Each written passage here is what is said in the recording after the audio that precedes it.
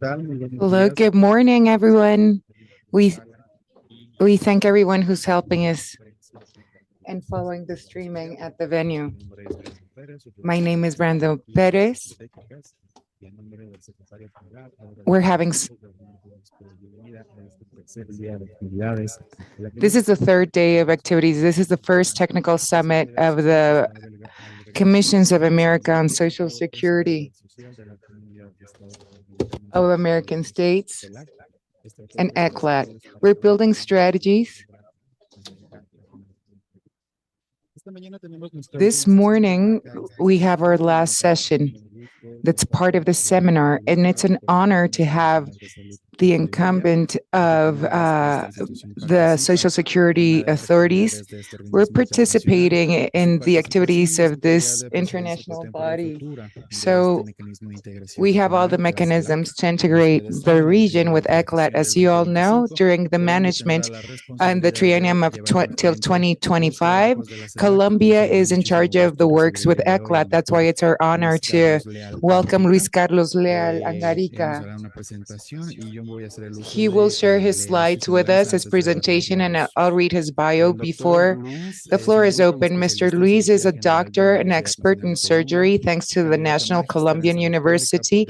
He has a master's in public administration through the Javerian University. He was the president of the Association of Interns since 2019, and he's been working on sponsorships, grants, and amongst many activities. He led many medical associations during 2019. He's been building the right capacities to develop medical professionals that are receiving constant education as a support to build support mechanisms for the healthcare institutes. During that time, he worked in his nation in an entity that received file claims, and they drafted like the project for amendments. Well, he's been working to protect the health of all Colombians.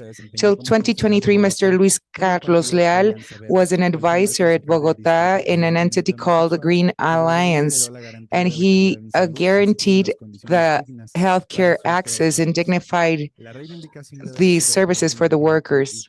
He's been working for the LGBTQ plus community and other, vendors that in his country work out in the streets.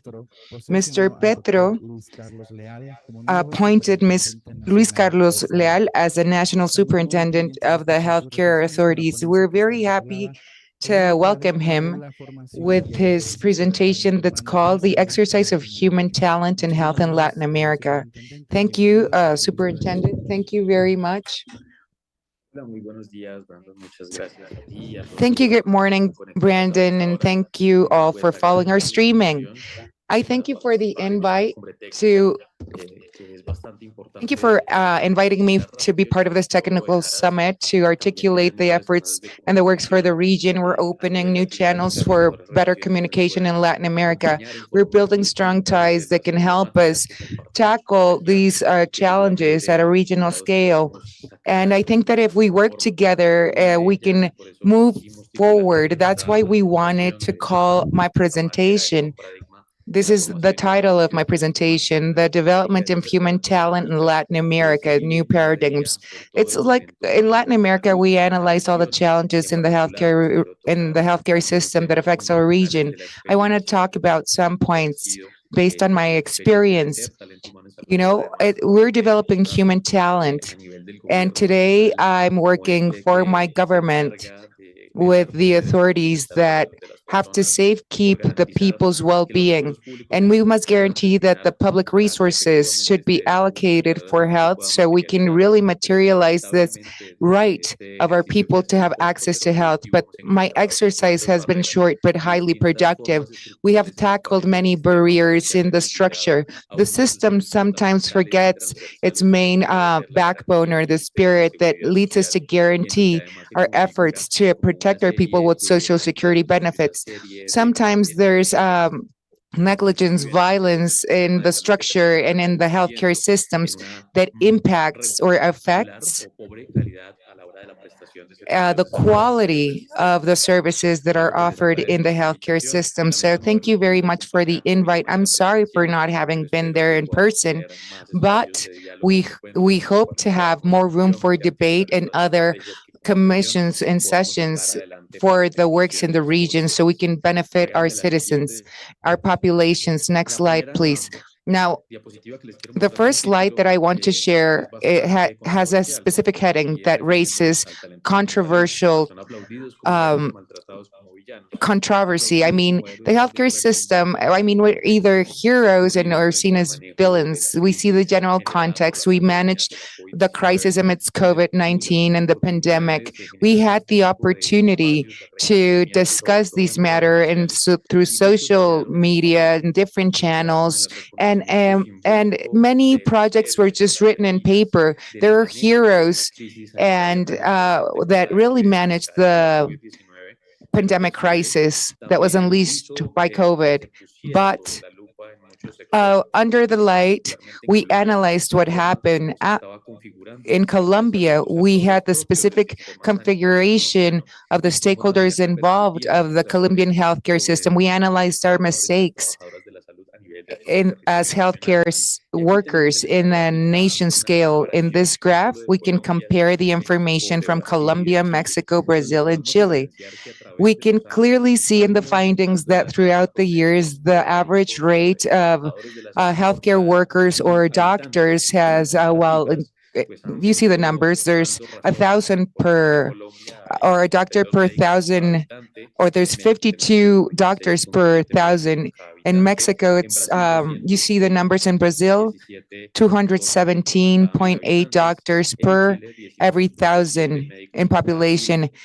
And in Chile, 19.7 doctors. Those are the numbers of professionals that have been quantified. The WHO specified that we need 2.3 doctors per 1,000 in population. So there is a professional deficit in the healthcare system for us to provide the proper coverage to meet the requirements. And even if we have covered, the needs in the healthcare system, there seems to be situations that affect the capacity to cover and benefit the citizenship. We have to build new professionals that are part of this productive chain.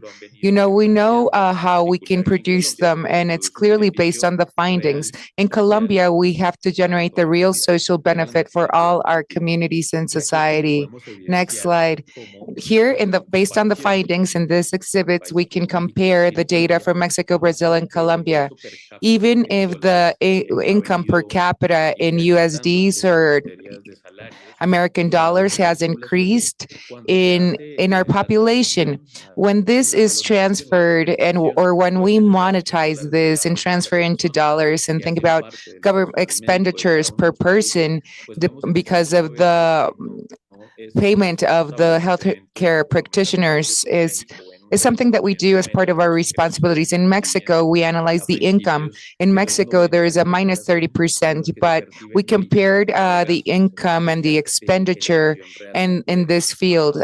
So we really have to generate more for a productive system. In Colombia and in Brazil, you can see all the findings, but we know that there was a increase that's average or regular, and that's part of the income or wage analysis and the pay of the healthcare workers yearly.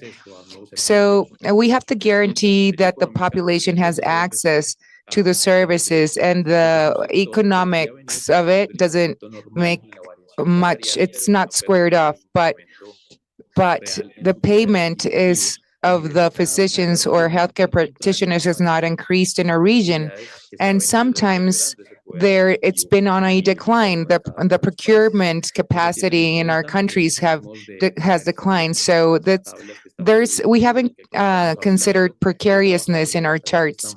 We have healthcare workers that are formal employees that have relations with the healthcare authorities. We've analyzed what's happened in these countries. So in Colombia, the majority of human talent that are working in the healthcare system don't have a formal relation with the healthcare authorities or network.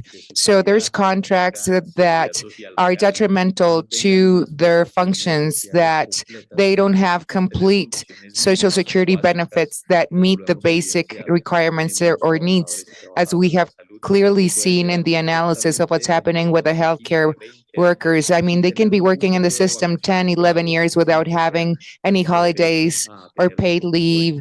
Doctors don't have the capacity, the access to those benefits and the work they do through these signed off agreements, so they can offer their services in Colombia and at an international level, can be considered unlawful, because if we don't comply with the legal obligations that are part of our mandates by law, it's it's detrimental to the stakeholders' economy. And this is not quantified or seen in these charts, at least in the Colombian case. Next slide, please. Apart from this, we add the following slide. There's so many problems that happen. Not only do this impact the workforce, the problems are analyzed since the development phases of our professionals. We can compare the information with the matrix. The cost of studying specifically medicine in countries like Colombia, Mexico, Brazil, and Chile, we see that the cost per yearly studies of doctors are there, and it's part of the findings. So it costs $4,800 or $7,000.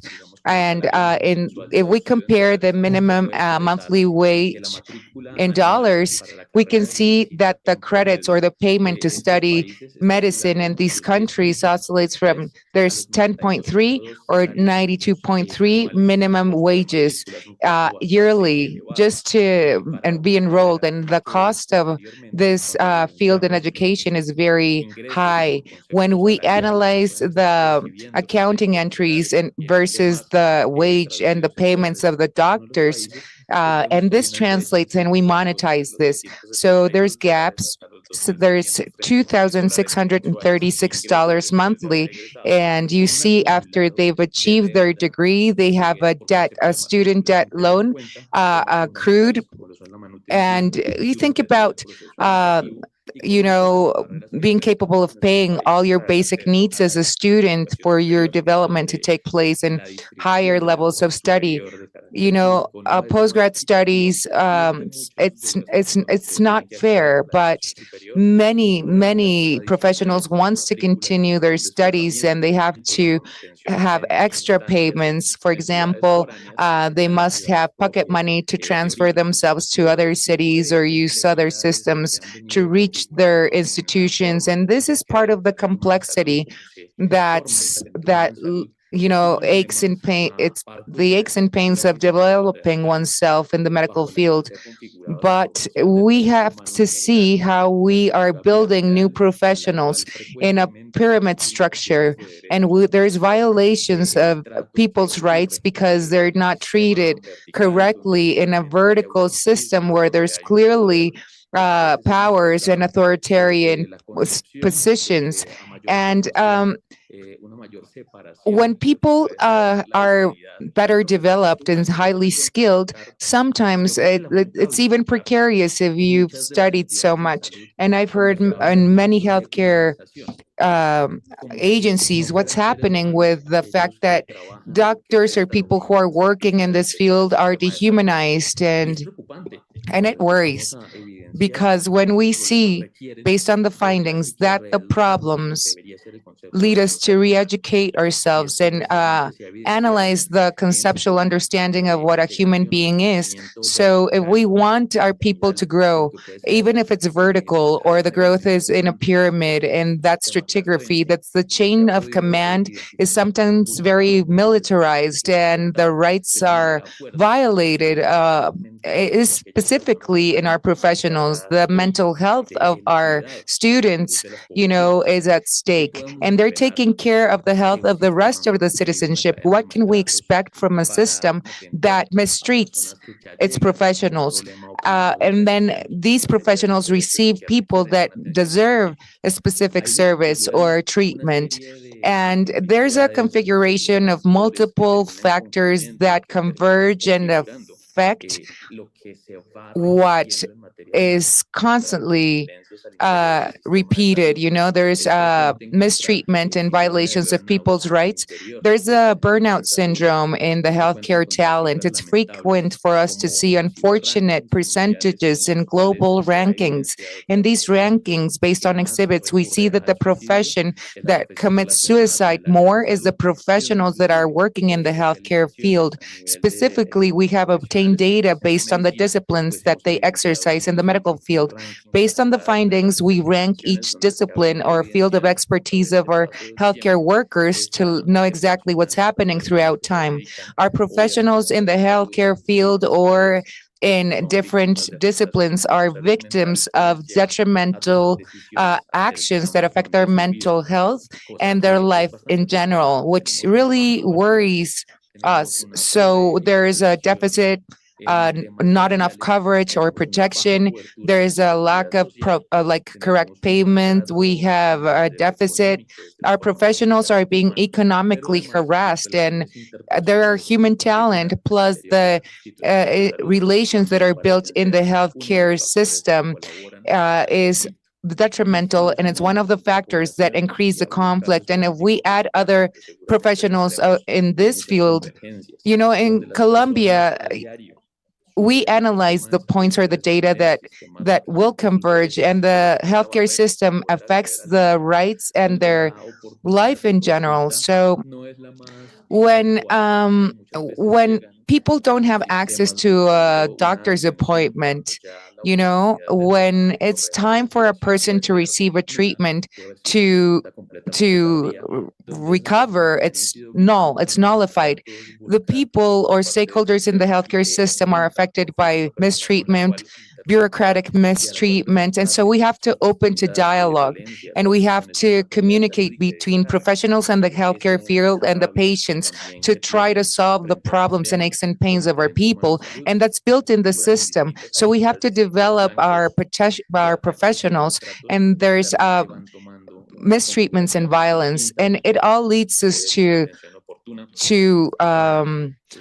try to build strengths to timely and treat people correctly. We should build solutions, but these factors are of great impact in our professionals' mental health and all the stakeholders involved in that chain of in the healthcare. Now, this summarizes basically what we analyzed in the previous chart. There's many challenges when we speak about developing human talent for the healthcare system. The costs of studying are so high, difficult to access. There's a lot of members that simply drop out. Then the cost, it goes up to $27,000, and that's equivalent to 92 minimum wages. And the situation worsens when we assess it. There's a contrast of minimum wages and cost that's estimated or calculated to really develop human talent for the workforce. Besides, after having achieved their degree, the healthcare professionals try to recover, or the recovery of investment or ROI due to their payments to study lead us to clearly understand that when a student tries to recover their investment in the healthcare field, when a doctor develops and pays for their studies, it takes them 6 years to obtain a return. And if it's private, if they go to a private school system, that the recovery of that investment takes 7 to 8 years. So it's a very complex field to study in, highly demanding. So we clearly see that the credits in the syllabus to study medicine is very high, and we have to build the right tools to generate a sequence of right conditions, which are basic. I mean, we need these people to really finish their studies and achieve their degrees. Next slide, please. In this next slide, I'd like to share part of the strategies that we've developed in our country. I've had the opportunity to analyze closely because we want to find solutions to these type of problems. So I want apartments. So the landscape was really negative. Those of us who were developing ourselves in this field, I mean, found it very tough to have access to even a position to develop ourselves in specific fields of expertise because the cost of postgrad studies in the medical field are very high, and the type of exams that have been defined and drafted are private and built by each university. And these exams lead us to think and question how the creation of these instruments, because they're systematically created to develop our doctors, but it's very complex. Even if a doctor has obtained or fulfilled their mission to achieve a degree and continue in their development, and think about their initial investment and return of their investment, and the rates of recovery are very low. Plus, I mean, in the healthcare system, we had back then, in general, an overburden, and there was many fields of high demand. That is assistential, and that is to say, to live in a hospital serving health services for periods of 3 to 5 years, being a professional with no labor income, with many hierarchical internal conditions of mistreatment that have generated regrettable situations. Recently, we had a case of a resident in general surgery from a private university who made a decision to kill herself, and her farewell note was addressed to her residents' peers to stimulate them that they had the capacity to resist those situations, in the acknowledgement of the personal case that she was not able. It was very sad and regrettable, but this triggered this internal attention of the mistreatment in human talent, but also once they are information and the repercussions it may have at the level of those chains of violence. So, in presence of this view, before 2020, when this transformation was implemented in the country, it was begun years before, more or less 30 years in the fight to reivindicate the rights of these people who before the system are considered to be students, but in fact they perform labor assistance burdens, because every procedure, a consultation, evolution, accompaniment in the floors and formulations of the residents who are already professional is invoiced for the system. That is to say, it's a benefit for the institutions who offer healthcare services, their permanence and presence, and what they provide to the system inside the system. Unfortunately, what we were showing is that that type of work has no economic reward, and it is very demanding, and where they would spend 24 hours to 36 hours in a row with physical depletion and mental depletion, and that would prevent them from adequate provision of services in the health system, and therefore the need to improve different situations in Colombia, because it was the only country where the national health system had not developed any supporting mechanism. Perhaps there was a scholarship that was given not to all of the residents being trained in the country, but to a very low proportion of them. From 5,000 of the physicians who were being trained, they would receive only 1,200 of them, an assistant that was not configured in a sufficient acknowledgement to reach to cover the additional expenses they incur in. or not to mention a life of luxury, but to guarantee the food, the dressing, and the transportation of them. At the time, they were two minimum wages, and they were accumulated with some delays in their payment. At that time, we saw that the government at that time decided to lower those capacities. In 2016, they tried to lower from 1,000 to 200 to 1,000, and only 800 people receiving that, which generated the complaint of the residents and the people who were leading them. So we began a series of actions of social mobilization to claim, in addition of the recovery of those positions, for to add social pressure to generate a legislative transformation to allow the changes needed. The intention of the resident law, we had a rate, a very high rate of desertion of human talent in healthcare system, people who, in spite of having brilliant and promissory careers with a high human capacity, they prefer to leave the country to continue their training in a different continents because they wouldn't find opportunity here to actually perform their profession, and we would finish by ending a large amount of healthcare human talent because of this reason. Secondly, it was intended that these people to have the opportunity to have dignified rest, which is necessary to improve the quality of training.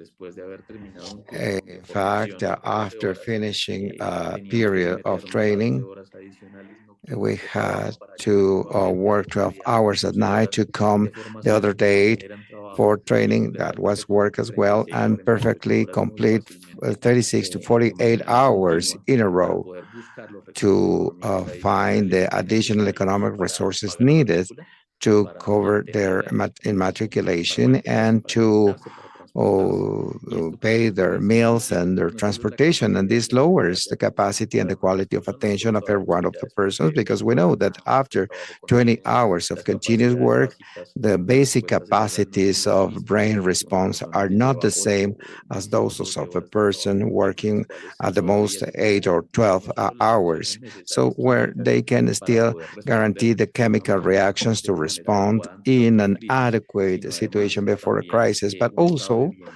well-being status that allows them, that a person looking for assistance in a healthcare system, to receive a humane and dignified treatment that health systems should offer. Therefore, they included different measures. The first, economic acknowledgement by the state, not for a small sector, but for all of the medical residents in the country, with corresponding to 3 monthly salaries, and to prevent working for more than 60 hours a week, 80 hours a week, to guarantee periods of rest, to renew their energies, and guarantee that in those periods of rest they could also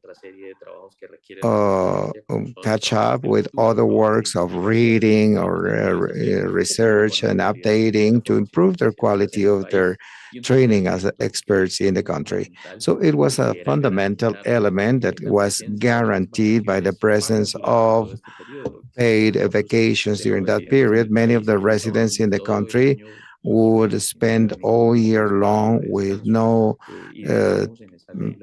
time frame for rest, and we established at least 15 days for every year of training and the payment by the national system of medical residents to allow that humane rest that all people deserve in any performance of any work, especially in the health system, which is fundamental. And and has not been developed in the country in spite of the claims that regulation of immatriculation, acknowledging many of the implications of to a resident and the high cost of the training of medical residents and the arena when compared to other countries and worldwide level that acknowledge the relevance of having precedent in the system of education and health that should receive an additional recognition. And therefore, this type of works in some countries does not demand any matricula, and they are only under the mode of scholarships. And this is why we consider that the Ministry of Education to assume the additional leadership in the country and to regulate the matriculas in the level of institutions and especially in the private sector, that as is evident, indeed, there are high costs for those who are being trained in the private system. And those under training are not only doing that. Those of you know in the medical resident system know that a resident invoices for the health system. They do formulations, consultation, and care. They give care and for the services that hospitals and health centers charge for. But additionally, every year they do it with more dexterity and capacity and with procedures more and more complex in the system. On top of that, the pyramidal training system is developed under that hierarchy where the super specialist is seen less and less frequently than the expert and the specialist and the resident, depending on the year they are going through. They also assume the roles of a professor for those in lower levels, but with the internals doing the last year of medical training and also the students who are having a series of practices in all the hospitals in the country. That is to say, in addition to do the assistance, health assistance, there is also a teaching load that a burden that has configured like that and continues to be applied. And so from the action of the workers of health in the system forces them to do that because of the same role, and the institutions of higher education not to have a large education of personnel to supply the needs of the people doing the pre-grade and part of the post-grade in the centers of health. And there's also a saving of expenses by the higher education institutions and those providing health services. And therefore, it is important to research what is happening with the high cost of matricula for these people and having a regulation process of those systems. And why is this important to consider of these small or large activities in the transformation of the training of the healthcare human talent? And I have been saying that through my presentation, and that is precisely how the workers of health are responsible to answer to a system of healthcare giving, where many of the technical or scientific actions that for a person who come to the system is important, and the humanized and dignified and careful, tactful care of people that is provides a benefit, and actually that forces the transformation of the reality of many populations. We may not know that systems of healthcare like those that have generated barriers because of mistreatment to many populations.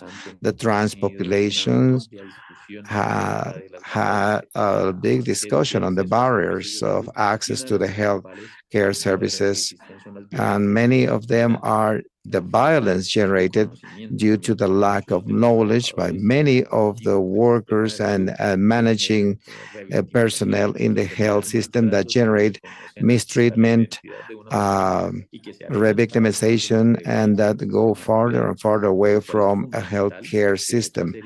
Therefore, it is essential that this series of actions to gain more relevance in the discussions on the need to progress in the social security systems and also to guarantee the rights to the different populations.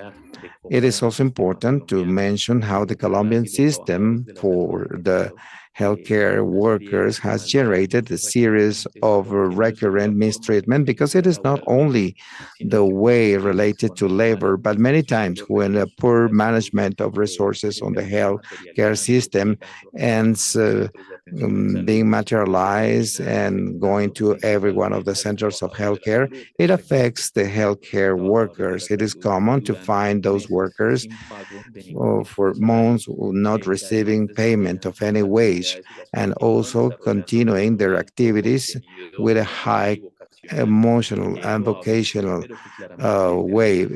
But it finally affects many of their realities. And here in the next slide, I want to mention again, in order to go to my conclusion, I want to mention about the subject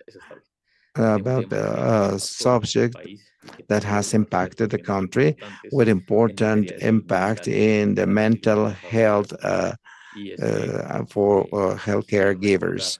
Here, I would like to remind the first title where we started, applauded like heroes or mistreated like villains, because the situation experienced in the healthcare system in the framework of the pandemics of COVID-19 was a situation of unsurmountable mistreatment that affected the people who are part of that body that were called heroes at that point because they responded to contingency. But in many other areas of their life, they were stigmatized and mistreated. It is common to find closure of basic services to healthcare givers, and therefore they because they were afraid that they should not approach to them because they would convey the virus. So for many of the workers had to abandon their own homes and to live away from their families in order not to be the vector that would convey the disease from the hospitals where they were servicing the community to their homes and to endanger the life and health of their relatives. In addition to have the elevated burden of being victims of close relatives, because many of them passed away during the process of pandemics due to COVID-19, and then many vulnerations of rights inside the labor system.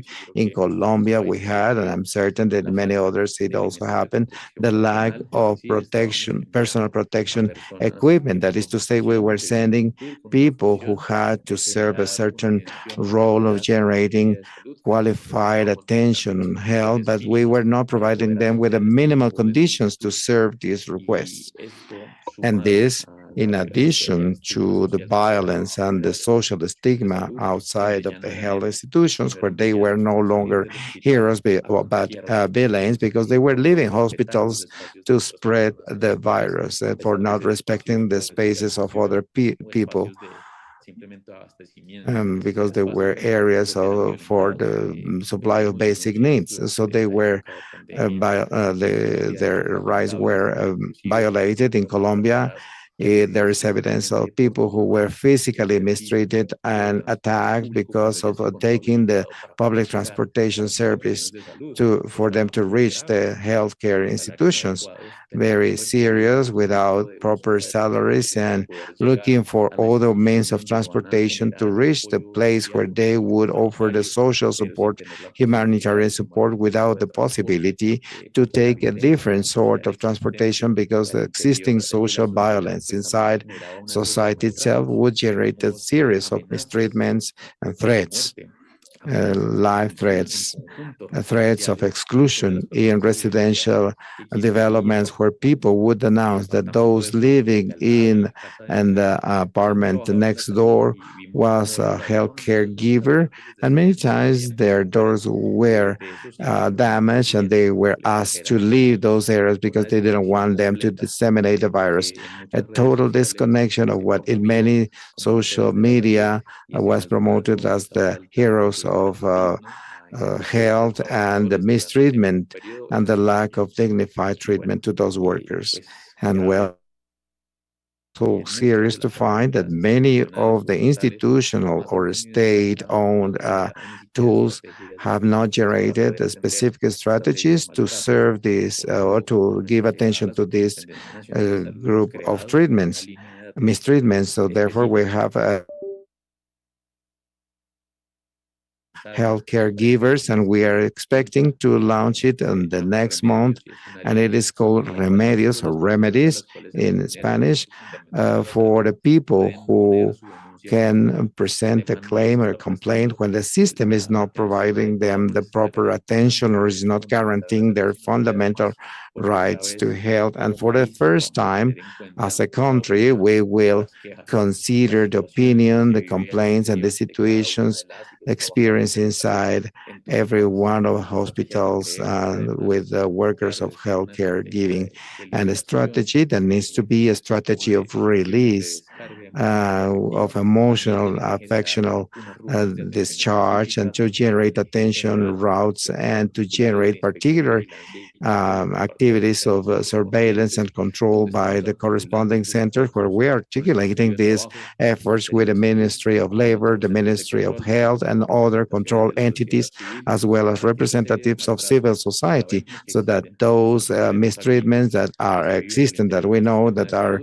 experienced inside the healthcare system, to have the permanent surveillance and support by the state, by the entities who need to regulate it, and also to take the corresponding actions to generate a series of re-education elements in the society to progress in what could become a better system of healthcare giving and dignified treatment for people who are an essential element for the health of society and that we are vulnerating. So that is the message I wanted to share with you today, and this series of thoughts in this important seminar. And I thank you so much for this attention, and I will be ready in case that there is the opportunity to exchange views. Thank you. Thank you very much, Doctor. It has a very interesting presentation. We almost focus on the rights or the well-being of the healthcare beneficiaries, but not on the healthcare givers.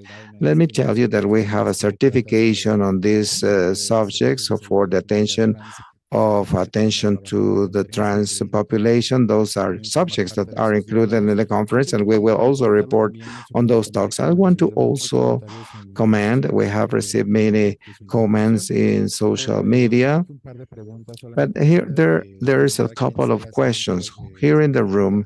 If somebody wants to ask a question before I go to the online questions. No? Well, then, Superintendent, we are being asked on the first point, which of these aspects that you mentioned about the violation of the rights to the healthcare givers are considered in the reform of health being passed in Colombia, if it is in one of the postulates that you mentioned, and if they are considered in this reform? And the second question, and I will offer you both so that you can answer both of them. And after the COVID-19 pandemics, what are the areas of opportunity to strengthen the health of healthcare givers and to prevent future crises that are not foreseen properly? Those are the two questions. Would you like to offer us your answers? Yes, thank you very much. Yes, the reform on health has a specific section that talks about the talent of human caregivers to guarantee the resources for the formalization of their training to progress and to stop the irregular contracts that generates many mistreatments and disparities. And that is connected with that series of strategies that need to be implemented so that these situations not only derive from COVID-19, but derived in general from what the everyday work of healthcare system means and that affects the rights of the healthcare givers needs to be considered and to have a transversal focus that allows that from the labor rights and the flow of resources direct to the healthcare system, where the provision of the services is privileged on top of the market model that we have today in Colombia in the matter of the allocation of resources, and to change with this reform proposed by the national government and to refocus on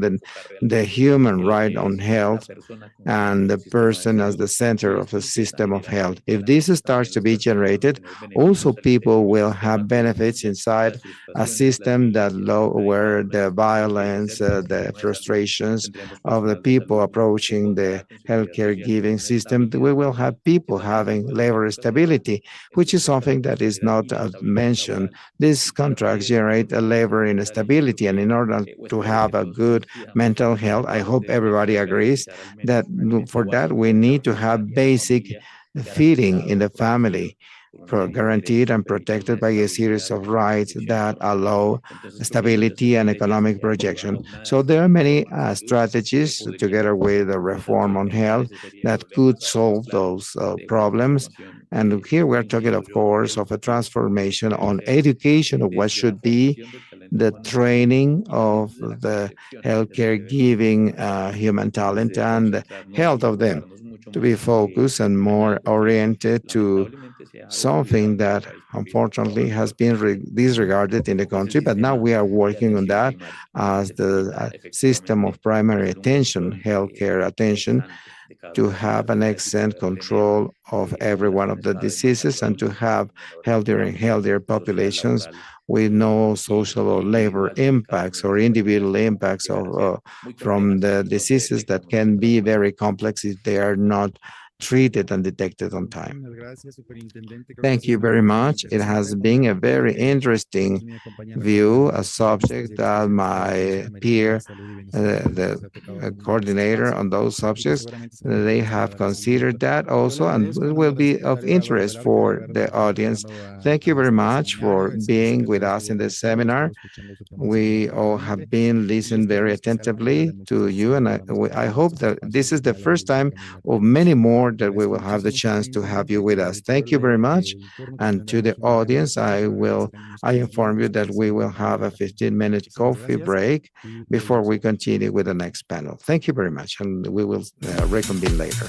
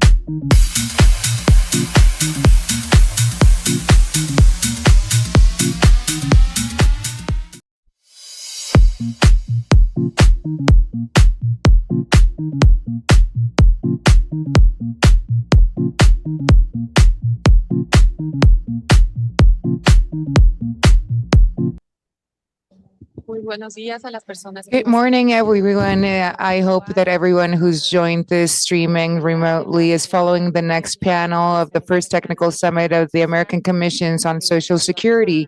So we thank all the people that are in this venue, beautiful venue, and we thank you for being our attendees today. Now let's continue with the next activity or set of activities which have been organized.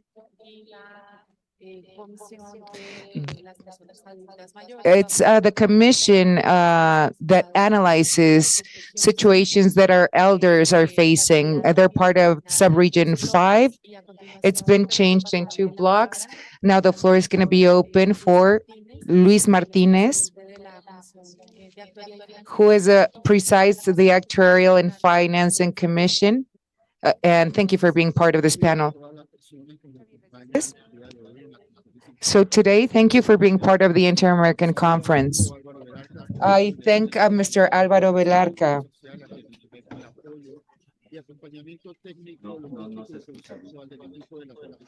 Pardon, there's no pardon, we're having some technical difficulties.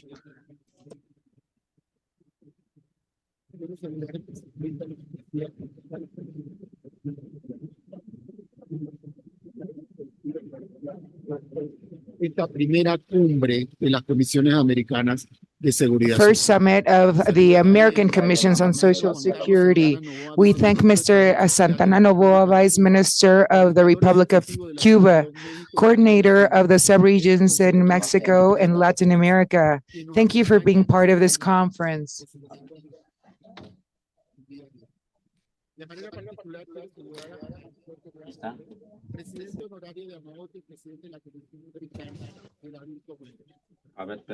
Pardon, there's No,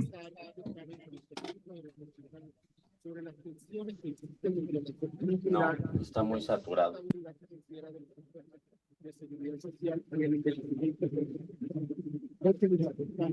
Moderando el espacio de preguntas a finalizar.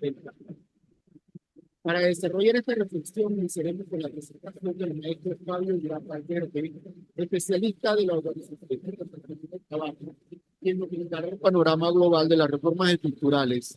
Posteriormente daremos paso a un panel. So let's open. Mexico, Argentina, and Chile will be part of this panel. They present their shared best practices. So technically and conceptually, we're building strong ties.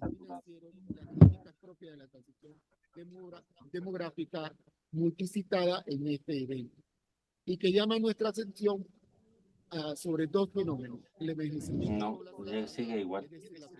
No sé si esté muy pegado al micrófono. For the elderly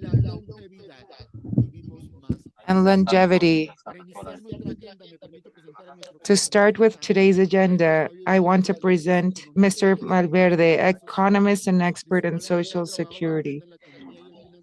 So it's financing of Social Security, actuarial and statistics sciences, the pension system and the healthcare, and we think about the expenditure and poverty. Mr. Duran has been working in this field for over 37 years in Social Security. He has executed many of his activities in 50 countries in Latin America, Caribbean, Africa, Asia, and Europe. Till 2021, he was the incumbent of the Department of Statistics of the Department of ILO in Geneva. He is now working to increase the Social Security protection levels in Panama, Dominican Republic, Mexico, and Cuba. Now the floor is open for Mr. Duran.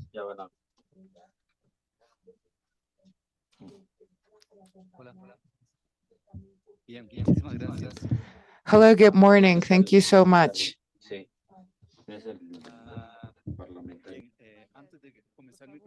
Before I continue with my presentation, I would like to first thank the authorities of the Inter-American Conference on Social Security. On behalf of the International Labor Organization, we're very thankful for inviting us to participate to this important conference, this summit. These subjects are critical of critical relevance for the ILO. So we're working on 4 axes to enhance the capacity that social security systems have. So we thank you. We thank Mr. Álvaro Berarca, General Secretary of the CISS, and our colleagues. Without further ado, I will begin my presentation.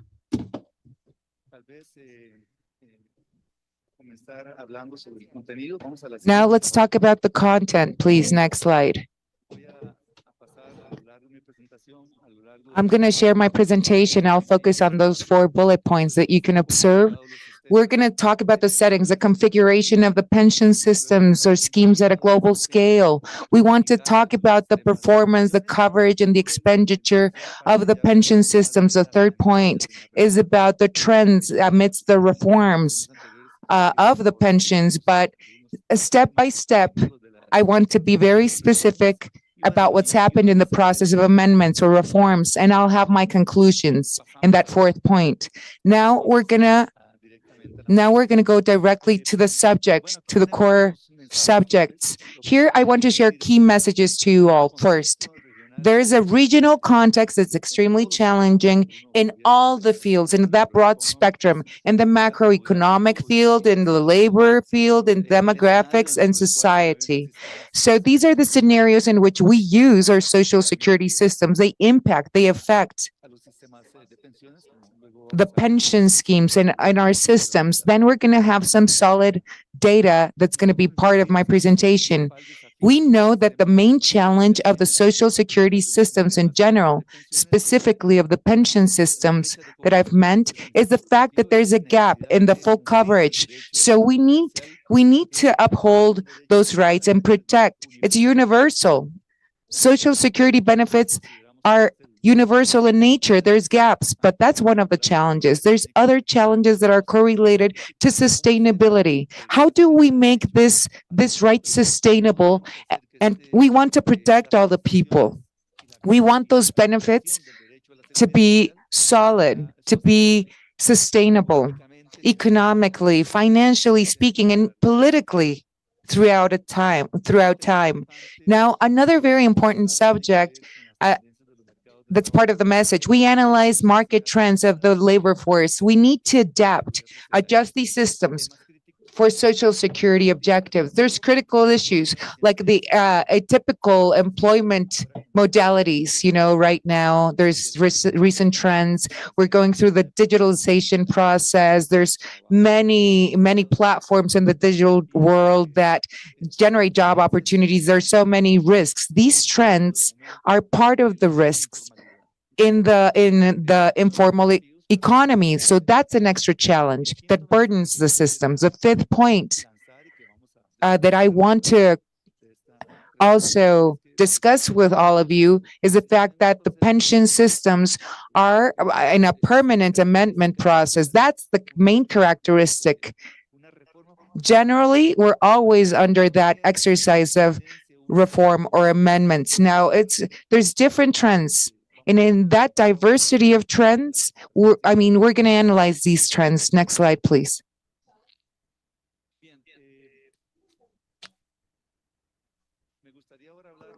Now, I would like to talk to all of you about how all our systems have been structured globally. It's the configuration of things. Now, I want to continue my dialogue with you all that in general, the social security systems have been growing. It's been impressive.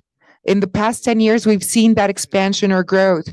You can analyze the graph. We have the number of countries, of nations that have created pension schemes for different, no, not pensions. There's different fields of social security, and pensions are included in these. So we can observe those growing trends in the chart throughout time, the time axis. There, we're almost about to achieve the objective.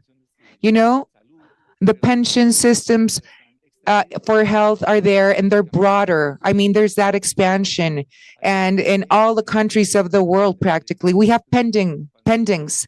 like unemployment in other areas, but in Latin America, I mean, there's unemployment in Latin America. But what I want you to observe clearly in the chart is if we want to analyze the long-term trends, are the expansion, the incremental capacity of social security services. That's clearly an element of great importance. And it's part of the constituted created scenario.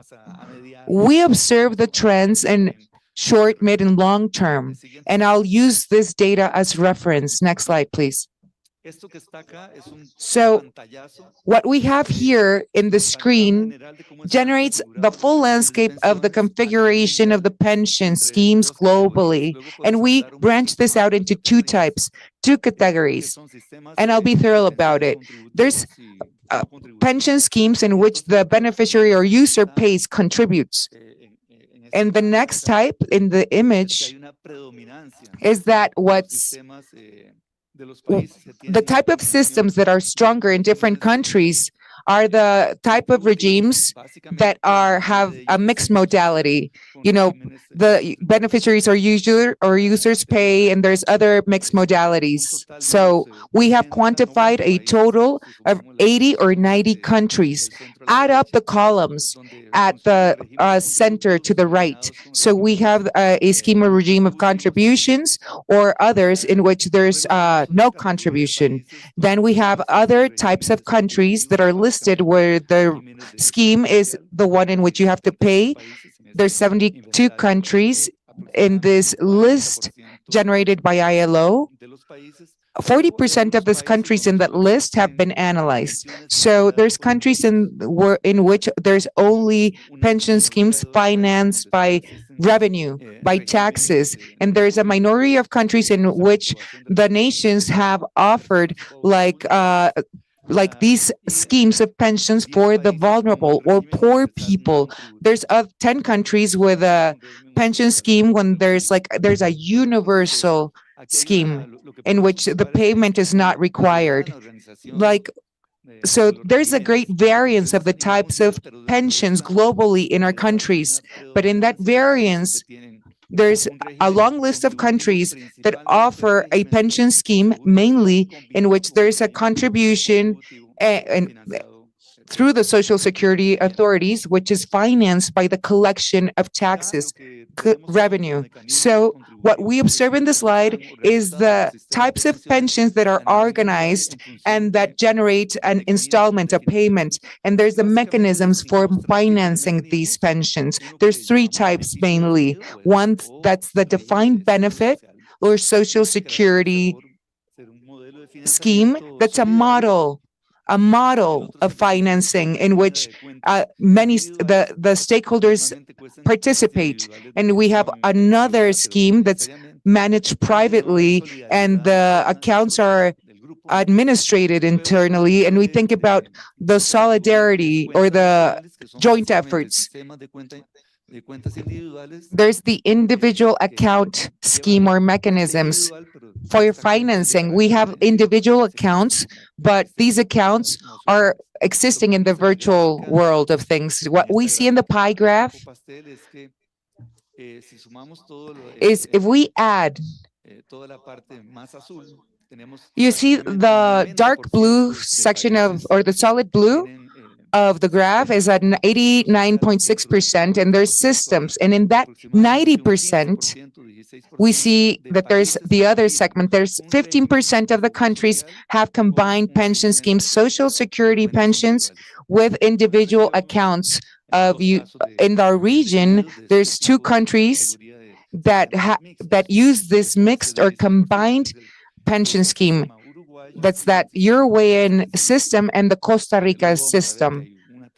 Then we're going to see the trends of these nations to see how the progress goes and which implement mixed systems.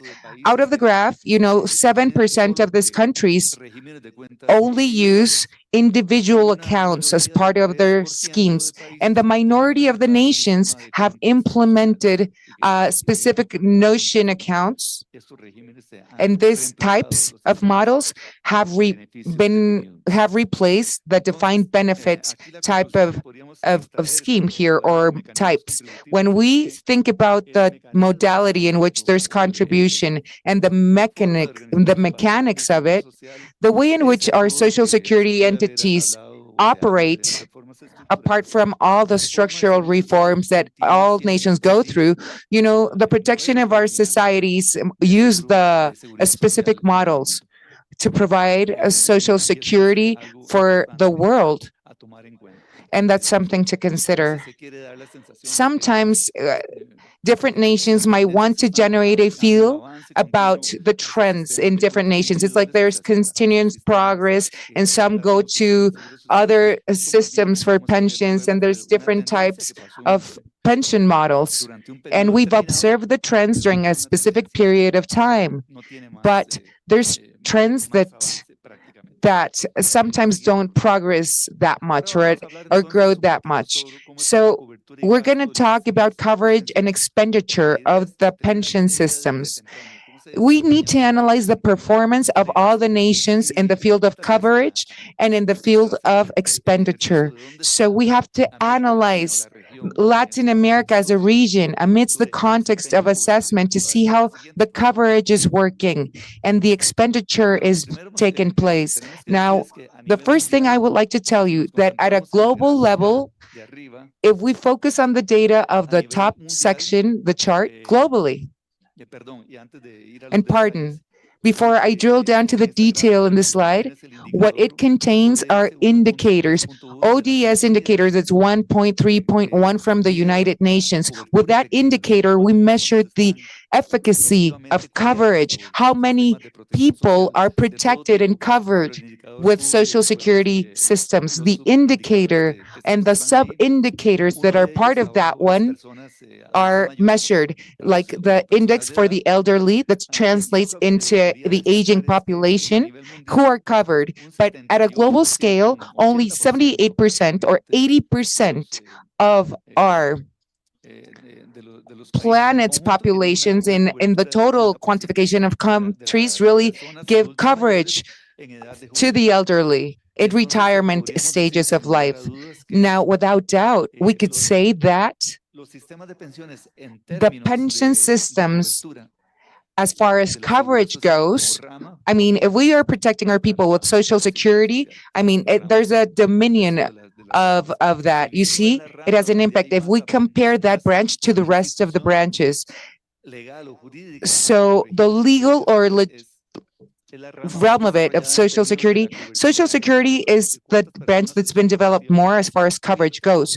We think how many of our people in the planet are really covered by social protection and during those last stages of life and retirement. So in America, as a region, we've analyzed the countries, America, US, Canada, and we've analyzed these countries with one indicator. They have almost 90% of coverage and protection for the elderly.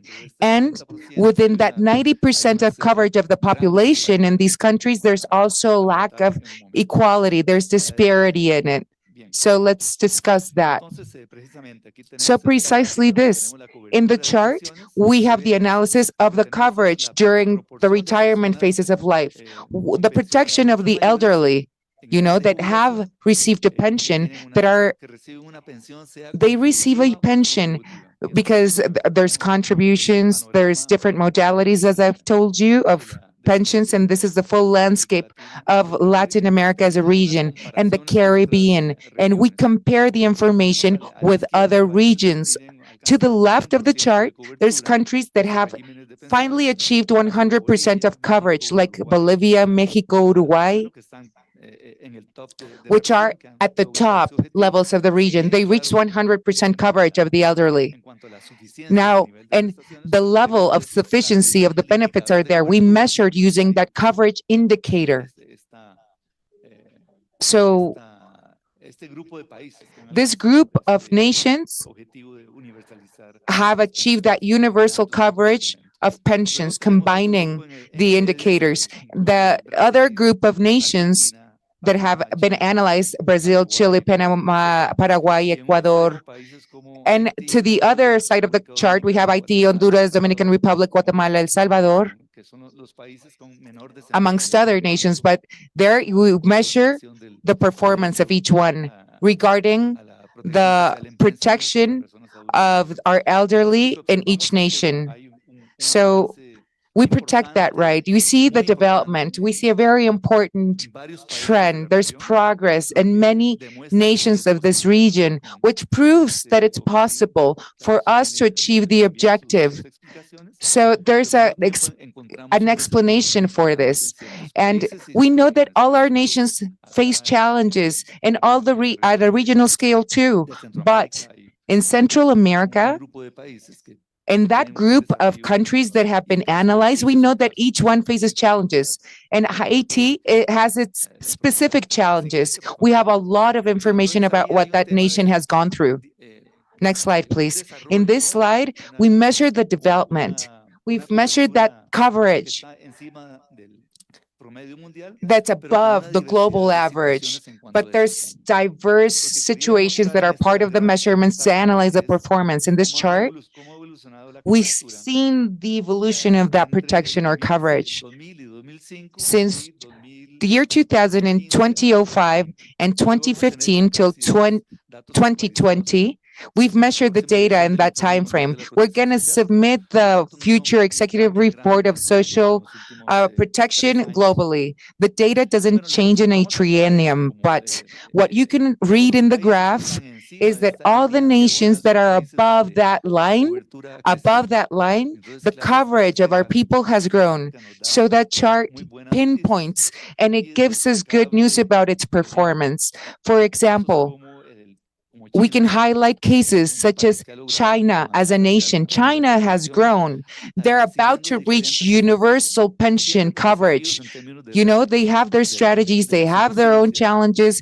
What challenges the nations is the sufficiency or the capacity to protect people with pensions. Not all the citizens in China receive the same pension. Some receive less of a pension, some receive more. It depends on the modality of the pension scheme, whether it's a scheme of contribution or not. But this is the global analysis to see the disparity and efficiency. Then there's countries like Colombia and Mexico here that are object of our study.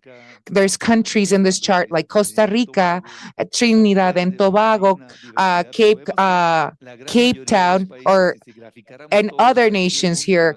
If we had in this chart all the countries in the world, you know, the majority of countries would be above average, and almost they're progressing in the coverage of our people.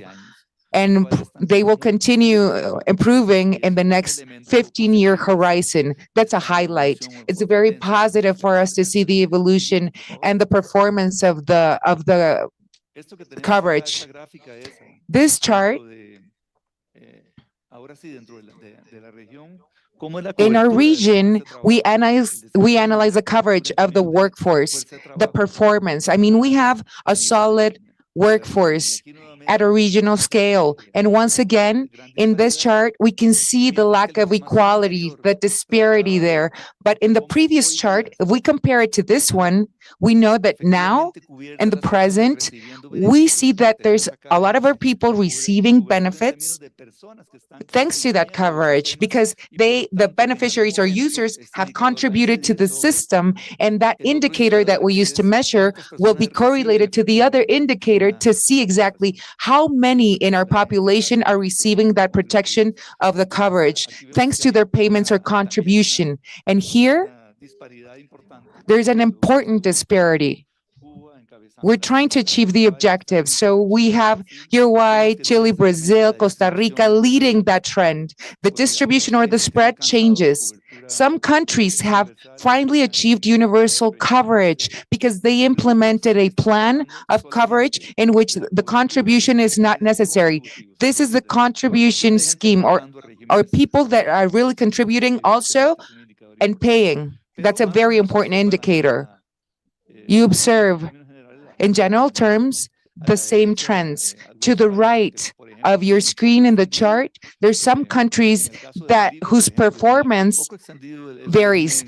In Bolivia, we have the specific coverage, and they have their system, and they have universal coverage because that nation implemented a universal mandate for coverage that we've seen in the previous graph. In the previous graph, they achieved 100%, but not here because with this chart, we're talking about the models of no contribution. Bolivia, El Salvador, Paraguay, Peru, and Nicaragua are countries that are a bit behind in the performance measures regarding coverage and protection of the workforce. And to the left of the chart are the countries that I've already said. We have the rates.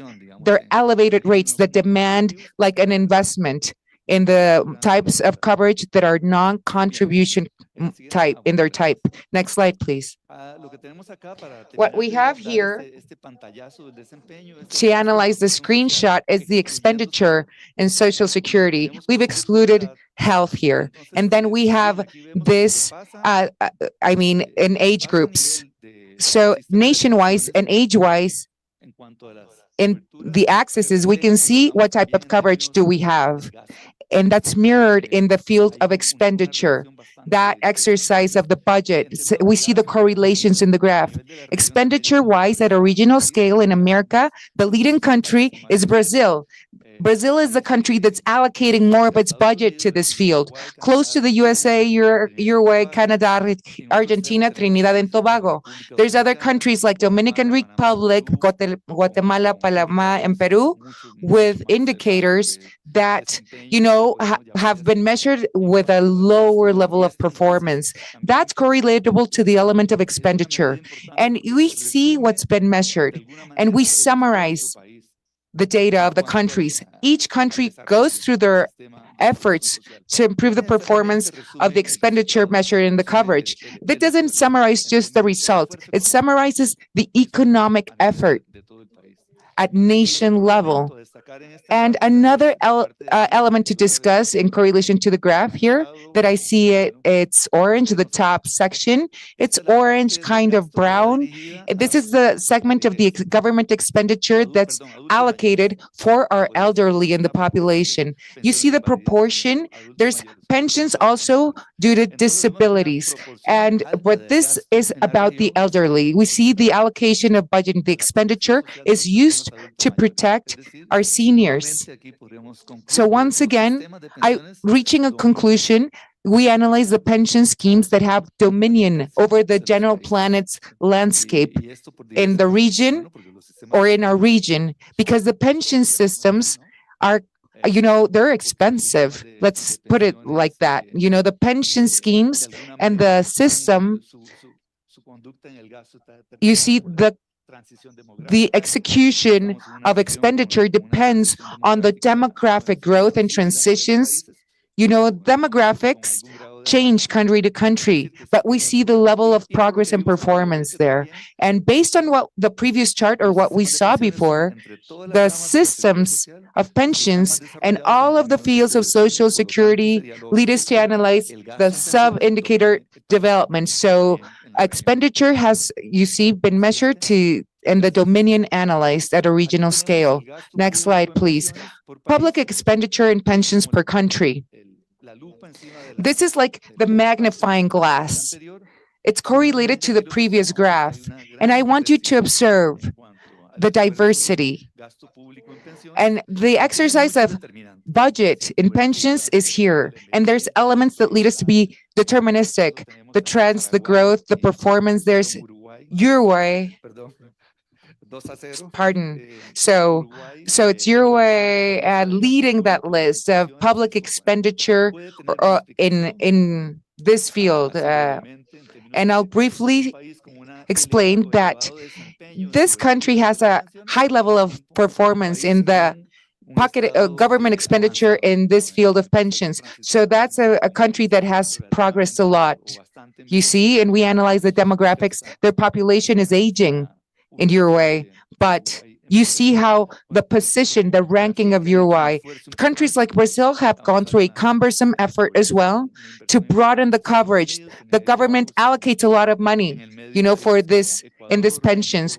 There's countries like Ecuador, Mexico, Costa Rica, and towards the right side of the chart, Dominican Republic, Guatemala, Peru, Canada, Belize.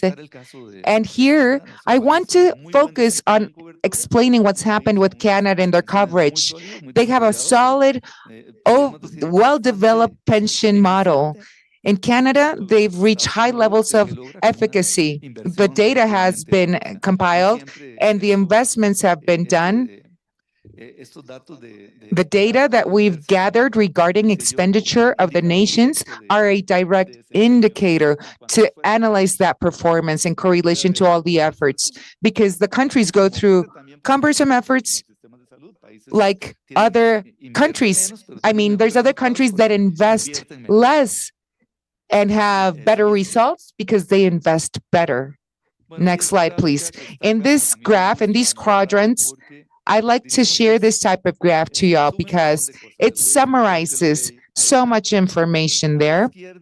To the left of the graph, we have the youngest nations, and to the right, the oldest nations. At the top quadrants, there's young economies that spend more, that have greater expenditure, and then the countries that spend more in less in pensions. It's all correlated and calculated with the gross domestic product, the GDP. Very interesting to calculate this. At the top quadrant to the right, there's countries like Greece, Italy, France, Portugal, Austria, etc. These nations their population is aging, but these countries have a 100% of coverage. They have built strong social security systems. They're developed nations. They spend more, not just because their population is aging. They spend more because their systems to protect their people have matured. So all of this is studied, we don't study only the aging population of the countries, of the economies. There's countries that have less coverage and the expenditure could be less. But in the inferior left quadrant, we have new countries that spend less, like India, Mexico. Mexico, should be right by Brazil. After the reforms and after the compilation of the recent data, the expenditure is like a 6%. There's countries like Indonesia, Saudi Arabia, Colombia, China, Chile. And well, in this graph reveals so much. It communicates that. It's like, how would we like things to be like? What should our situation as countries, what should it be like? I mean, the coverage in our nations should cover practically all the members of our population. But you think about measuring quality, sufficiency of the benefits. We would like to be in the right quadrant of the chart. We would like to be similar to countries such as France, Greece, Finland, and universal nations now with well-developed institutions. What's missing? What's lacking? I mean, maybe we need to grow old. And by growing old, we need to do more as elders. So if we could mark a line across that graph, it's like, what would we hope and expect for? What generates development in social security? We would like to be as nations in the top quadrant to the right. And just a safeguard, there's countries that have pension systems that are very developed, that are highly efficient regarding the expenditure, like Switzerland, Canada, I've already mentioned this, Netherlands, USA. They have strong systems, but their population, the demographics are growing old. In these cases, the performance are still positive in correlation to expenditure coverage benefit. And just to go to the next slide, to the last part of my presentation, I'll share some trends with you all. Now, there's the reform of pensions. Next slide. Thank you. Next slide there. At a glance, I'll tell you the source of this information. This is sourced from a tool that's called the Monitor of Social Protection. It's an ILO tool. We're monitoring using our tools of artificial intelligence tools that lead us to these sources. The information that's of public domain of what's happening at a planet scale. We classify it, we create the characterization of it. You see the matrix is open for the people's domain or the citizenship's domain globally. Next slide, please. Based on the use of this artificial intelligence tools, we can watch it all. The information's there. The inventory is like, which are the measures to protect our people? There's measures of governments being announced.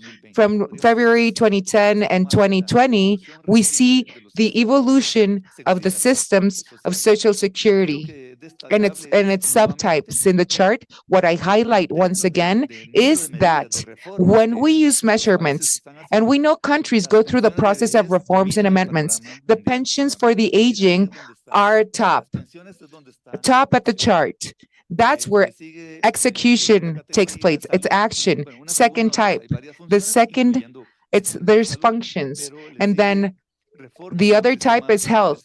Reforms in health, 13%. And you see the rest of the layers of pensions. But here, when we think about change, and if we're going to go through a transformation, pensions have domain of the global landscape. Next slide. At regional level, Europe and Central Asia have domain of the general landscape here regarding the process of reform. This has been characterized based on specific elements, contraction and expansion. The red in the chart is like contraction, coverage as a result of a process of reform. And the expansion is when the opposite happens. So in red, contraction. And here you see the dominion of the systems in their expansion. We're going to drill down and see the detail now. So in Europe and Central Asia, you see the behavior of the chart. That has an underlying reason. They're facing more challenges and they're going through their process of reform or amendment, and that's generating a contraction of expenditure because aging costs, right? And there's other underlying reasons for that chart or countries to have that behavior. Based on the monitoring tool of ILO, we have generated a matrix of inventory to use specific measures. You know what really has significance is to focus on the top 10. We have different measurements. We see the trends. There's a variety of trends. There's an increase in the level of benefits. Do you see what's top at the list in that column? It might be surprising because we might perceive or think that the systems are going through a contraction. They expand their coverage, they broaden coverage, and the benefits expand. You know, there's also countries that increase the retirement age, extension of coverage. There's other elements. And then the modification of the calculation or the formula used, the indexes, improvements in administration. And the last in the top 10 measurements to have this data is augmentation in the level of benefits versus the reduction of the level of benefits. So that's one of the top 10 measurements. This can let us visualize and interpret that in some countries benefits increase or there's a reduction. Next slide, please. Here, what do we have here? Measurements. These are the measurements of contraction. The next slide, please. This contraction measures, we will share with you the presentation. I will not detail this slide because of time constraints, but we have 297 contraction measures. And here, I wanted to share this view. We have a little bit of everything, but heading the list in these contraction measures is the increase of the pension age or incentive to late retirement, 25 cases, reduction or elimination of the voluntary coverage incentive, etc. Then the modification of the calculation formula, etc. So we see that there is a very interesting contraction inventory headed by all those measures that, in a way, reduce or restrict the retirement conditions because of age or anticipate the retirement or other conditions. Let us see the next. Only a few examples. I will not elaborate too much because of time constraints, but also we have a proper inventory at the level of every country, what every country has made, what reforms they have introduced, therefore allowing us to have this consolidated view that we just saw. Next. Here, very quickly, in this chart, we have the first vertical line. We have the OECD countries. In 2016, the average age of retirement in these countries was 64 years and a half, more or less, 64 and a half. But in this exercise, it is calculated or forecasted the age of retirement in 2060 if on the basis of the reformations that are being implemented currently. That is to say, what has been legislatively approved in those countries. This would lead to an age of retirement of approximately almost 66 years of age, and probably older, because here we don't have the countries who have not done reforms, but will introduce them. So this is an important indicator as well that also shows, especially in this region where we said that there is contractions, this shows the idea that they are countries that have demanded reforms. And now, to conclude my presentation, I will show you the trends by showing the summary of a publication made in 2018 in the ILO, where we have a review of the processes of structural reforms introduced by individual sources that kept an inventory of 30 countries between 1981 and 2014, and 18 countries have reverted reforms totally or partially. So in this document, we have recorded in a very extensive and detailed way what has happened in most of these countries, but with the information for each and every one of them. So what we have here is a trend of structural reforms that has reached its peak in the 90s. Some countries have yet made some late reforms in this direction in their individual accounts, for as it is the case of Panama, but also during the first years of the early 2000s. They began a reversion process, especially because the goals were not achieved. The goals established with these reforms were not achieved. Or either instead of attaining them, there was backwardness. But I will not go in detail. I just want to tell you that this is what domains the view. I will finish the prevalence of pensions on solidarity level at the worldwide level. This is the main trend, and that is good news also for the defenders of Social Security and the solidarity systems, pension systems subject to reforms in a permanent way in every environment, parametric reforms that domain the worldwide view, and they guarantee the sustainability. And ILO recommends that the countries to have parametric reforms to adjust the systems in an internal changing system. The structural reforms introduced in the last decades with limited results, a trend to reversion, and let's say a relocation to the mixed systems in many of those countries. That is to say that they use substitutive systems and they reverted partially. Those are countries that advance into the mixed systems that seems to be more balanced in terms of the way they are funded. And they also seem to be systems that can can better combine the elements of advantages and disadvantages of solidarity and the individual accounts.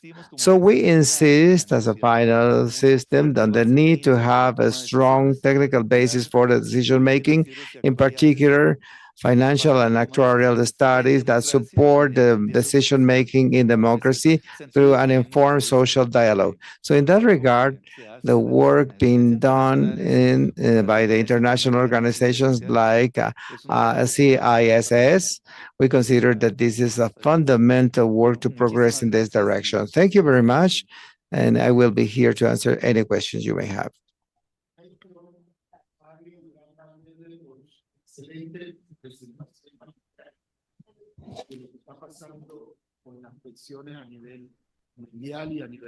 What is happening at the worldwide level and at the level of our region?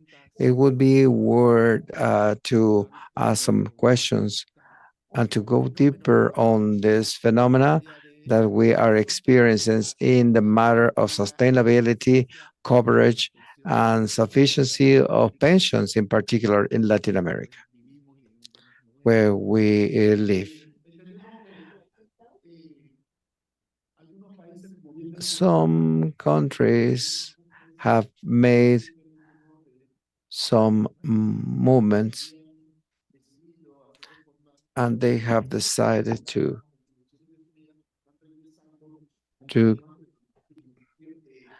an apology, but the sound is reaching very poorly into the translation booth.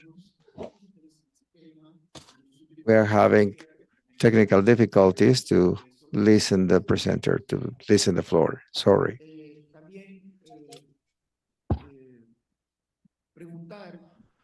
And also to ask, because of the sufficiency subject, the countries have been concerned to do reforms oriented to financial sustainability in time, and they touch parameters like age, as you mentioned, one of the parameters that is better adjusted into the schemes. But what happens with the replacement rates? Can you elaborate a little bit more about it? Because we know that many countries present replacement rates very low, that when people reach the retirement age, they do not want to get retired because what they will receive as a pension will not be sufficient. And it would be also good to illustrate that as people reach their retirement ages and they have the rights to get pensions for due to age, this depends on the fees of the contribution systems. It depends on the fees that they had during their labor life. It would be good to elaborate more about it, please. Mario?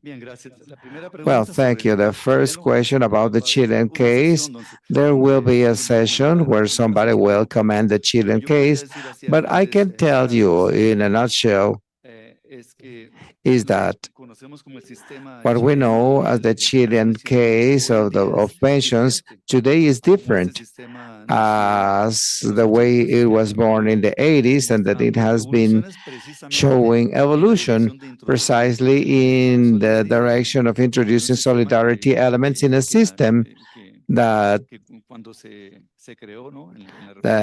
when it was created in the 1981 reform, it bet on a solution at the individual level.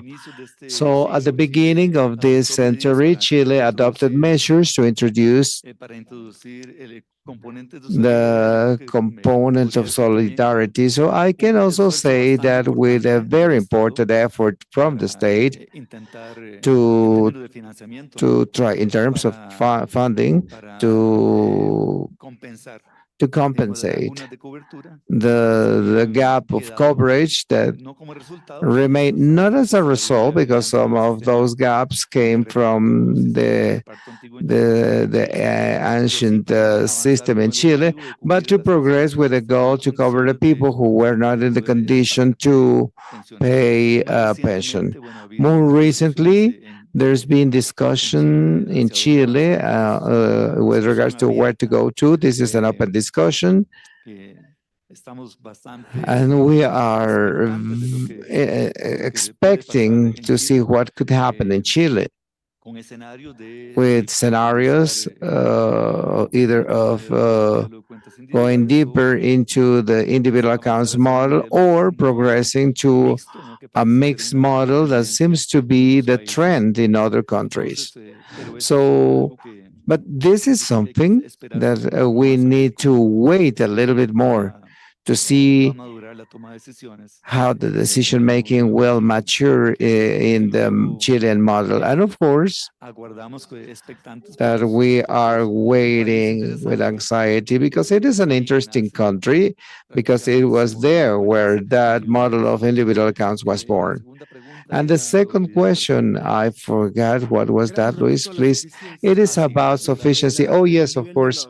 The level of the benefits in some countries that tends to be low with regards to what the person produced during their labor activity. Oh, yes, thank you. Here, the sufficiency needs to be seen from 2 points. When we talk about sufficiency, we mean in which extent a benefit of pension is sufficient to meet a goal of protection the income.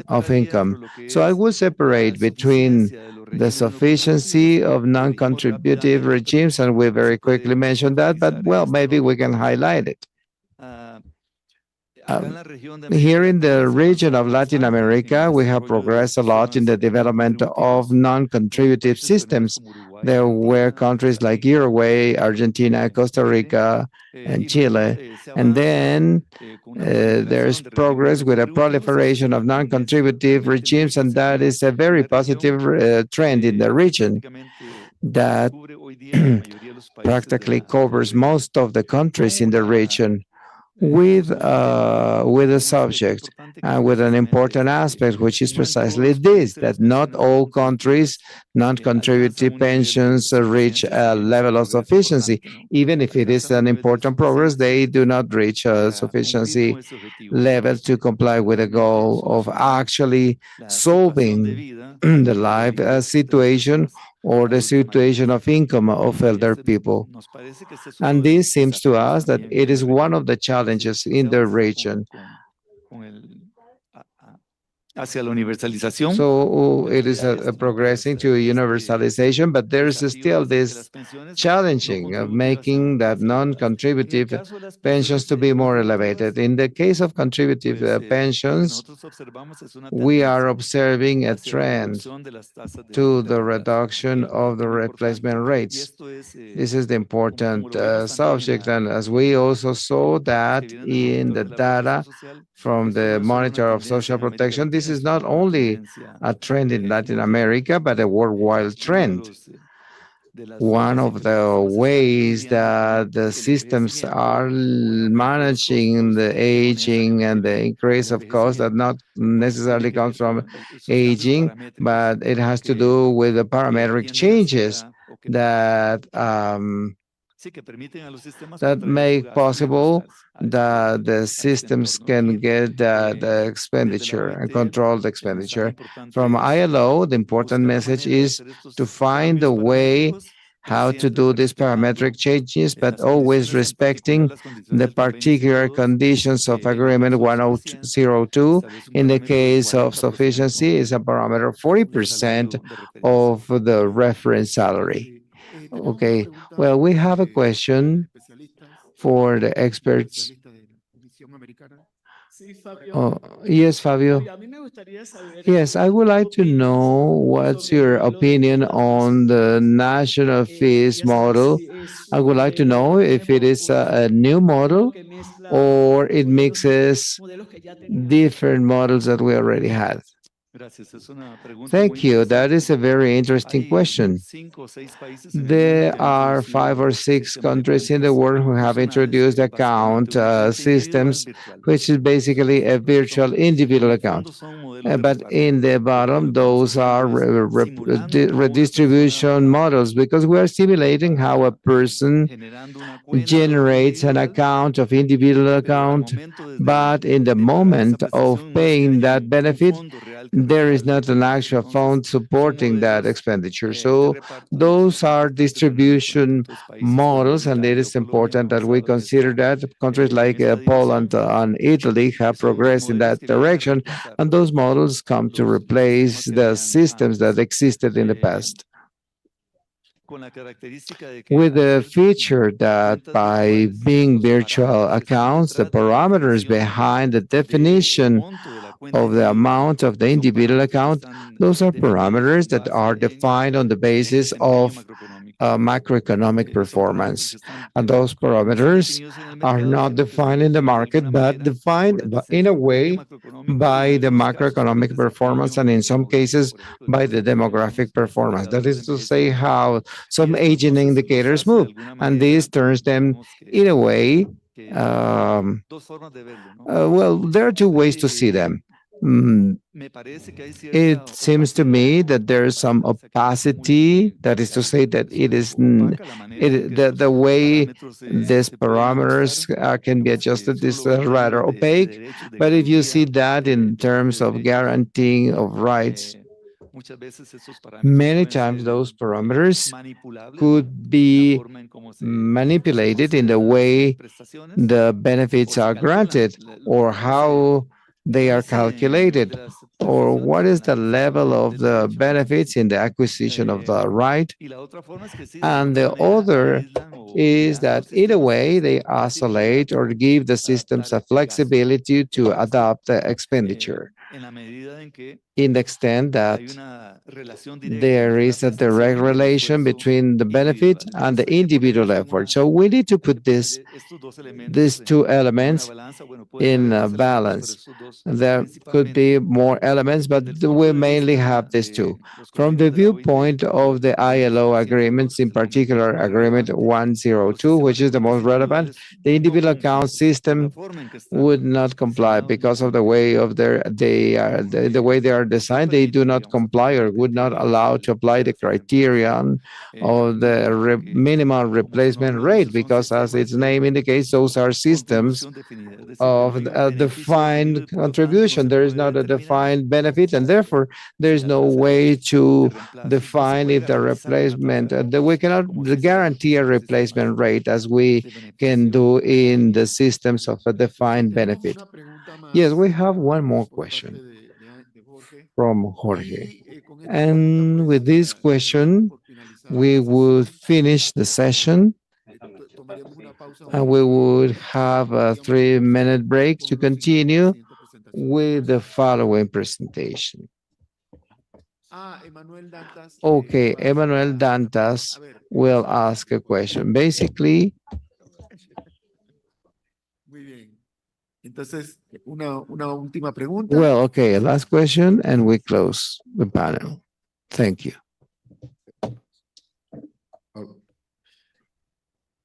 Bom dia a todos e a todas. Parabenizo aí a sua Good morning, boa. everybody. Na verdade, é mais comentário, né, sobre o Brasil. Por exemplo, o Brasil ele é pouco a forma como o envelhecimento. That is the way on how aging is taking place in Brazil. It's rather atypical for Latin America. What Europe experienced, Nós estamos vivendo aí praticamente em 50 anos e às vezes we see that we have a rapid rate of aging, and that is presented in a rather different way when compared to different Latin American countries. What happens in Brazil during the decade of the 90s is that we retire very young people because we had a pension system according to the time they contributed to the system. But this number of people retired in the 2000s and the 90s, today we see that the expectation of the life expectancy is higher. And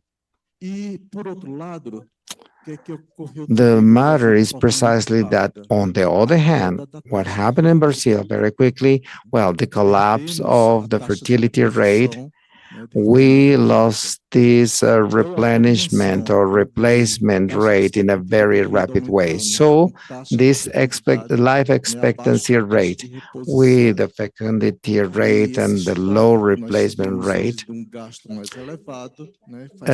generates this more elevated expenditure. So it causes that we have 15% more people in the third age, in the elder population, and this generates a very elevated expenditure today in the matter of social security. On the other hand, what I always mention, and I don't know if this happens in all the Latin American countries, society. Society has this claim of pension, retirement, that many times, because of other policies that do not work, they go to Social Security and they pretend to retire when younger because there is an opportunity to be reinserted in the labor market. And there are other categories of workers who always have this search trying to find Social Security because other policies would not work. Like, for instance, in the healthcare given system, it would not exist. Would you have any comment about this? In Brazil, there is this discussion, which is not a new debate on the matter of ages for retirement. But yes, it is a matter of sovereignty in the country. I think that the Brazilian case is an isolated case. And I fully agree with your comment. Thank you very much. Well, thank you very much. Thank you, Master Fabio Duran Valverde. The participants, we will have a 3 or 4 minute break, and we will come back at 10:45 Central Time in Mexico. And again, thank you for your participation. Please, those of you online and on our YouTube and social media, please stay online because we will be back soon.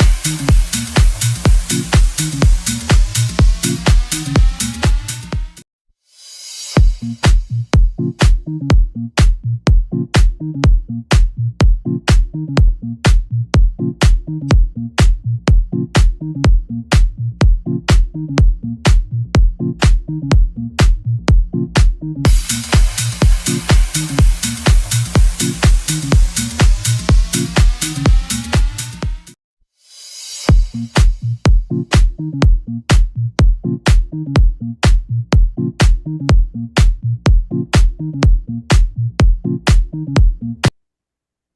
bien.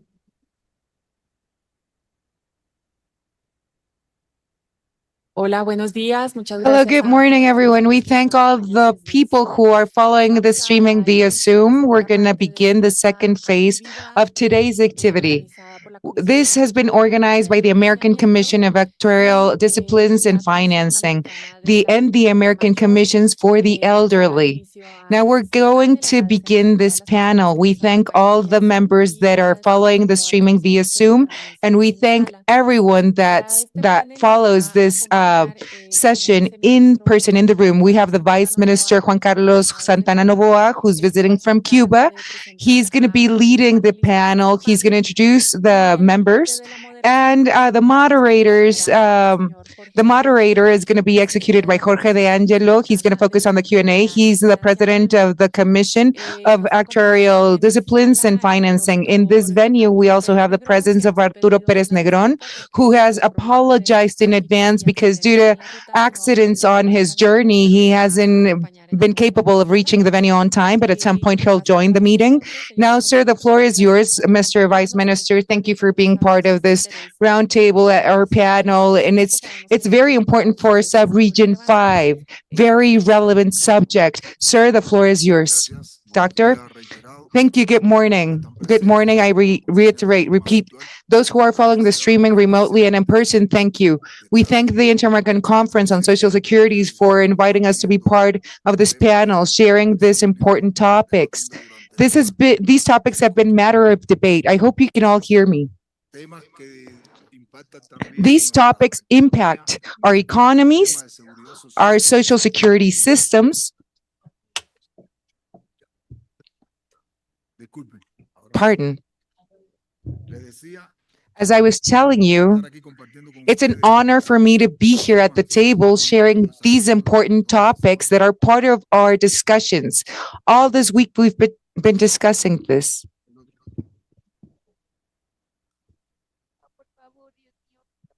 Gracias. Siempre están para las iniciativas. We also have time for this adjustment to focus on the initiative. After the technical support that I've just received, let us continue with today's presentation and start our panel, Structural Reforms and Longevity. This panel has been organized by the American Commission that's been constituted to analyze actuarial disciplines and financing and the Elderly Commission. We have clear objectives. We're here to support Social Security authorities that are affiliated to the Inter-American Conference on Social Security in the discipline of actuary and financing. Mainly, we're going to analyze sustainability, the financial health of the pension systems. The American Commission for our Elderly has generated a scope, a clear objective. We want to analyze agnostic data of the challenges that the hemisphere is facing in Social Security services because of the aging population and our demographics.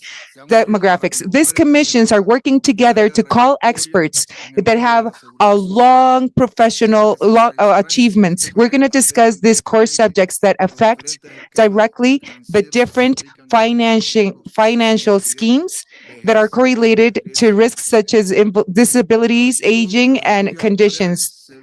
Actuarial studies are affected by the analysis of variables that are used to analyze the sustainability of our systems.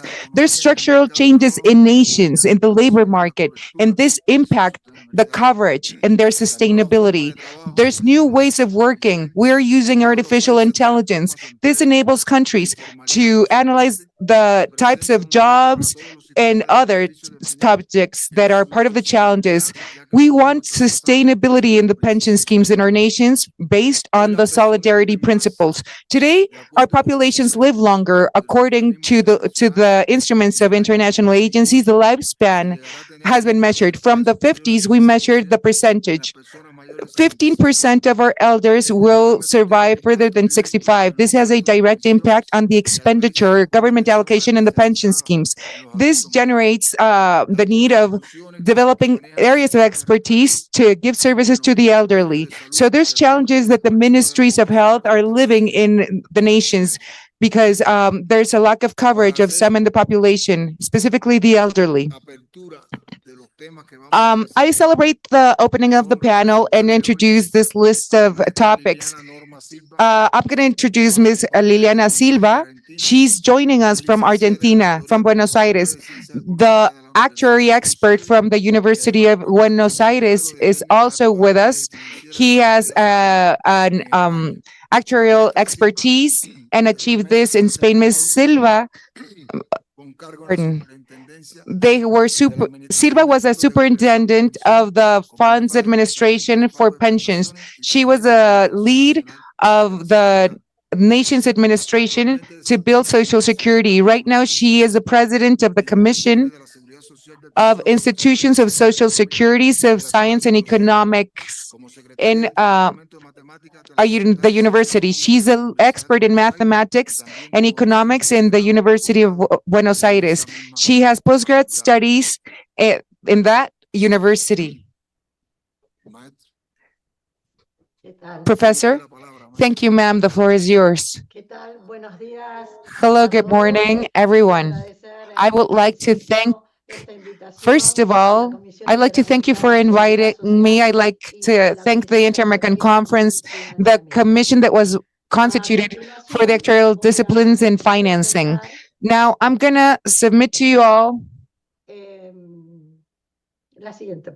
Next slide, please.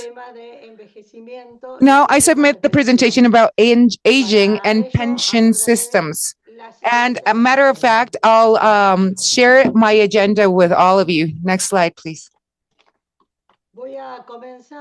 I will begin explaining the landscape about the aging population in Latin America. After this analysis, I'm going to discuss with you all how this aging and parameters affects the pension systems in our nations. And lastly, I'll centralize on my conclusions. Next slide.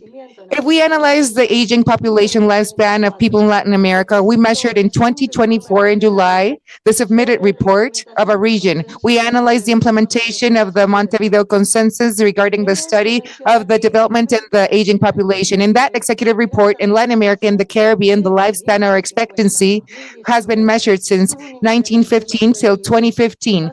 That has been sustained. It went from 48.6 years to 65.2 years. Due to the effects of the pandemic, after COVID or during COVID, Latin America and the Caribbean were the regions that lost greater lifespan. In 2021, the lifespan had been reduced in 2.2 years versus the data of 2019. And in Latin America, it was the loss of the lifespan is 1.19. So the life expectancy has changed, different to diverse conditions that were analyzed. We analyzed survival situations of the people in different nations. In the next chart, we can observe that Chile is the Latin American country that has the greatest life expectancy.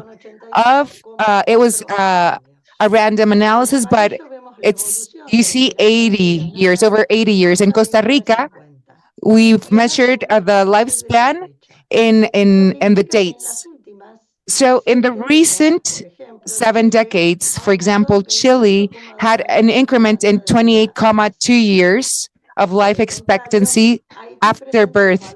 Now, you see, Haiti has the lowest life expectancy with 65.4% of life expectancy after birth. And then it's followed by Bolivia with a lifespan of 69. But in the last 70 years, the lifespan grew in our populations after birth. Next slide, please. In the Caribbean, Martinique has the greatest life expectancy with 83.6 years. And they have registered growth in this field since 1950. Guyana has 70 years measured, and Guyana has some of the lowest values in lifespan in the region, along with the contrast of the data of Dominican Republic. These are the countries that have the highest death rates in kids under 5 in the region. Next slide, please. Now, regarding fecundity, that's a very important factor. We have seen the decline in the region since the 50s in 2024, as 64.4% shows in the graph the decline. At a global scale, we measured a 52.6%.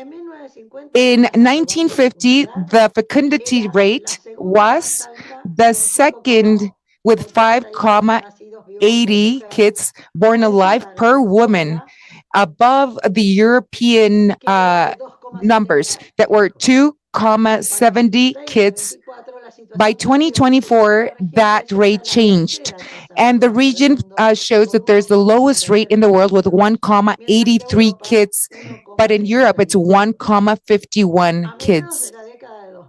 Back in the decade of 2010, the rate grew because, and it was under the population replacement date. It was only one child per woman. By 2050, we estimate that the birth rate will reach 1.73 kids born alive per woman in the region, being South America, the region that has less, a bit lower, it's 1.7 kids. So in our trends, the predictions are the region by 2050, the reproduction capacity of the region will be under the replacement of our demographics.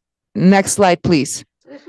Now, it's necessary for us to know how our demographics, the population's trends happens, or I mean, in correlation to different age groups of our societies. In this specific case, we correlate these rates to pensions. In Latin America and in the Caribbean, in the past 70 years, these nations have experienced a reduction on the birth rate or fecundity and death. Now, or mortality. There's been many changes in the demographics of our region, and there's a decline on the population quantification. The annual population fell 2.6% that was measured back in 1950 to 0.74% in 2024. The population in Latin America and the Caribbean went from 163 million people in 1950 and 6.7% of the global population to 670 million in 2024. That means that it's 8.3% of the world's population. And we expect these numbers to continue declining in approximately 32 years. According to the forecast or predictions, the general population in a region will reach 751.9 million by 2056. And after, it will continue declining to 647 million in the future. So next slide. The population growth varies significantly in different age groups. In the graph, you can see the growth of the population, total population of people who are 15 or 65 till there's a fast transition in the aging population and its demographics in the region. In less than 40 years, the dimension of the total population or the population has been multiplied by 2. It's 225.8 million in 1915 to 453 millions in population. The population between 15 and 64 will continue growing, and they will reach their peak by 2042, while the population from 0 to 14 years reached its peak back in 2001.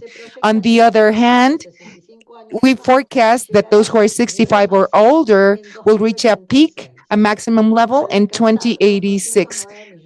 And we will have 219 million people.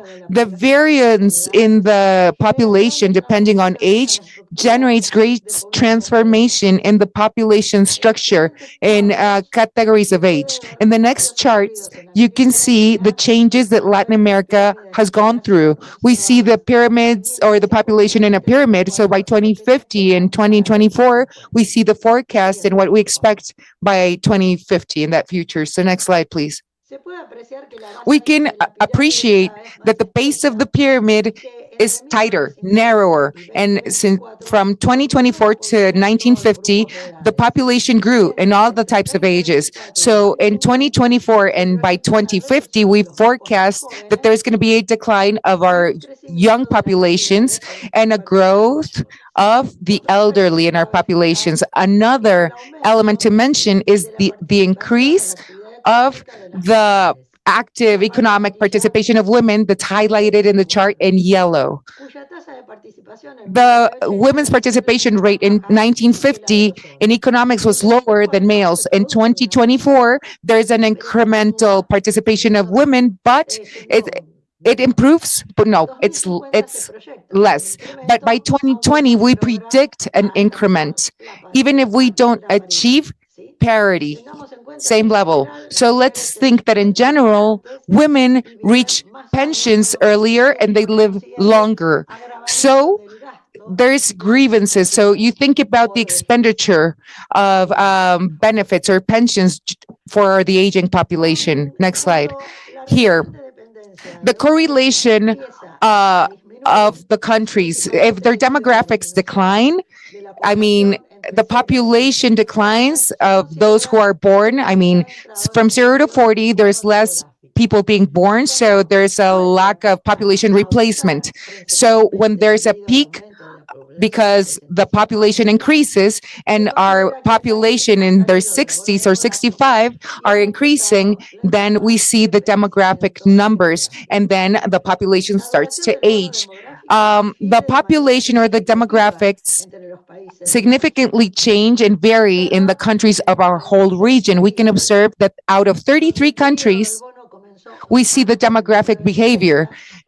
We measured in 2017 the variances. So our people are turning 29 and they reach 69, but that's the aging of our population and that cycle, and the death rate has an impact as well as the birth rates or fecundity. So there's migration or displacement of our people that affect all the nations in the region. They affect more Central American regions and the Caribbean. So next slide, please. Now we go to the next topic. We're going to go to the next topic in our agenda. The effects in the pension systems. According to what we just analyzed, we have phenomena that impact the demographics and the economy and the social security systems in general and our societies. So all of the factors that you can see, well, are conditionals. I mean, in the coverage of protection measures in the social security systems. Amongst these factors, we can observe that a factor is aging population, the increase of life expectancy or lifespan after birth, the drop or the fall of birth rates or fecundity, the unemployment, inflation, another factor, the bad economics, and other factors are considered. All of these factors affect the economics, the incomes, or the GDP of the countries. So the allocation of budget for Social Security is affected, as well as the payment of Social Security benefits or pensions here. So next slide, please. Our pension systems have objectives. The essence is to protect any risks of our aging population and what we're going to face. So we have to guarantee that there's a pension for the users or beneficiaries in our population that serves them. It's not too easy. It's not easy to guarantee that there's going to be a margin or an appropriate pension. Now, then we have expenditure in the coverage and maintenance of the healthcare services, and it's very important for us to work and think about being the solidarity and the aging groups of our populations and our demographics, because as we've said, it's all correlated. It's social security systems, growth of our demographics, and protection. It's like these subjects are constantly being analyzed. So, ma'am, you have 5 minutes. The pension systems have a mission. We want to find that balance There's the current value of the expected resources, the net present value, and the future or the price of coverage and protection and specific regimes. The spread of the economic capacity should be balanced. There's solidarity, generation from generation. There's active economic segments of the population that take on the burden of other passive subjects of the societies that are not generating an economy. But we have to think about future generations. So that load on the population and the communitary solidarity support of all is necessary to sustain the system, to have a balanced system based on the hypotheses about the continuous renewal of the demographics and the assets. Younger generations will replace our elders and those deceased. And as when our population ages, the system will suffer a deficit. And in that deficit, if the countries are not having births, if we don't have enough people that are young in our population, it's difficult to revert that. There's regimes to capitalize, models to capitalize. We have the collective efforts and the individual types. The individual type leads us to financially have a balance, an equilibrium. And this doesn't impact, it doesn't impact the demographic numbers, but we see extremely important elements of the macroeconomics. We must have government reserves that allow us all to have enough yields or return of investments to pay the benefits. So if we have the resources and these resources are generated by the collective, it's necessary for us to analyze those resources along with the assets, which are our populations. We need to obtain more data to establish a system that enables us to pay pensions, and it should be sustainable. So the allocations of payments happen through the agencies and affect the youth and our elders. In our nations or reserves, government reserves already have these discussions, but we have to analyze the types to spread those resources and their specificity for the people to receive the benefits or services. That's why it's so important for us to correlate the variables in our demographics, in our population. When our populations in our nations continue aging, we need to have that reserve, that reserve fund to offer the benefits and honor that. So it depends. It also depends on the levels of the indexes that we're using to measure and immediately generate a response mechanism. There's an accumulation of wages there used in the system. Next slide. As a conclusion, the conclusions are our aging population means or is equal to challenges that burden social security systems, which means that governments need to think or re-engineer and think about different ways of going through reforms, amendments to recreate those aging agencies of pension systems. There's a reduction. There's going to be a reduction of the workforce. There's going to be the rates. So now there's more technology used, and then there's a decline in the job opportunities that burden the public systems. So the systems for pensions in the field of disabilities, health, and others in the long run will be affected, irrespective of the situation that all nations have in their economics. Now, to make our efforts sustainable in the long run, these systems are alive. So we have to think about how to build a system for pensions, for our people's retirement.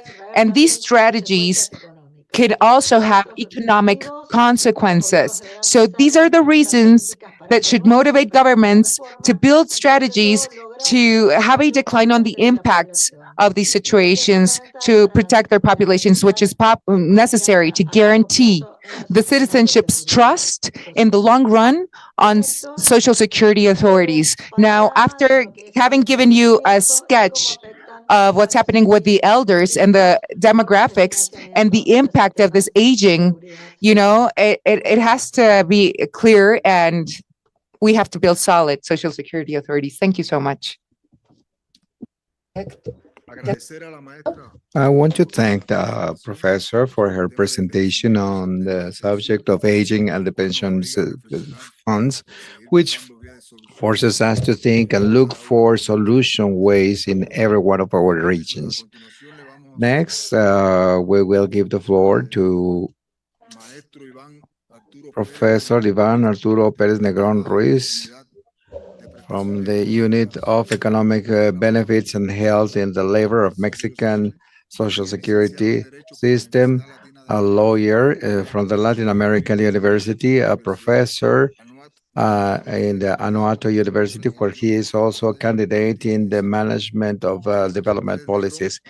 Dr. Perez Negron was a federal deputy in the 64 legislature and has occupied different positions at the federal, state, and local level in the social pensions fund in Michoacan, and has been a professor, and he is the head of professors in the unit of health and economic benefits in the social security system in Mexico, who presents the view of the pension receivers in Mexico. Thank you very much. Good morning, each and every one of you. And on behalf of Professor Zoe Toledo Aburto, General Director of Mexican Institute of Social Security Institution, President for the CISS, I want to congratulate you for the initiative to celebrate this seminar that undoubtedly has evidenced all the challenges that the different countries face, mainly in this region of the world, and especially to establish as a basic premise the assumption that this is a worldwide subject. What is happening with the pension systems in every one of the corners of the world has to generate a lot of creativity and innovation paths, but essentially a full objectivity with regard to where we need to go to. As the head of the unit of economic benefits and health for IMSS,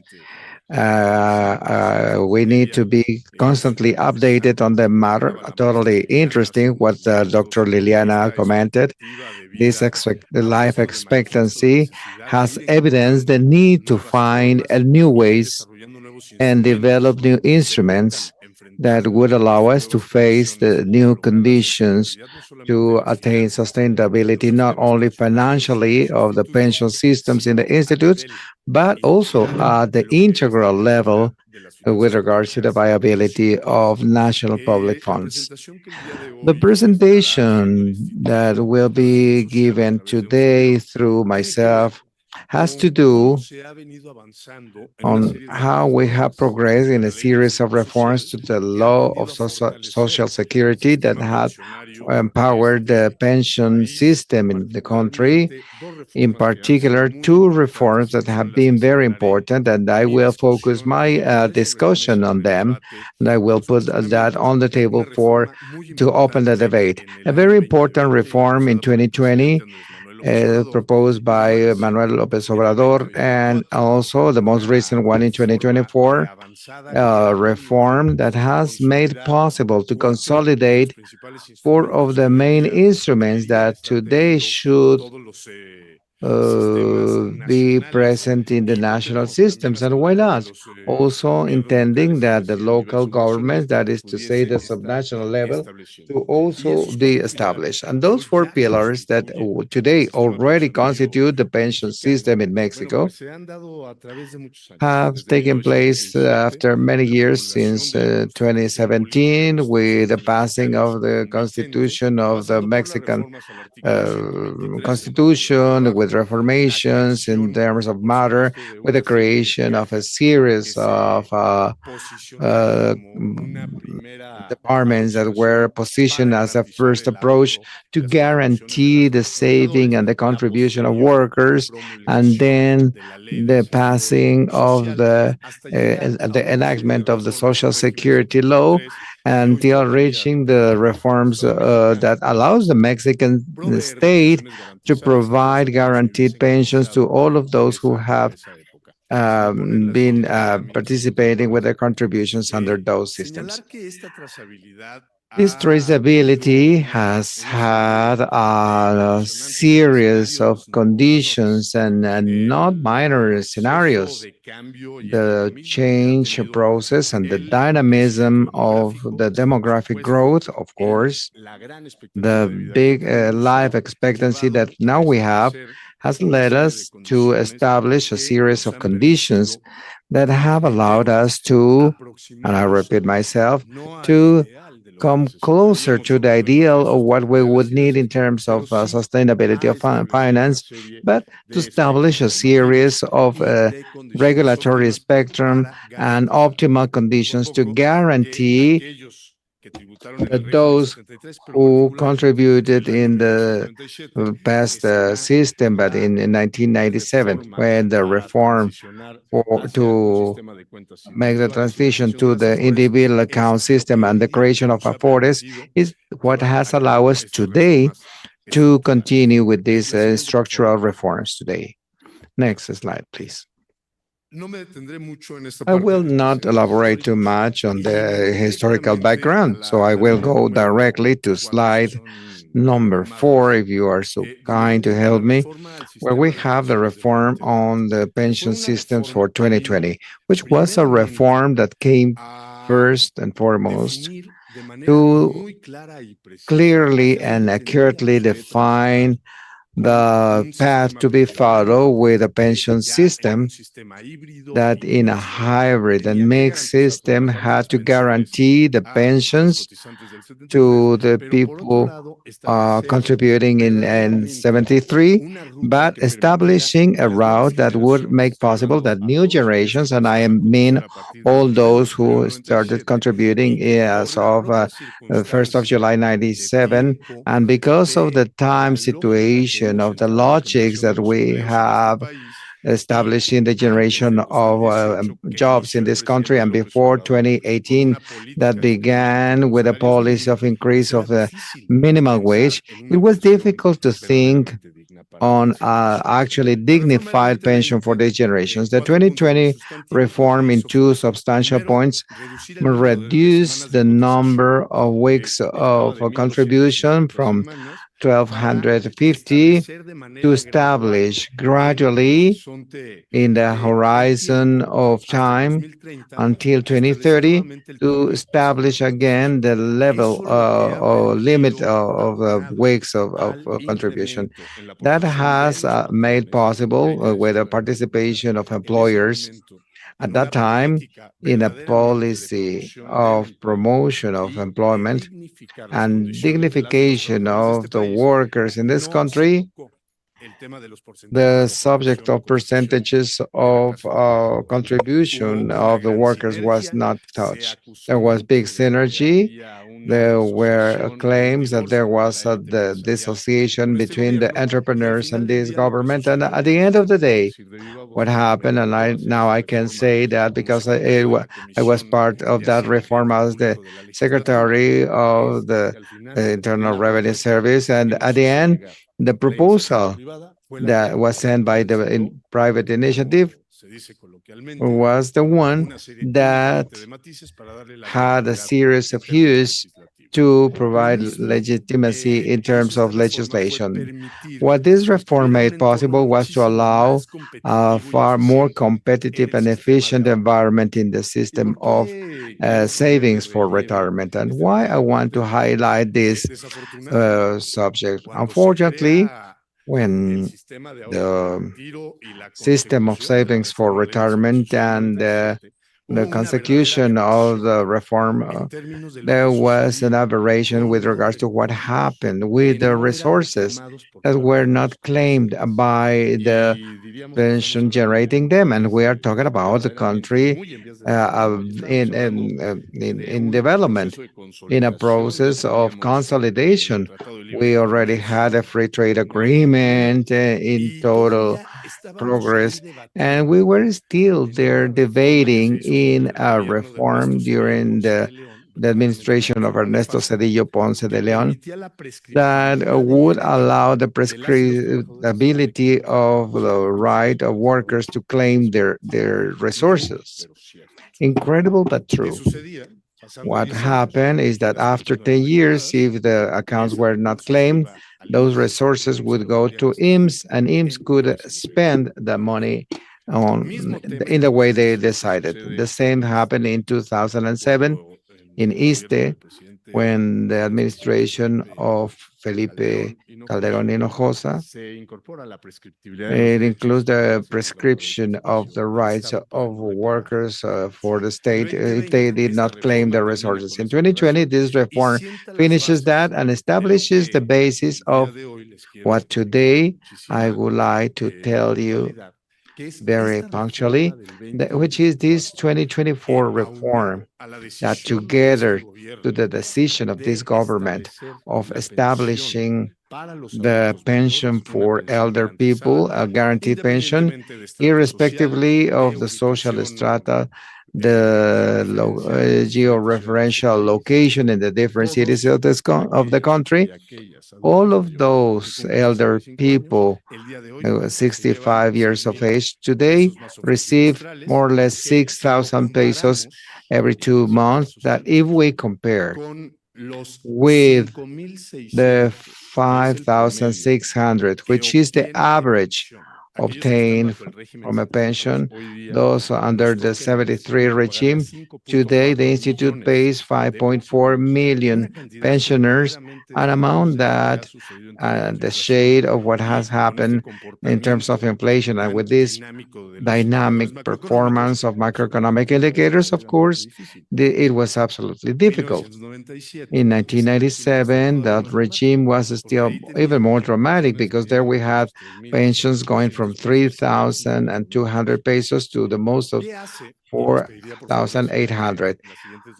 And I would like to ask you to pass the next two slides. This reform that in addition was not easy, no, let's call it a surgery to the pension systems is simple, even less when what is in stake is the subject of available resources in the budget of expenses of the Federation of Mexican Administration that needs to guarantee the payment of those pensions under the law of 73. We have a condition to ratify. The first was to regenerate and reaffirm from the Constitution itself, and now I will present a subject that may seem opposite of a natural legislative process. We had to create this fund in a discussion in the month of April. On the 30th, it was approved because there was not a condition to have the constitutional reformation. The figures would not be sufficient. There was resistance from a series of people against this reform. And what happened was to create this fund through a trust, which is in the central bank in Mexico, which is a constitutionally autonomous entity with a full guarantee of sustainability as a difference of other trusts generated in the private sector, managed by the Ministry of Internal Revenue, with the goal or with the intention, in order not to go into technical terms, and to share to all the audience who are following us, both physically and through the online connection. The goal is to compensate that loss faced by the generations in a moment of contributing and saving in their individual accounts. The example I always gave is that let us imagine that our friend Jorge de Angelo has an average wage which is high. If that is your case, you will receive the solidarity complement. Let us imagine that it is 11,000 pesos when registered in IMSS, but in your individual account, you have resources only to receive 5,000. What Lopez Obrador did and those who promoting this initiative was that after a series of measures funding that would not impact directly the budget. That is important. The primary funding source was the resources derived from the liquidation of the national funding entity with a large amount of debt. All the resources, almost 70% that were channeled to this trust, come from what was seized by the institute to return what was stolen from the people. So instead of making businesses, what they did was to label those resources to be sent here. Today, there is a fund, a seed fund, let's call it, of no less than 68 billion pesos in the National Commission, and that give us an important horizon from now to 2040 without the need of an injection of additional resources and with a very interesting curve. What was made, they made a regression to see when would we have the largest amount of retirements under the 97 regime, and we have a horizon until 48 when we will live 2.4 billion. And there we need to see how we solve it. And Jorge will receive 5,000. And what this solidarity complement is to give him the missing 6,000 so that he may receive the 11,000. And that is in terms of replacement. If you go to slide or the chart, which is in the slide. One more, please. Next. There.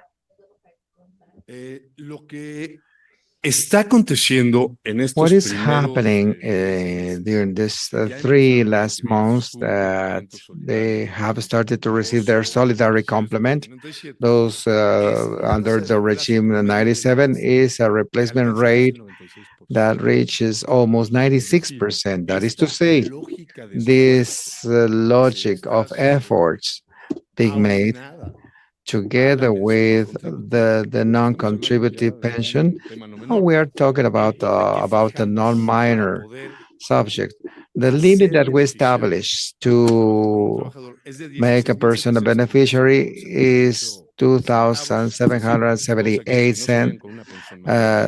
Those not having something larger have the right to receive the complement. And there was a discussion that was more political than juridical technical about what happened with those receiving a pension of 25,000. So those against the reform would say is that we would lower to 16,000. No, what happens is if there is not that threshold, obviously if they have saved to receive 40,000, so they perfectly receive that.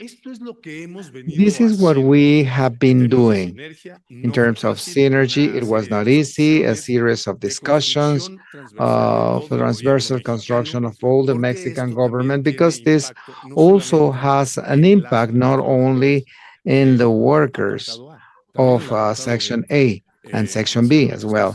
123 constitutional article, the workers for the state also have the right to this complement, and we have single windows of attention in the whole country. In the case of IMSS, all our family medicine offices are single offices to do this step, and we do not need any other sort of bureaucratic process. That is exactly the same one we have for the normal procedure for the pension or under 73 or 97.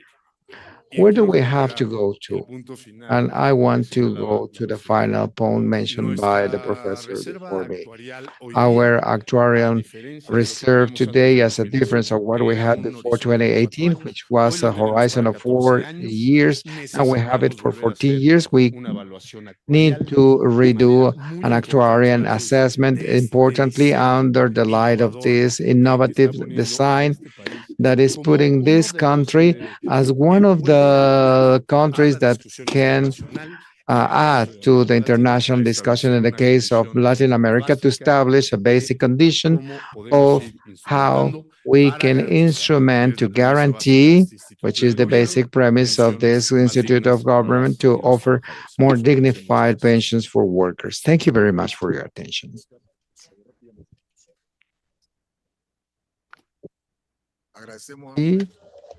We thank you, Professor, for your wide experience in this system of pensions.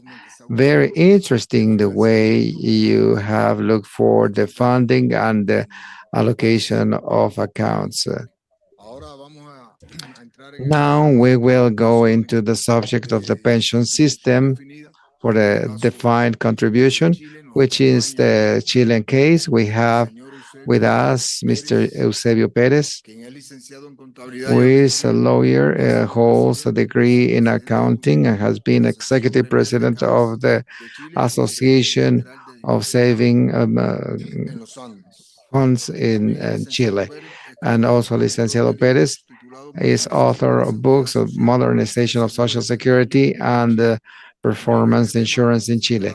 This subject will also be developed by Professor Nicolás Star, who is a lawyer in economic sciences, economic engineer, and auditor by the University of Chile, with a degree from the administration school and administration school by the Catholic University from Chile. He is an advisor in the Parliament of Chile in the matter related to social prevention and as a controller of that conference. I give you the floor, sir. Thank you. My warm regards to the Inter-American Conference on Social Security, especially the Commission of Actuarial and Funding for the organization of this seminar and kindly inviting us to participate.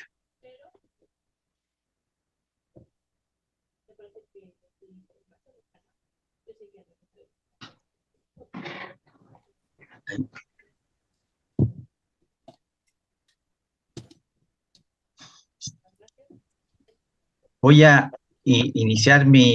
will start my presentation with a statement made by distinguished National Science Award holder from 2015. He said that Chile suddenly became little rational, and my index considers. Hello?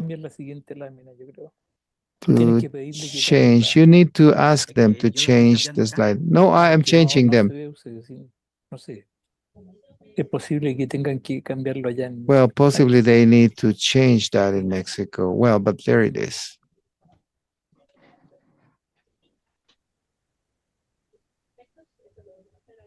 Tenemos su presentación manejada We desde have Zoom. your presentation and we are controlling that from the room.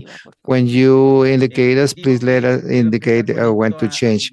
Well, I would like to start with this statement with regards to the fact that Chile became little rational, and that was stated in December 2015.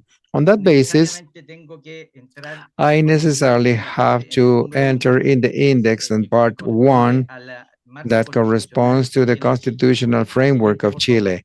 Next, please. The constitutional framework of Chile has had several situations. The first is related to an intention of reforming the constitution of the year 80 with prior modifications and submitted to plebiscite, and it happened that 78% of the Chilean population considered that the political constitution wouldn't answer to what the citizens demanded versus the rest that abrogated that. Then a constitutional convention was celebrated to review that convention, and they stated a new constitution that was presented to a plebiscite with 61.89 of rejection and 38.11% of approval. And finally, there was a third option to reform the constitution that was also rejected. On that basis, what is enforced today is the constitution from the 80s. That is to say, we went back to the original constitution. And that constitution, can you go to the next slide, please? Next. That constitution has two fundamental norms about the social provision. Article 9,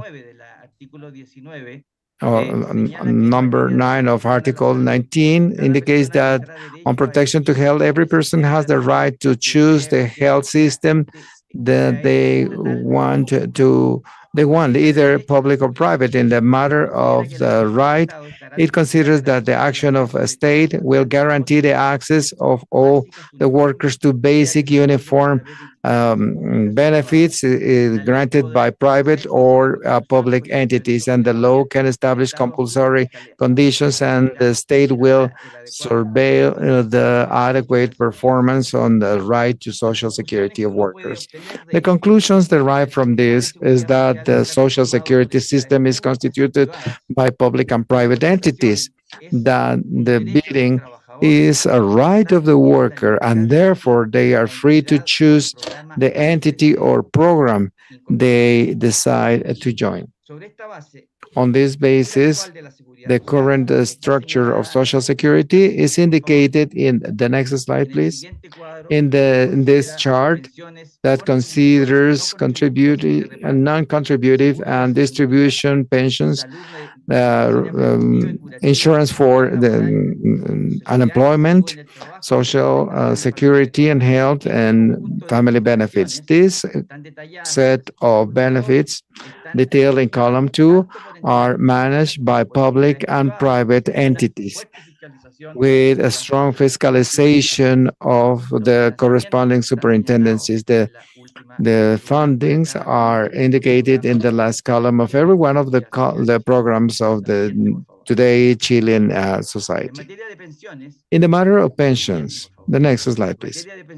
In the matter of pensions, the system is constituted by a constitutive pillar, which is managed by the pension fund managers established in DL 3500.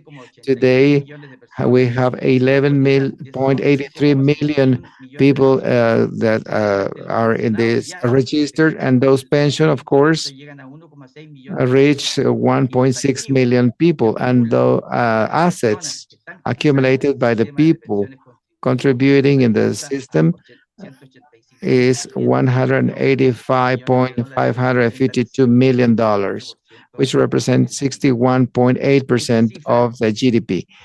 This figure should also consider in the amount of $61 million that were released because of the pandemics, with a total of 41 billion, plus the reserves of the insurance companies that are approximately $35 billion. In addition, the next slide, the system has a non-contributive pillar, which is constituted by people under the guaranteed universal pension, which is a benefit, a universal benefit that covers the whole population reaching the 65 years of age. The contributive one has the individual billings made by every worker and is in the amount of 1.571 billion. And the solidary contribution is the contribution by the state for disability and aging, and with a amount as indicated. And then the disability with 197,054 people. The next slide. Then we have the distribution pillar that corresponds to the persons who stayed in the old system of pensions and today has 10,310 people contributing and 512 persons retired. Today there is a diagnosis. The next slide, please. The next slide, please. A diagnostics of government that indicates that in these 4 points, these are the main grounds for the legislation project being discussed. First, the low rates of replacement and the persons have an insufficient saving. The second subject is inequality with regards to women who, in addition to taking care 5 years before men, they have more expectation of life than men. And a third element of criticism is that with regards to current AFPs, I would say that there are a set of informations with regards to the way the managing of pensions perform. And that is because the pension funds are not given the benefits as it has been the features during the last few years. Next slide, please. The first question is, you think about the low pensions. In correlation, the lack of contributions of Chileans, so the lack of contribution of Chileans is one of the main situations of criticism that we have to consider, because we think about the contributors, but according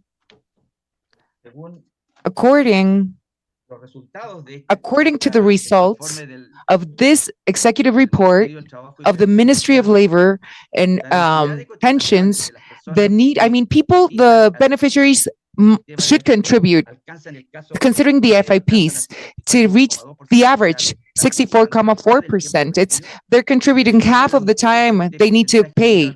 In the case of women, the percentage is 46.9%. In the case of males, 58.3%. The second point to consider is the low level of contributions. There's been laws that have been created to modify the pension system, and none of the two have been object of an analysis. So we have to think about the contribution and the contribution rates. Now, this system was implemented back in the 80s. It's still functional with a contribution rate of 10% versus the OCDE nations or American states. Now, the life expectancy, the span grows.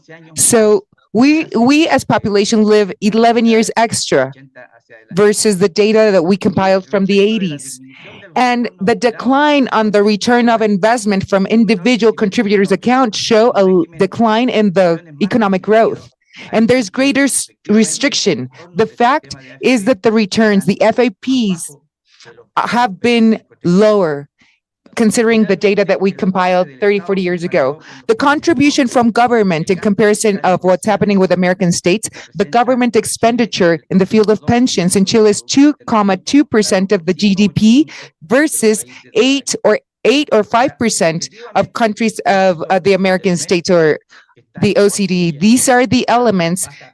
These are the factors that affect the contributions and the decline that we've observed in our pension system. in the case of the modality in which the employee contributes. Sir, you have a couple of minutes just to celebrate the closure of your participation for now. Now, I'm going to analyze this top to bottom, gender-wise. The lack of equality due to gender is the following. If we analyze sector by sector, in the case of women, by gender, in effect,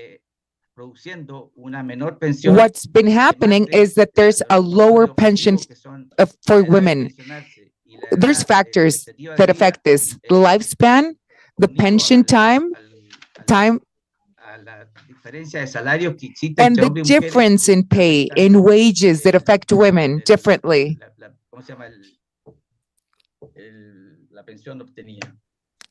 So that affects the pension that the beneficiary could receive. Next slide, please. Next slide, please. Here, in this slide, what I want to show you is a very important affair matters here. There's a decline in the commissions in FAP systems. We went through the reform in 2008, and there was a bid open for other entities to be part of the bid, for members that could affiliate themselves. And that factor, if they participated in the bid, that affected the portfolio. And you see, that's why there was a decline, an important decline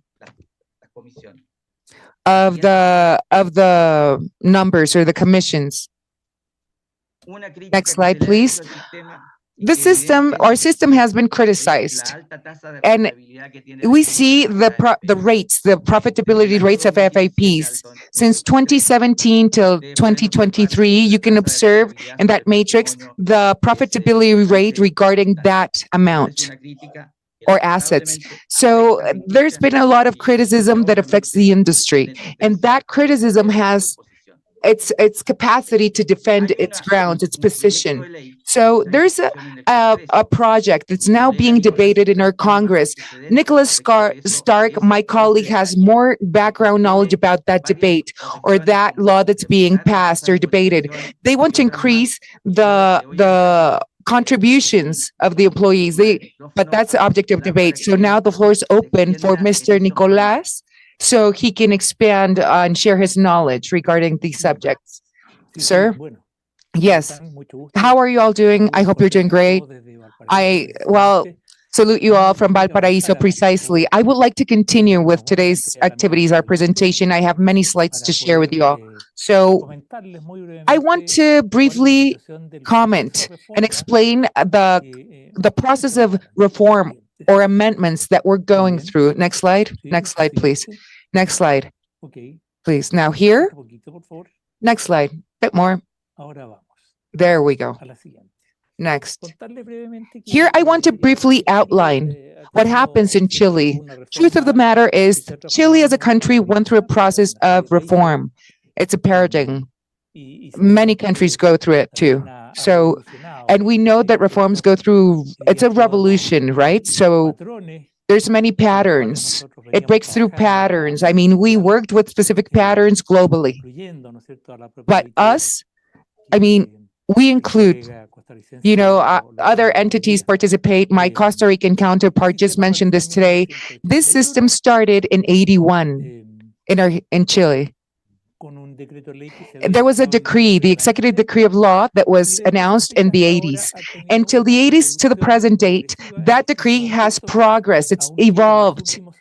That reform is a window of 8 years, but the government of President Executive Bachelet, Piñera after, and now Boricha as the executive, they have tried to drive forward the reform mechanisms. And through the amendment process, they want to narrow the gaps and deficiencies that exist in law because the corrections or amendments of law have not been executed timely. So we're trying to find mechanisms to benefit the employees that contribute, to accumulate the funds so we can benefit sufficiently the beneficiaries or users. But in general, the pension system based on a defined payment or contribution are formulated simply. We accrue resources, and the bottom denominator of the formula leads us to really use and accumulate those numbers or those amounts. And we would have to specify how we are going to give those funds to the beneficiaries that have contributed or paid. And this means that there's going to be government expenditure for those paid future benefits. Curious enough, in Chile, till this date, we have to update the formula, the denominators, as the Uruguayan and Argentinian counterparts said. Our aging population, our population is aging in Chile. You know, in the formula, the numerator, denominator, if you see it mathematically, numbers go up and down. So the rate of payment of the contributors plus the profitability versus the investment, you have to analyze the numbers. And then pension schemes decline throughout time because we haven't had the capacity to reach agreements for the reforms or amendments to happen. And I think that reform is going to happen at some point, and it's going to take time. That's why President Boric, during November of year 2022, tried to submit a project for the amendment to happen in the structure of the system. But our president, or that law, has not had majority support, not in the legislative branch, which I worked for at the time, and it doesn't have, there's detractors in the population as well. And curiously enough, there might be a lack of trust in the industry or the entities that administrate the pension funds. And this is the result. This has been accrued. I mean, there's long periods of time in which the capital savings have made it all profitable. There's a return of an investment, but we see the funds and their trends. During the pandemic, some legislators submitted proposals of amendments to their constitutions in Chile to take a percentage from their accounts. And that reform proposal let us have the specific millions that were part of that analysis. It was 75 million, and that segment of the fund was removed partially from the account, but the resources were there. So the population saw that if they had availability of funds in an account that's there because they're the rights holder of the account, it's not just the fund administrator. So it's like they have to honor the accounts and reach settlements, and the people could use that money. So you have to analyze all the perspectives from stakeholders involved. So to see what's happening in the reform through the legislative branch. The legislative branch could reach agreements and discuss and debate matters with the executive. This is a matter that is negotiated in those layers of government, and that generated 3 phases of reform. We analyzed the fields of amendment. Could you share the next slide, please? Now. Well, the project of the executive Boris was submitted to the authorities on November 2022. Today, right now, we're in the second semester of 2024. This has been studied by the Senate, the Chamber of Congress. They're going through the analysis of the reform. It's the second phase, technically speaking. So it's part of the process of the legislators. So it's been passed from phase 1 to phase 2. It passed phase by phase in general. So Mr. Marcel, part of the Ministry of the revenue authorities in our country, specified or announced that what had been passed and approved was some sort of concoction. It was miscellaneous, and that initiative had gaps and loops. And that was his comment. They didn't pass that project of reform in the first level there was minority or majority in Congress, but they analyzed and studied the project that was escalated to the legislative power and that was submitted for a political analysis. We analyzed the loopholes and the gaps in law, so we can really define an amendment report that's solid with content. The project, as you can see, is part of the efforts of the Senate and the government officials. So they reached agreements about a fast-tracking process with the Ministry of Labor involved and the Ministry of Revenue involved, which are the 2 authorities of government in the apparatus that drive this effort forward. We used a methodology that's called ad referendum.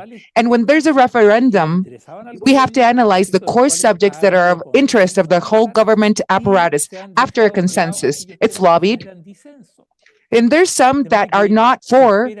So during the month of January, this reform initiative is going to be object of a vote in the chamber at Congress for it to be passed, or simply it might not be accepted by our authorities today. So it's passed or not. And that, I mean, there's so many subtopics that are matter of this debate or dialogue. For example, analyzing this aside, I know the subjects. When you have to reorganize an industry, implicitly, we had to eliminate the AFPs, which are the savings mechanisms or the trusts in Mexico, or the other ways of administrating those funds, like in Dominican Republic. Those submitted proposals of government will not be passed. So we have to accept. If the FAPs going to be eliminated, we really have to demand. We have to think about how it's being done. One of our neighboring country, Mexico, our sister economy, Mexico, is there. Mexico did what it had to do through the reform mechanisms to achieve that in a short period of time. They had that reform mechanism with Eusebio. We hope to mirror what's happened in Mexico to generate a higher GDP and government capacity or savings, because Mexico is going through a transition. It's going through that transformation. But Mexico is a country that's also embracing our actions in my country. It echoes us. Next slide. I hope I get enough time to share the content of it. Here, you're going to see the data, the topics that are going to be lobbied, debated in the next 4 months. So I want to tell you that. That would be the rest of my presentation. I hope that based on findings, this is part of what we all analyze. Thank you, Comptroller. Thank you, Sir Stark. Thank you for sticking to time. Eusebio, sir, thank you so much for being part of this expert panel. I thank Mr. Nicholas Scart and Mr. Eusebio Perez for analyzing the pension systems in Chile. Now, I want to ask Mr. Juan Carlo Paulis to participate. Sir, you have 15 minutes so we can complete all our activities. I'll submit his bio.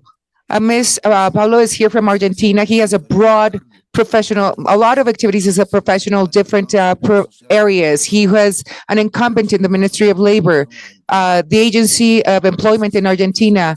Paul has been a professor of the Inter-American Centers of the Research Unit of Social Security in the conference since 2008.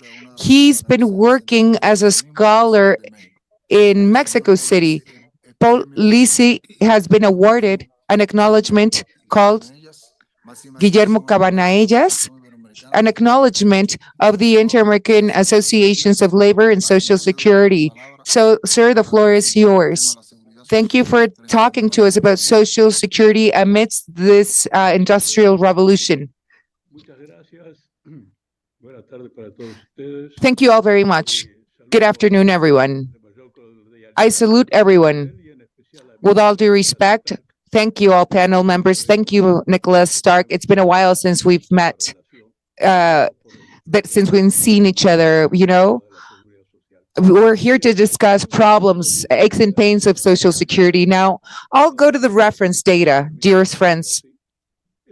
Allow me to call you dearest friends. I want to talk about Social Security and financing and the contributions to Social Security or payments. Now, payments or contributions of Social Security is something that's severely threatened. And this is due to the existence of the 4.0 revolution or industrial revolution. That's a new industrial era revolution that's called that way globally. It's 4.0. because precisely it's the progress of technology and innovation and their impact in the new industries and sectors of trade and commerce, communication, and that revolution affects and impacts the life of our population, our demographics. This means, in many cases, that sometimes technology is taking the jobs or the tasks that are executed by a human. So that's, in essence, the Industrial Revolution. That's the 4.0 one. You know, I'm optimistic regarding the end result of it. What do I mean by that? You know, the planet has faced many revolutions or industrial triggers, and there's been in our history four more. But as a consequence, these changes have affected the job opportunities, and we've seen the declines or ups and downs. But let's be careful. You know, there's more job opportunities, but the profiles have changed and the classification of the jobs have changed. And right now, 4.0 revolution of technology now is something that can affect different disciplines or occupations. We have to see if it's a constant. It's very important. So it's clear to us that this is, even if we might be analyzing it in a too shallow way, but we have to think about what's circumstantial.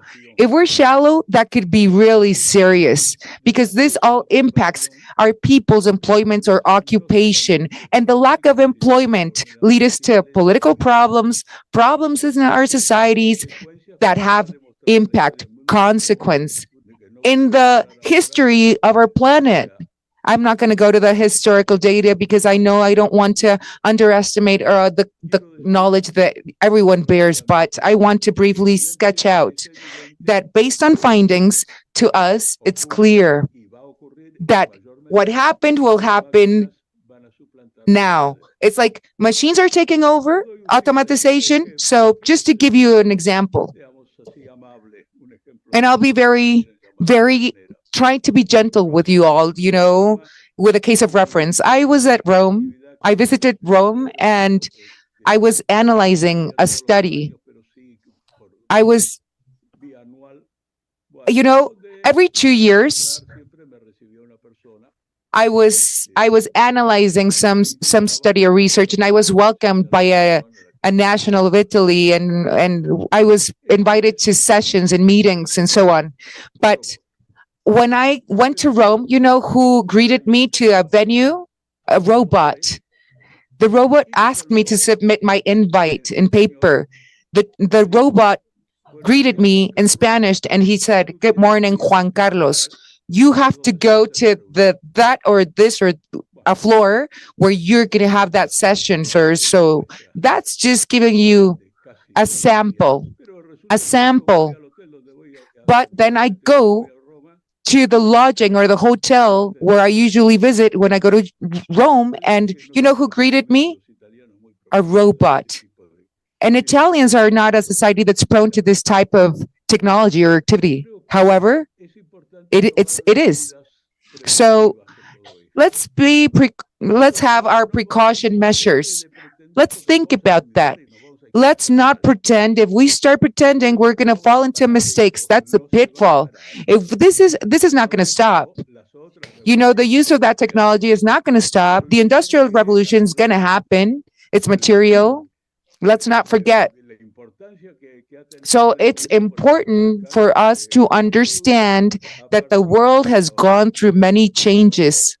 After the revolution of using coal for the railroads, back then, if somebody tried to stop that revolution, you know, it would have been wrong in the 20s. But if we try to stop this revolution, the present one, it's not possible. I'll share an anecdote in my memoirs. I go to Spain. I go to a bookstore in Sevilla, and could I get a book? somebody told me to read this book, and I asked, could I get this book? And he said, no, sir, I don't have it, but I'll build it now. And I looked at him, blinked, and I was like, what? And I was like, right, I can print your book now. And in effect, he asked me for the author's data, and he had a machine and printed my book right there. 15 minutes later, I had my book, and it was printed. You know, when I knew that, when printing started there, and I knew that, you know, it was like, that was a way of printing, and things have changed there, but in generations. The print process, I used to go to a shop in which we analyzed what the documents that were being printed, all the instruments. And what happened back then in our history, there's none of that history left, because right now, the print experts, I mean, it's a trade, it's a profession that's extinct by now. So I think that there were other types of methods to print back then, with the printing dies or the matrix, and there were other disciplines that already, well, also generated some diseases. When people try to print, there was some coal being used, and some people who were working on that trade had negative impacts in their health, because they had to use fumes that affected the professionals' lungs that were working on printing processes and faces. So unfortunately, the people that were working in that trade suffered the consequences of their profession, and that ended. There's nothing, I mean, nothing left of that discipline now. And the people in a timeline in history that were working in some zones where they had fumes that were affected, but then there were other, for example, females that were executing another task that are good looking and attractive. But you see, technology can replace 5 people. So people working in the metal mechanic industry have also been impacted by this revolution, because the phenomenon will continue, and it will impact other fields of professionals that have not yet been affected, but without doubt, it will have an impact. Tell me. You'll tell me. You can ask me, you know, as Charles de Gaulle said, General de Gaulle said, and I quote, whoever submits a problem and does not submit the solution is part of the problem. I do not want to be part of the problem.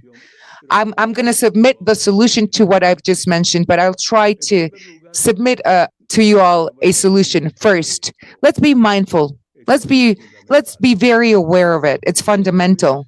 And after,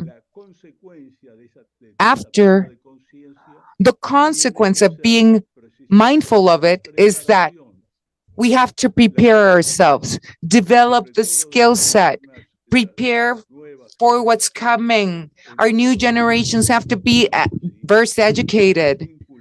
So our work in correlation to what we said is like, there's a 4.0 revolution now. Computer science, computer systems, codifiers. There's so much progress in different sectors or fields. And I mentioned what I've mentioned with clarity because I'm working on these matters and they attract my full attention. I've worked with computer experts, computer science and coding, ciphering, vital. And I've been working with these disciplines precisely because we all have to pay close interest, not only to what's happening, because there's development. We have to seek and move forward and find solutions for the effect. You know, precisely, we have to develop. We have to create like a matrix of data for us to understand how to technically do this. And it's possible. I think what we must do is possible, because new generations necessarily need to be aware of it. But you'll say, this is not sufficient because what we're doing is only going to impact one of the sectors of our populations, and it's not just one. So that's why we have to create a construct, or I don't know, it's something that we don't have in South America nor in Argentina. But what we have to build is an agency of unemployment, or the insurance of unemployment, not the subsidy, an insurance mechanism for the population when unemployed. This is not news, because in the world of Social Security, unemployment insurance is something that to consider. And it's something that's enforced and used in Europe. What does unemployment insurance mean? When a person is unemployed, the insurance agencies of unemployment then have to kick in and start doing what they must. If the person, their skill sets, the profession, any person might exercise. If the person is no longer capable or allowed to exercise a profession because of history, then we have to somehow make sure that that person obtains a new skill set or education, or then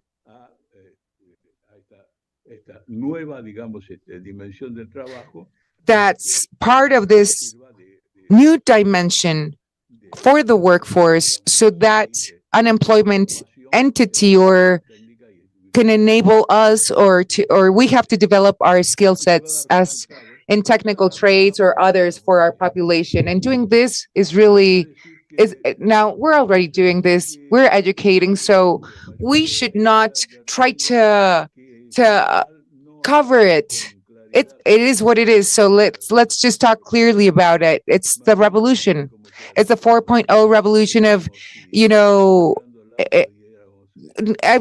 if we try to ignore it, ignoring it it's unavoidable. It has its effects. So let's not ignore it. And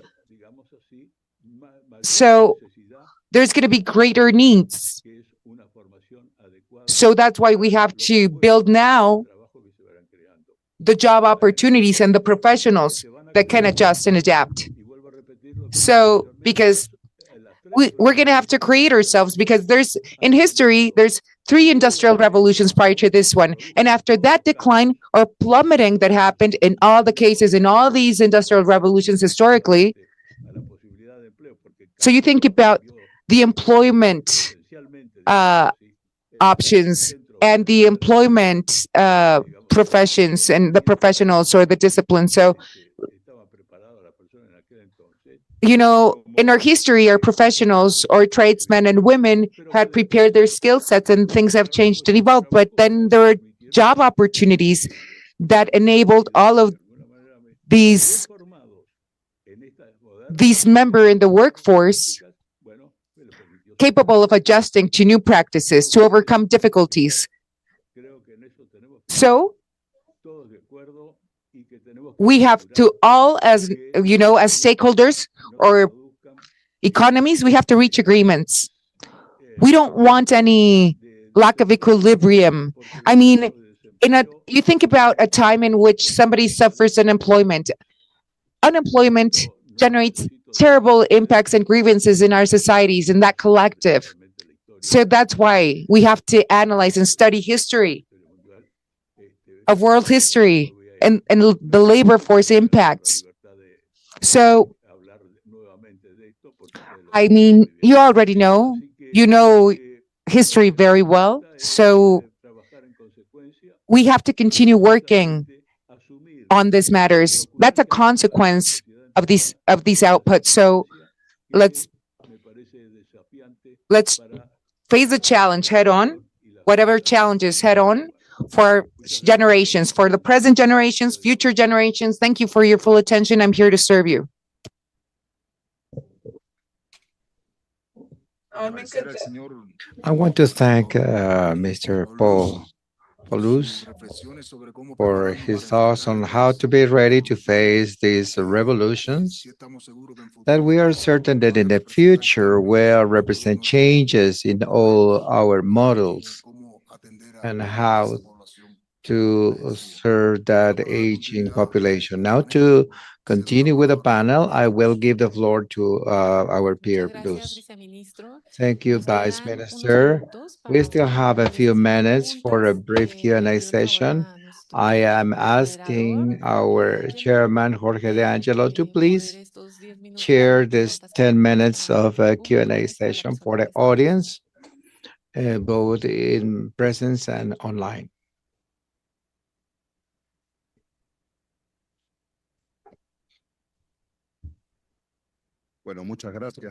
Well, thank you very much, Luz. Greetings to everybody. Thanks, Professor Juan Carlos, for helping us to introduce this session. I have received some questions that were sent through an email. If there's somebody here who would like to pose a question, please ask a piece of paper to write it down so we can do that.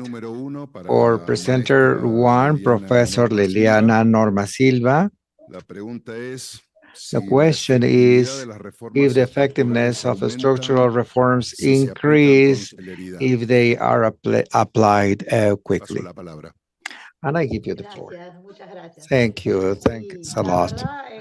The truth is, in general, it is not with celerity because obviously any change wouldn't take place so quickly, and starting a reform to be accepted by society is not an easy task in any country. What is advisable, indeed, is to conduct studies of all sorts, actuarial studies among them, to try to prevent and to start taking measures as anticipatedly as possible, as early as possible, so that the changes are not so dramatic and we can not solve because aging of a population cannot be solved, and there is no way to revert the aging. So we need to be creative to see how we will alleviate the situation because we need to protect people.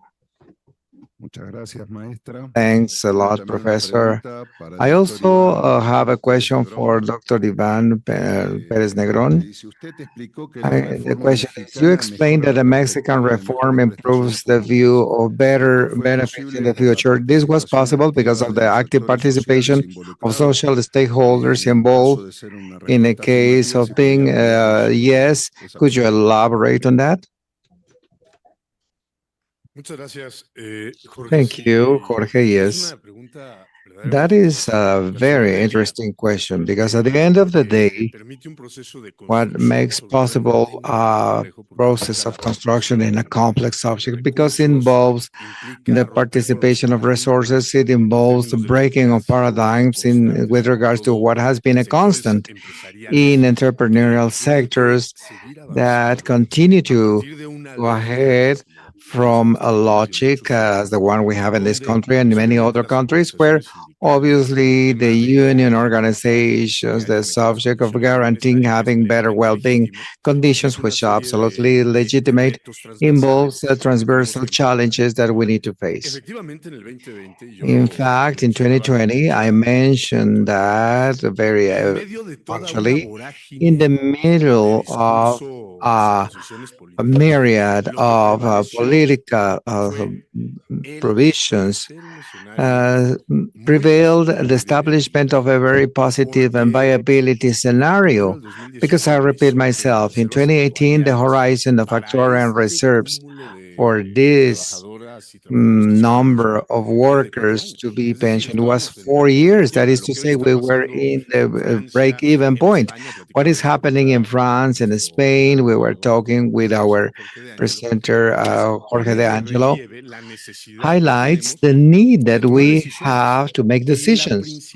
And the main decision is openness, tolerance, and full respect to each and every one of the contributions made by the working class, but also the big effort made by the private sector to establish, finally, a truly coadjuvant position. And if we are not flexible and we cannot guarantee that scenarios are win-win scenarios, it would be very difficult to have these reforms. 2020 breaks with a big paradigm that had very harmful effects for the home finances. For the case of the pensioners, for instance, when did a pensioner had, I don't know if this happened in other countries, and it would be good to see. When did they have access to a loan after the 60 years of age? You are denied the proposal of López Obrador in 2020, and that was taken by Samuel Robledo, opened the opportunity to celebrate agreements with more than 28 financial entities that loan to our pensioners in a very important synergy where we become the holders and guarantors to pay those credits so that there are no delays, so that there is not a negative effect on that regard. Now, I would like to establish a route of synergy as the one we obtained in 2020 and now in 2024 with the reform.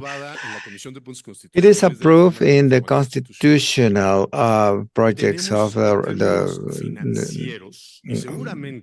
and we have financial resources, and that will happen as time goes by, and it will become an actual pressure. Today, we have beneficiaries or holders of the benefits of IMSS of more than 18 million, but in a very audacious way because we had to expand the range of protection. Otherwise, we're not talking about Social Security, but something else. Today, the homeowners, homemakers, independent workers have the possibility to contribute and to be covered with the 5 insurances of this institute. Of course, that of layoff and aging, that has an impact on us very importantly, because at the end, that is it is good to have their own system, and they will demand the fund, they will demand the resources. The elimination of outsourcing in 2021, that is something else that all of a sudden is not being touched. For many, in strictly financial terms, would become a brutal pressure, because all of those who use the services of third parties would not contribute what they had to contribute to guarantee the dignified pension subject, an important subject that I don't want to miss, because it also has to do with this openness and a will of growth in terms of a higher interest to those of the particulars. In Mexico, it is possible to make the portability of weeks among the workers to serve the state and the IMSS and the other way around. And in brief, we will be instrumenting additionally the possibility that those who have worked for many years in their life in ISSSTE or IMSS and Pemex to also take their weeks to a single one and to get more dignified pensions. The commitment of IMSS, and we will continue to work, because today it has been a very clear demand made by Dr. Claudia Sheinbaum Pardo. We will not step back in the strengthening of the national pension system. Thank you. Thank you, Ivan. Para el ponente 3, para For Eusebio, presenter tengo una 3, pregunta. Eusebio, I Creo have que a fue question respondida, pero no that importa, was se lo digo answered, igual but ahora porque either tengo way, I Eusebio, will leave you to que planteaba, the la pregunta era opportunity que to no le decide. The había question quedado was that claro it si was en este not clear sistema if in multipiliar this multi-pillar a los que se system, mantuvieron en el régimen to those who anterior stayed in the solamente last quedaba con el regime, pilar de reparto. if they would only Le have the paso la palabra. distribution pillar. I give you the floor. No se te escucha. We cannot hear you. ¿Aló? ¿Sí? Hello, yes? Ahora perfecto. Y de Now we paso, can Eduardo, hear sí. you. El sistema de hoy día The system today, which is the pillar de garantía universal, la of pensión universal universal, guarantee, the guaranteed todas las universal personas pension is for all independent people who were or not in the old system, for every person cumplen los requisitos who de meet the edad requirements of principalmente. age mainly. Ese beneficio That benefit la tasa de practically reemplazo para the los tres replacement primeros rate niveles for lo ha the mejorado 3 first increíblemente elements have increased hasta greatly for 2 o 3 people who años de have 2 cotización. or 3 years of Pero contribution. el pilar antiguo también, el But pilar de the reparto old también tiene pillar, derecho the a la distribution pensión pillar, also a la pensión has the right to the non-contributive Perfecto. pension. Gracias, Eusebio. Perfect. Thank you, Eusebio. Thank you. Bueno, para Juan Carlos Now for Paulucci, Juan Carlos Juanito, Paulucci, conocemos, le decimos Juanito. Juanito, Aparte me those alegra who verte know bien, him, porque we sé que call him estuviste muy Juanito. enfermo. I La am pregunta glad es, that you're usted fine because you habló were del sick. seguro de You desempleo mentioned diferenciándolo del about subsidio de the desempleo. unemployment ¿Podría ahondar insurance un poco más en esa differentiating from diferencia? the subsidy of unemployment. Could you elaborate more on that difference? Yes, of course. The unemployment insurance implies that when a person is unemployed, receives assistance by trying to get a job that is useful to that person to for their support. But the difference is when I talk about insurance, I'm talking about putting the person in the same this general insurance as well. When my car is crashed, let's say, my car is crashed, let's say. So the insurance I have, what does it do? It repairs the car to the situation as it was before the accident. In that case, for that I have paid monthly fee. And in the case of the unemployment insurance, is to put a person in the situation before an accident happened. What is the accident? Well, missing their job. So therefore, the difference, important difference between the subsidy for unemployment and the insurance for unemployment. The subsidy would be to give the person a certain amount of money every month, as it happens in many countries. And this began in France. And they would pay the family allocations to people who were unemployed. So, but this is, let's say, this is the subsidy, but it is not an insurance. So what we intend is that there is, in fact, that insurance, and for it to exist, there is the need to have the necessary elements so that for those who have developed an activity and who have a training that has no labor demand, well, they can be retrained. That is part also of the insurance, the retraining of those who do not have a place in the labor world because the activity they do has no more demand. Okay, thank you very much. No hay ninguna pregunta en la sala. If there's no more Bueno, les questions in the agradezco a room, todos, well, I thank ponentes, everybody, the bueno, presenters, principalmente and también well, a la mainly CISS, a la the Secretaría CISS, General, the General la coordinación de Secretariat, the expertos, coordination of que la verdad que experts, han sido muy vitales, el profesor because Víctor of their Luis, vital participation, and la especially gente, Luis a and Sevir, una amiga de Sevir, muchos años aquí en la our CISS, friends que from han many logrado years hacer ago at CISS, who made panel que ha possible the tenido un rol creation of this panel with a very importantísimo, important gente level of destacada. participation Yo tengo with algunos prominent años en people. esto y I la have verdad some que este years in nivel this, and actually, superlativo y nos ha I have permitido seen a cosas very que high siempre fue el level objetivo de of esta reunión, knowledge, and we no have solamente learned things conocernos, vernos not only meeting and interacting. So thank you very much. But I will not close, but I will leave the floor to Luis so that he can close this panel. Yes, using the opportunity to thank. Well, I had not made my notes. Give me a second. Yes, Ivan Arturo from Mexico. Dr. Pelucci. I will not indicate in the order they appear. Liliana Eusebio, Professor Nicolas, for supporting us and participating in this panel together with Karam and the commission. I am chairman, the CAF, and our coordinator of experts, Dr. Luz, who always makes possible the celebration of this, and that we all can learn from each other. A big hand of applause for everybody. Thanks a lot.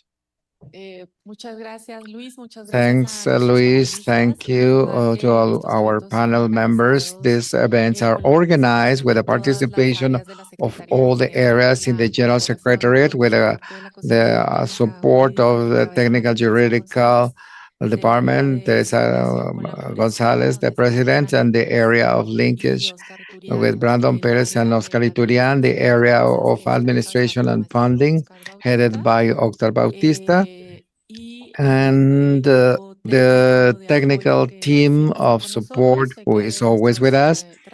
Our interpreters, I know that they are covering this event from the last 2 or 3 days. I thank them, and they use this opportunity because this interpretation makes us possible to reach more countries. This is also an effort of you, Luis, a joint work effort of all the conference, all the commissions. Thanks a lot.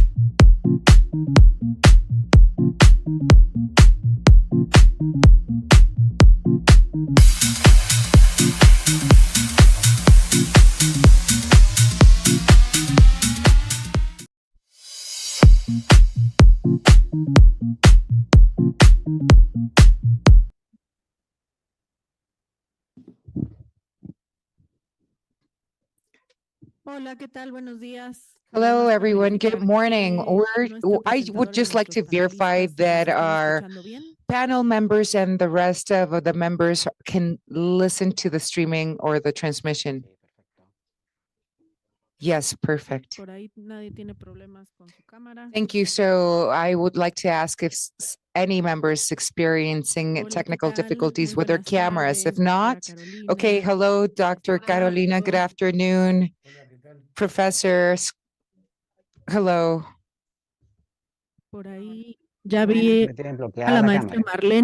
Professor Marlene, could you please, ma'am, activate your camera? A moment, please. I'm trying to activate the backdrop. the backdrop in my computer here, but the technical support team is highly alert just in case you need some support from them, and we'll solve it. Well, once again, we welcome you to follow our streaming. Thank you for following us live via Zoom and at our beautiful venue. Now, our panel members are here at this session. We have many membership representatives from Brazil, Costa Rica, Argentina, Panama, Cuba, and all of the members are following the streaming here in this session and via Zoom.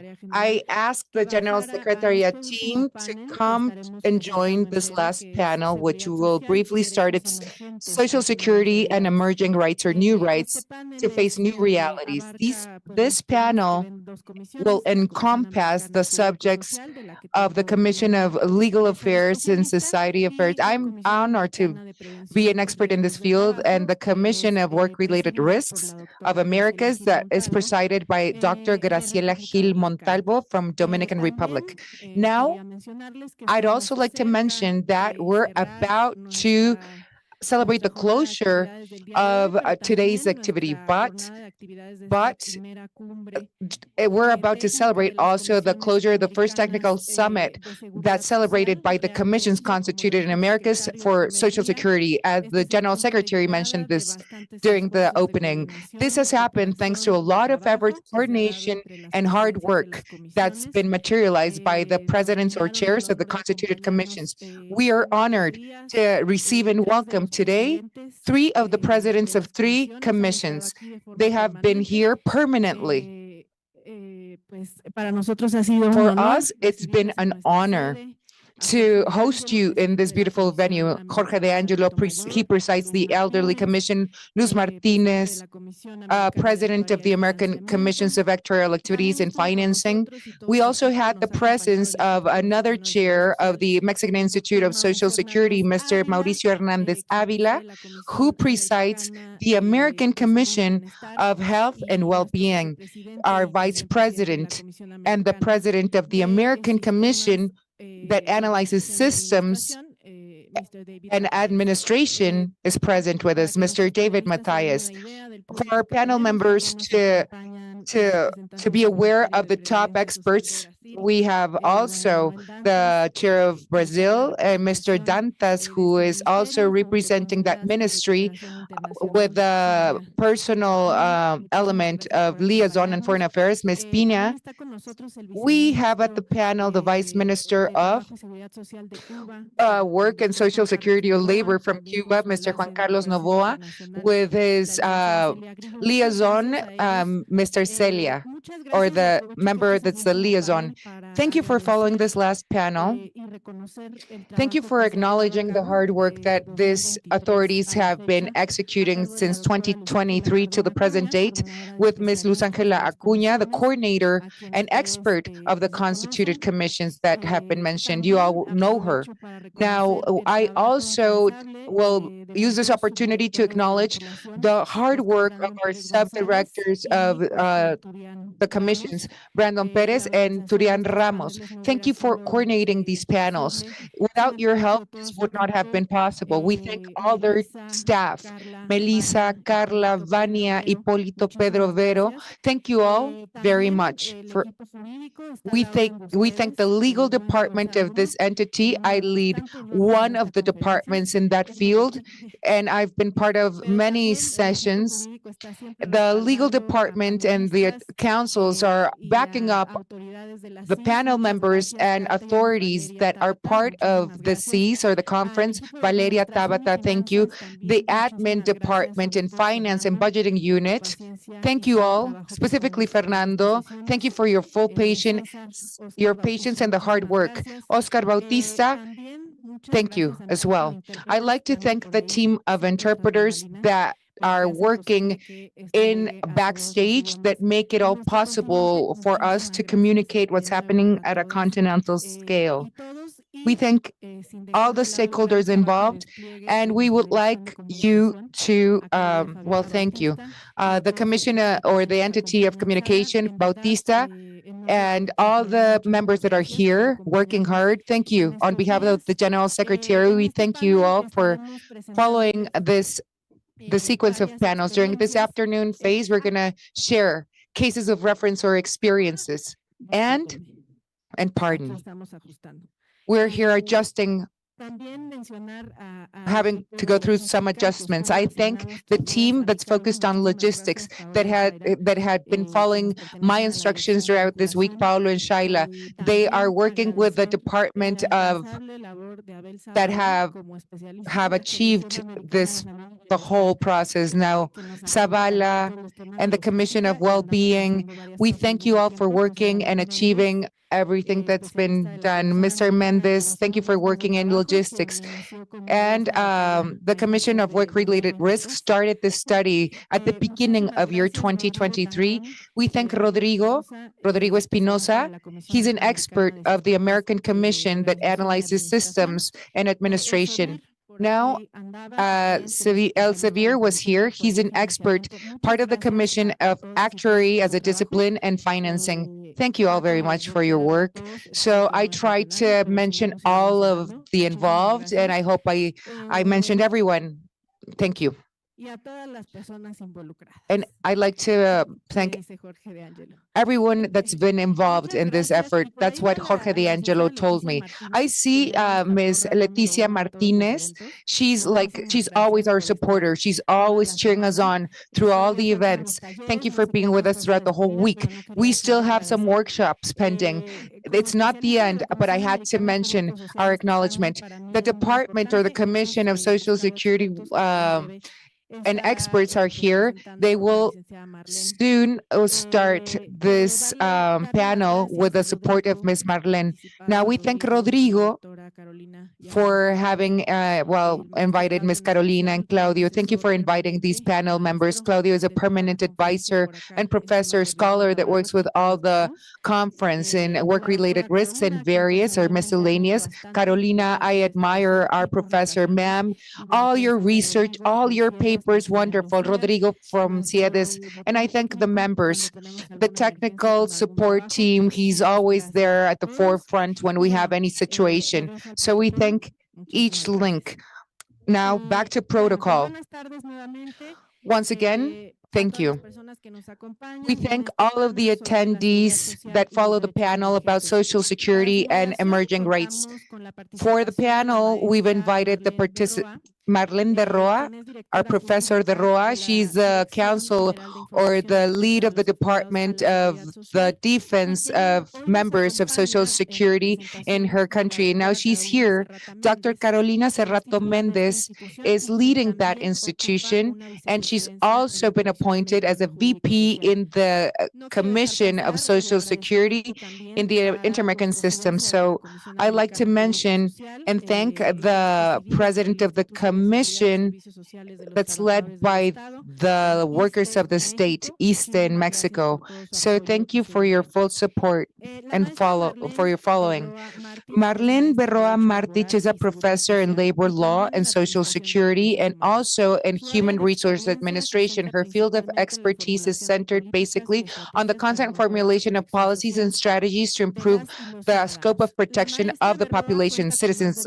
Professor Berroa has over 20 years of accrued experience in these fields, and she's been appointed as a facilitator for the Inter-American Center of Research and Studies. She's been appointed to serve in different universities. She's an international keynote speaker and a scholar in the Central East University. She's working as a professor in postgrad studies at Santo Domingo University. She's the aide in the department of the Social Security Department that fights for the workers. She's a permanent member of the Committee of Wage Analysis of Dominican Republic. Professor Marlene, please go ahead, ma'am. The floor is yours. Thank you all very much. We thank all our colleagues, all the guests, and the participants who have helped us all throughout the event. It's an honor. It's an honor to represent Ms. Mendez, our incumbent, and I'm here representing her, but unfortunately she could not join us because of some commitments that impede did her participation. Now we're celebrating the opening of the panel that's called Social Security Rights and Emerging Rights and amidst new realities. Now, we hope that throughout the panel we can discuss very important topics which are relevant priority for all the experts in Social Security. And this there's consequences, and this changes lead us to analyze new ways of working. So we've taken steps forward amidst these changes between the relationships of employees and other stakeholders besides the pandemic or after the pandemic. You know, after COVID-19 or during COVID-19, it was a mandate for us to try to adjust and adapt to the use of new technologies. We had to do it. So we hope that in this panel, in this time frame, we're all analyzing and debating these important subjects. We study the challenges and find opportunities that are part of this evolution of the labor force in Latin America, in the Caribbean. And simultaneously, we have to develop strategies. These strategies have been built and discussed throughout this event. There's been submitted proposals that enable us all to understand and broaden the coverage of Social Security services for all in our populations, because you know, those Social Security benefits should be universal. At the panel, we have examiners, experts, researchers in this field. We have representatives of Argentina, counterparts from Spain and Chile. So let me tell you a bit more about our panel. It's constituted, this panel is going to be constituted by 3 phases. Each panel member will have 15 minutes to express the subjects of discussion. They're going to share their experiences in that 15-minute time frame. In the second phase of the panel, each panel member will be given 5 minutes to give us their conclusions in correlation to the submitted projects and presentations. So we're going to then go to the third phase, the Q&A session, so the attendees can formulate and submit their questions. So it's proactive, very dynamic, and interesting. In the first phase or presentation, it's trends of regulations of the labor at a continental level in America. This subject is very important because telework or remote work is a different way of exercising our professions. Many countries have generated the initial frame of legislation to regulate remote work or telework or work from different venues to protect the rights of the workers. So this new way of working has proven that there's advantages. There's an efficiency when we use our time. I mean, if you're working from home, you don't have to go and travel and take time for that journey. So the social and labor forces have been affected, but simultaneously, regulating the telework has been a challenge for Social Security authorities. When we speak about these matters, we have to think, how do we measure and include? I mean, if a worker can suffer a risk or face a risk, and we think about those risks and the coverage and the benefit or that protection of law. Now, in this first phase of the panel, the name is Trends that Lead Us to Regulate Telework at a Continental Scale in America. We have invited Claudia Aníbal San Juan, our scholar Claudio San Juan, a professor. He has a degree in hygiene and safety at the workplace. He's a professor in work-related issues at an international scale, and he's an expert in human rights, society, and state. And he graduated from the Argentinian University. The experience of our Professor Claudio San Juan includes his participation in the development of the Argentinian strategy to build the scaffolding to protect through Social Security. He was there in 2015. He's the author of a paper that was published by ILO that's called Participation of Workers in Health and Safety at the Workplace in Argentina. Now, in the present, Professor Claudio, he's a senior advisor of the superintendent of the work-related ministry in Argentina. Thank you, Professor Claudio. Thank you, Marlene. You've been very kind. Thanks for sharing my bio. Now I'm going to share my slides to you, Patricia. As I've said, for me, it's an honor to be part of a panel. And I love sharing this panel with members such as Carolina, and I forgot the name of my Chilean counterpart, Mr. Rodrigo. I know that there's acknowledgements, and I thank the presence of Guadalupe, members of this Inter-American Conference. I embrace you all. You know, there's a lot of research. So there's different phases in consultation. So let's continue. We, as Marlene just said, we've been called to speak about the trends for regulations at a continental scale in America. Based on our experience, we will speak about the state of the matters and the regulation of telework or TV work with new initiatives, submitted innovations, and then I'll talk about laws, regulations, and my conclusions, my initial conclusions. Well, here, what can you observe? In this slide, you can see the regulating trends in America, the frame of regulations. If you can see all the nations involved except Honduras, Venezuela, Guatemala, there's some that have legislated regarding telework. So we're trying to enforce that law. In the case of Argentina, we submitted this legislation to a pilot test with Spain because we signed up the macro agreement to regulate telework. So that enabled us to submit law initiatives to regulate this. Basically, you know, we were affected, all were affected during the pandemic. So we had to think about, I mean, working from work or going back to the workplace and regulate it all. So, I mean, there's situations that were mandatory. You know, some workers could not go to the workplace. So even if they had the will to go to the workplace, they had to stay at home, confined working, home office, remote work, or telework.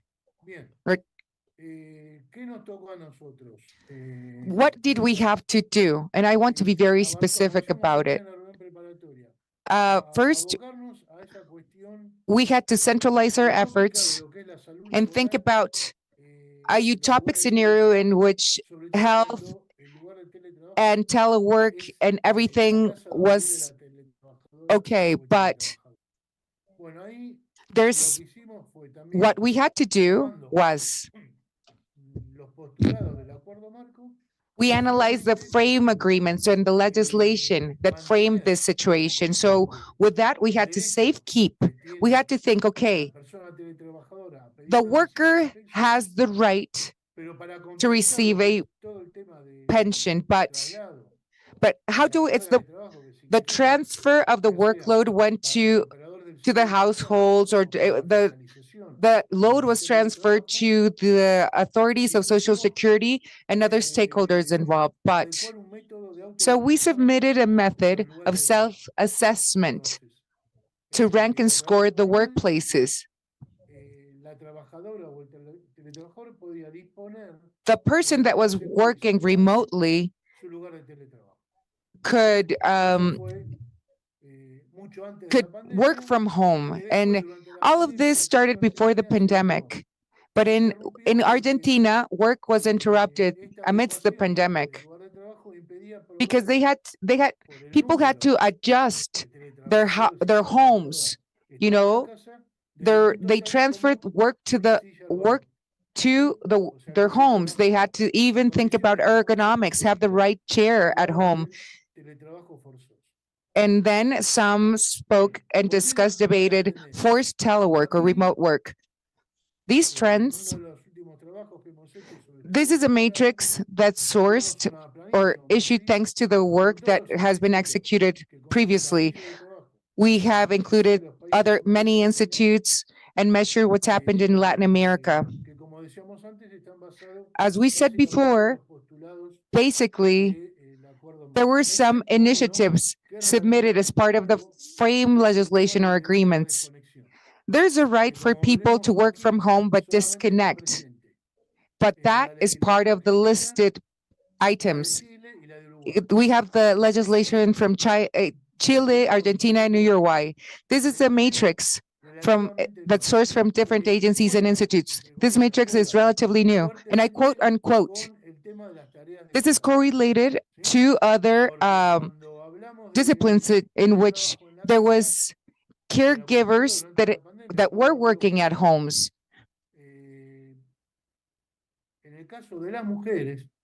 In the case of women, and if they had a significant other or they were married, you think about the triple impact on women, because women, when working at home remotely, they had to work and become homemakers, work at home, and work as a professionals, and sometimes be caregivers and takes care of someone that suffers a disability or an elder. If you could see this list and the effects of the situations that people had to go through had an impact. Without doubt, we have to be very clear and thorough. This is the result of the pandemic. After the pandemic, there was everything was complex, but there was light. If we think about the programs that were executed in a trial phase, we saw that Colombia moved forward when the previous situation of H1N1 avian flu happened. So they created a legislation to anticipate, and it was very interesting. Their project of legislation was interesting in Argentina too. During the pandemic, many similar legislations happened, but at the end of the pandemic, many countries submitted their law initiatives or frames to regulate these matters. That's happening at an international scale with the International Standard Organization. The standard that was used for health and safety at the workplace is 45008. That's the standard. And in that law or in that standard, there's auditing the workplace and remote workplaces, as well as people's mental health. We have a recent document that includes all the guidelines. I mean, that's been a handbook that's been created throughout 20 years.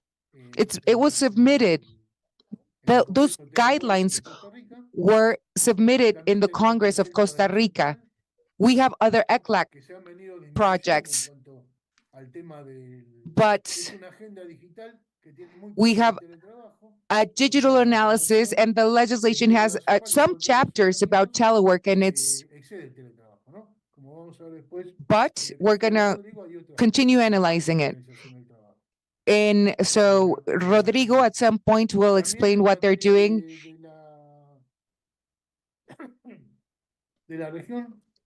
At a regional scale, we have the Latin American Charter, or that declaration that has the main principles for Latin America. And in that instrument, we've included the compared studies that date back to 2022 with an addendum, an annex document with a set of provisions, the general legislation that were published in Latin America. And then, still during the pandemic, the impacts have been gradual. We had to create a law model to protect the workers in Latin America and the Caribbean. But last year, you see the list of documents that have been quoted. The Andes Parliament had to generate a frame agreement to dignify remote work. These are a set of different laws or initiatives that have been developed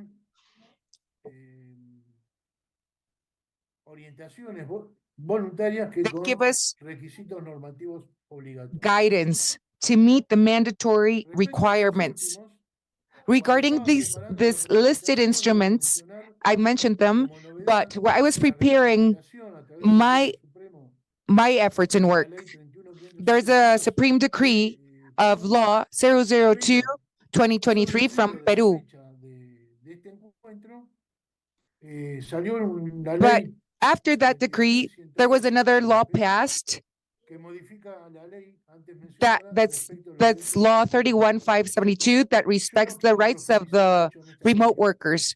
I don't want to drill down into the specificity of those laws, but if you read the law 22 or 30, that's part of debate still. The remote worker has to be available during an 8-hour shift for the employer.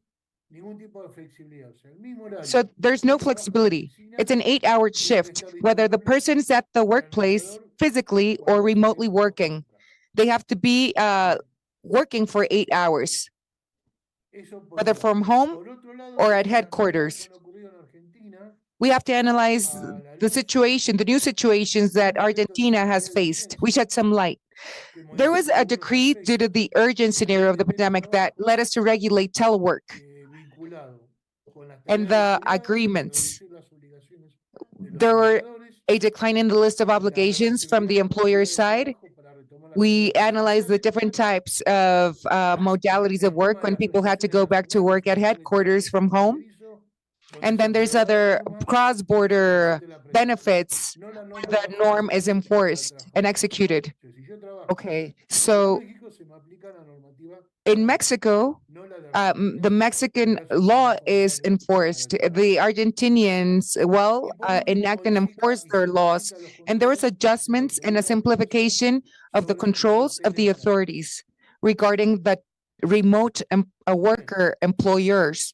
So I think I'm doing okay with the time, right, I have left. Regarding my initial conclusions, what I can tell you is the following. In the tripartite analysis that generated the frame, we should be open and ask in tripartite, which are the amendments that the international law that frames telework needs to have. We need to have different programs or pilots that lead us to understand which are the chapters that lead us to really protect workers from home. I'm not saying that we should have lower impact of protection. We have to create the proper mechanisms to be flexible with our legislations or general frame to protect the collective of remote workers from home, to really protect the economic activities. I mean, it's the employers and the employees had to go through a major experience, but these laws are binding. I mean, there's a telework and telecommunication acts and laws too. So this law is correlated to the other law. So there were some professions that were regulated but did not make it compulsory for the worker to work at headquarters. They could work from home. If we think about the process of legislation, we need to have a solid model of legislation and find ways to facilitate the way in which work from home is ordered. I mean, think about the initial argument. We wanted to find ways to converge, to find conciliation, mediation between you're working from headquarters or you're working from home, middle point, middle ground. Here, we know that, you know, what happened in the city of Buenos Aires was after the pandemic ended, there were so many buildings and headquarters empty because the workers and the employers decided that the employees could be working from home remotely, and they simply tried to eliminate the leasing costs of the buildings or infrastructure and transferred that. Every building was empty, or many buildings were empty, but government had to go through even an urban transformation through an act, a general act, a law that government gave new entities that would lease the infrastructure to create new centers for micro labor related activities. We saw the trends, and there were some infrastructures that were simply going to be empty, completely empty, with corporate settings simply being changed. Now here, I analyzed a website of information of Mexico. And here, in that site, you have that list or that link. And in the graph, you can check hybrid work conditions have become the option for the southern countries. Mexico, or we compare what's happening with Mexico. We have people going back to headquarters or their usual workplaces, and some have stayed home. We have the numbers of people who are going to the workplace and the hybrid models of work, whether it's hybrid or remote. We compare the data prior to the pandemic and after the pandemic. So we compare all that information. That's what I wanted to share with all of you. And I thank you. Thank you for inviting me to be part of the prestigious panel. Thank you very much. Thank you.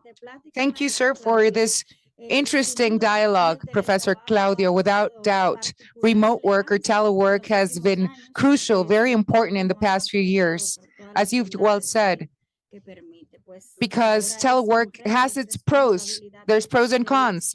And those pros and cons lead us to analyze the different challenges that social security authorities in our countries have to face. We need, as authorities, to identify the risks that the workers are facing, that the employees are facing, and the correlatable risks when we're legislating or regulating to tackle the challenges that these new types of work generate. So thank you for participating. And immediately, we're going to start analyzing the next panel of discussion. The next subject is digital platforms and labor rights. In this segment, in this presentation, we're considering the different or past types of work that have changed with the use and progress of technology. So people that are working with platforms or delivery employees, people that are working in delivery using platforms have grown. I mean, these job opportunities have grown, but that has created new labor relations and has changed the obligations of the companies or platforms because employees are facing new risks.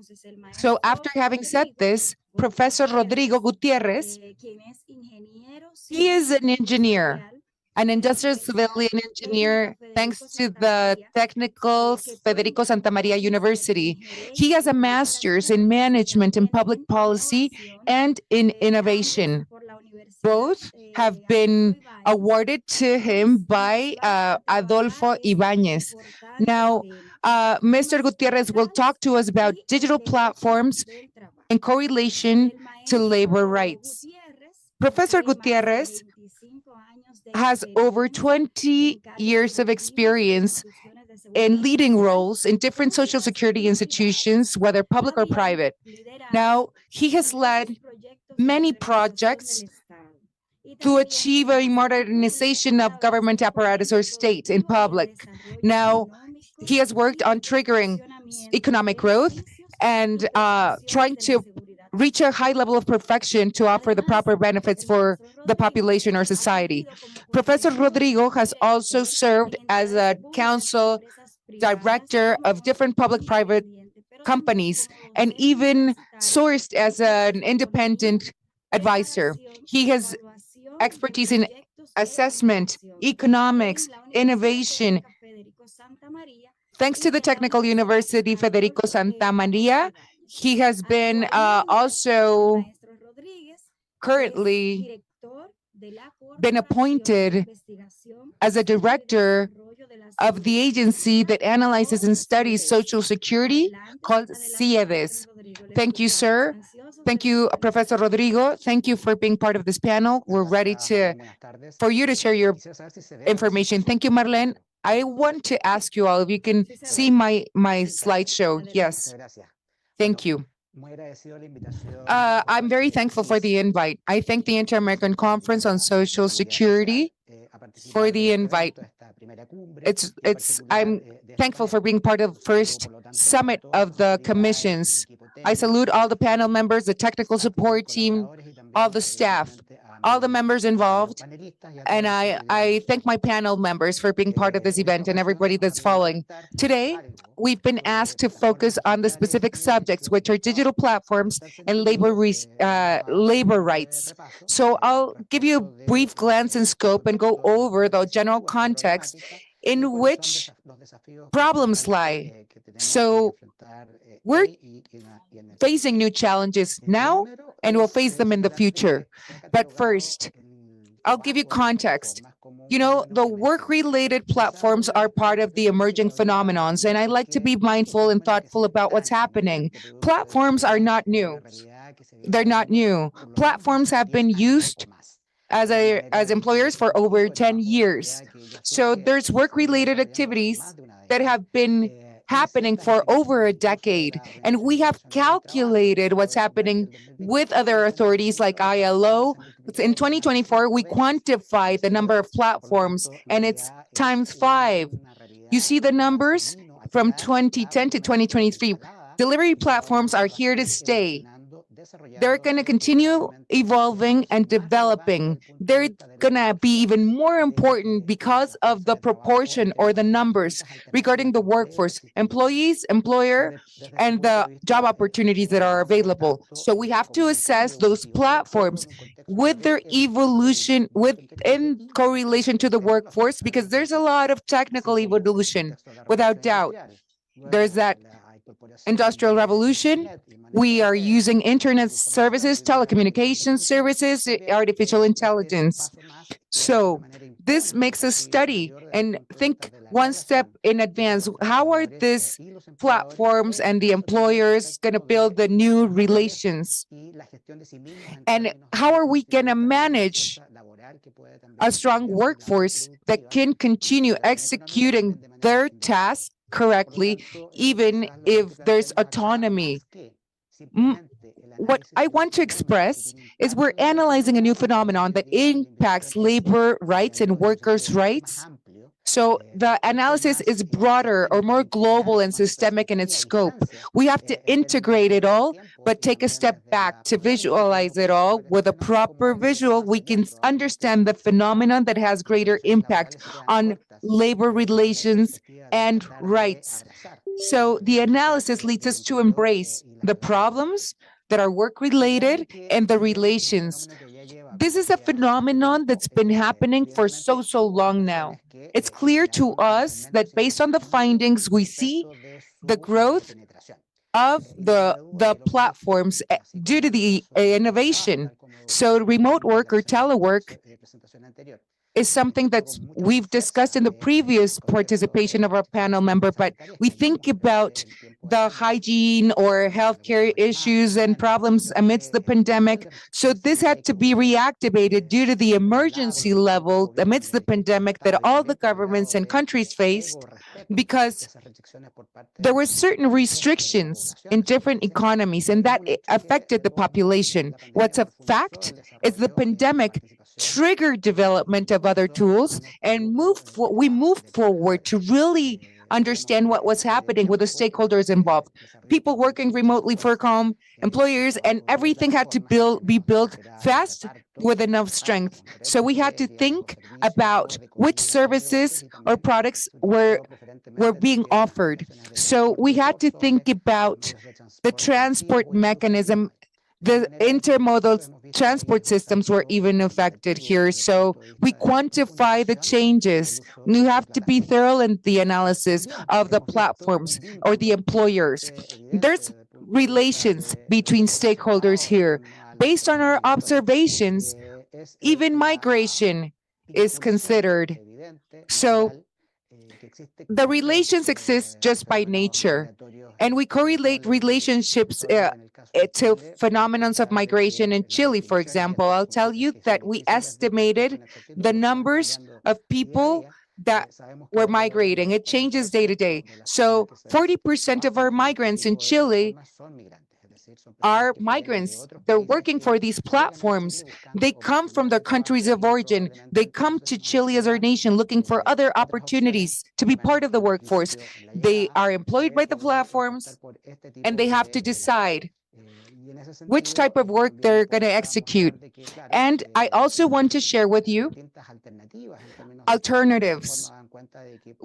Employees work with different platforms and delivery services. So just as an example, 30% of delivery workers are immigrants. In transport, there's a 25%, and we see the spread in our charts. So think about companies dedicated to logistics, procurement of goods and services. So that's a 10%. So to make it a tangible material, at least in the Chilean case, we think about the delivery platforms, it's Uber Eats and other platforms. And in the transport segment, specifically in Chile, what we've obtained as results are Uber, Cabify mainly, and other platforms that are used, but there's local or international platforms that are making the logistics happen. So e-commerce is something that has been studied during the pandemic and after it. As I've told you, we've observed this continuous phenomenon, and we see how it branches out into different sectors through the pandemic and after the pandemic, and how it impacted migration. However, important for us to be observers.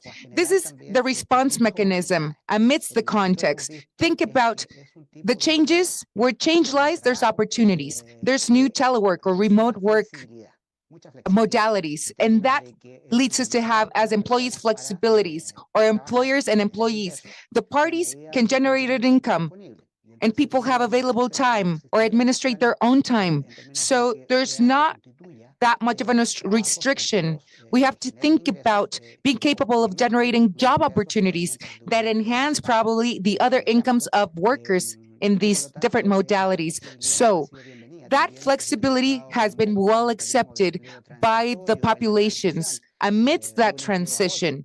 People migrate from one job to another.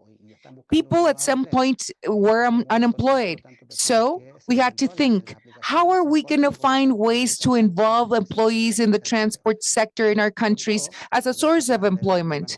So the World Bank analyzed this. We have specific percentages. The workforce is of 4 or 12%. They work with digital platforms. That's not the only source of income for employees, but 80% of the people that use platforms as an employer are around 20% in Chile. So what are we really talking about here? It's people. There's people that have been employed by platforms as an employer and have probably a secondary source of income. And this has triggered other opportunities. The formal employment is one opportunity, and other situations can be seen as situations are informal work is like the enemy of Social Security. The fact is that there's some issues with binding contracts that specify and legislate then, or the relations between employers and employees, and that affects the Social Security systems. Informal economy is a strong enemy. So the work related to technology, such as platforms, has been observed by examiners. So we have to think about the individuals and the security that those individuals should have. They should be registered by platforms and formalize the relationships between employers and employees to have the proper effects. to have the right systems in place so the employees can be protected by social security mechanisms. It's clear, based on the findings, that informality is not positive, and we have to think about how to materialize what's positive amidst all of it. Now, this is an opportunity. We can include more workers for Social Security, so there's new laws and regulations. So that there is no rejection or retard in the proper dynamics of the economy, of the market, of digital world, and the regulations that are not necessarily adjusted to those timings, not like in Chile, that use the regulation for our platforms in 2022, which is a regulation practically recent that arrives 10 years after the starting up of the first evidence of a work on platforms in Chile. However, if we can warn to the first part of my presentation, you can notice some advantages. There are also certain risks on the labor world. I'm talking in general here, not necessarily in the case of Chile.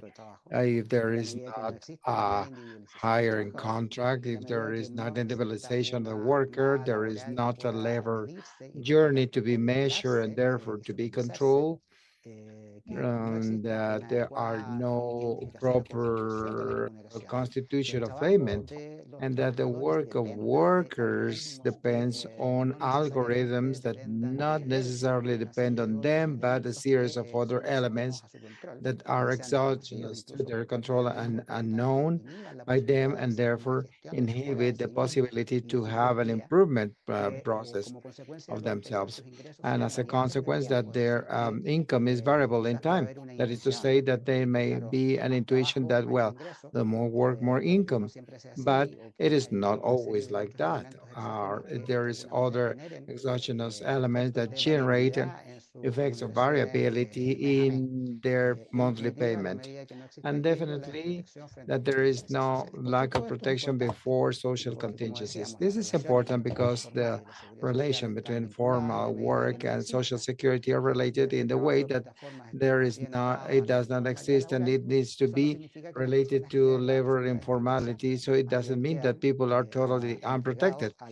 And there's also under the protection of the state through the different non-contributive mechanisms, and therefore it implies that they are used in the fiscal areas because they are persons who need to have access to certain benefits as people and according to the human rights that we all have access to.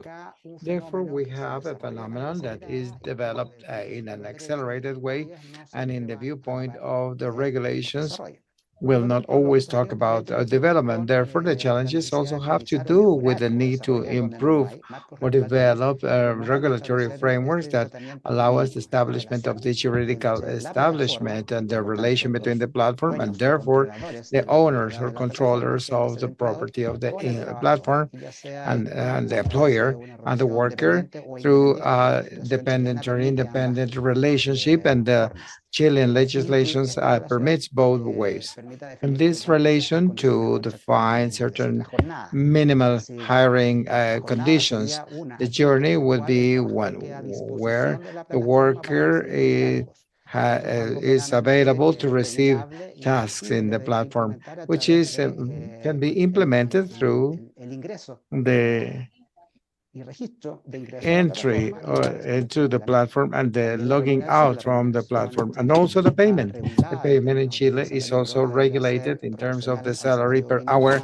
It needs to be according to the minimum wage, according to the partial labor, and also provide training and personal protection devices. For instance, in the distribution work, this implies other elements on the delivery And well, we also know that delivers or workers through delivery in platforms using motorcycles or bicycles that have increased a lot, at least in Chile. It has been noticed that tremendously, and it generates an effect of risks of accidents when traveling, with effects on third parties that have nothing to do with this activity. The platform can also constitute a means of communication and also allowing or regulating the possibility that the platform workers to group establishing a kind of union relation with the owners of platforms and everything that has to do with the protection of workers. And many challenges that have to do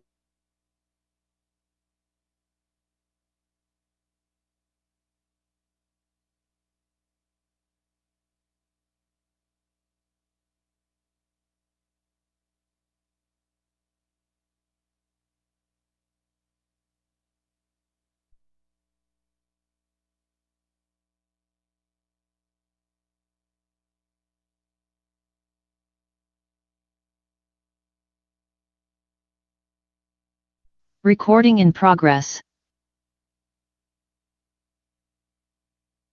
En el detalle, en los pormenores, sino que más bien en las grandes reglas, en los grandes aspectos, en las grandes estructuras que en definitiva permitan asegurar ciertas condiciones básicas para otorgar certeza y seguridad a los trabajadores. Y finalmente nos parece también súper importante el hecho de poder trabajar en superar o resolver o reducir la brecha en educación previsional. En general hemos visto de que en este entorno tan cambiante, y me pongo en el lugar y hagamos un ejercicio de empatía de un migrante que va llegando a otro país, que no conoce las reglas básicas ni la cultura de ese otro país, de pronto busca empleo, encuentra el trabajo de repartidor en una plataforma, si poco conoce las reglas del país, es muy probable que no tenga tampoco conocimiento de información respecto a sus derechos laborales y menos de los derechos específicos que le corresponden en su condición de trabajador de plataforma, porque no es lo mismo en un país que en otro. Los desarrollos normativos también han sido distintos en un lugar y otro.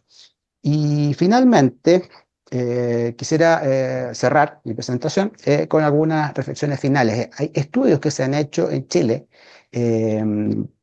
y estas son imágenes que son consistentes con esta, esto es de CEPAL, habla de que entre los propios trabajadores de plataforma existe una percepción bastante positiva de este trabajo, que de pronto uno desde fuera le puede parecer un poco precario o con riesgos de precarización derechamente laborales.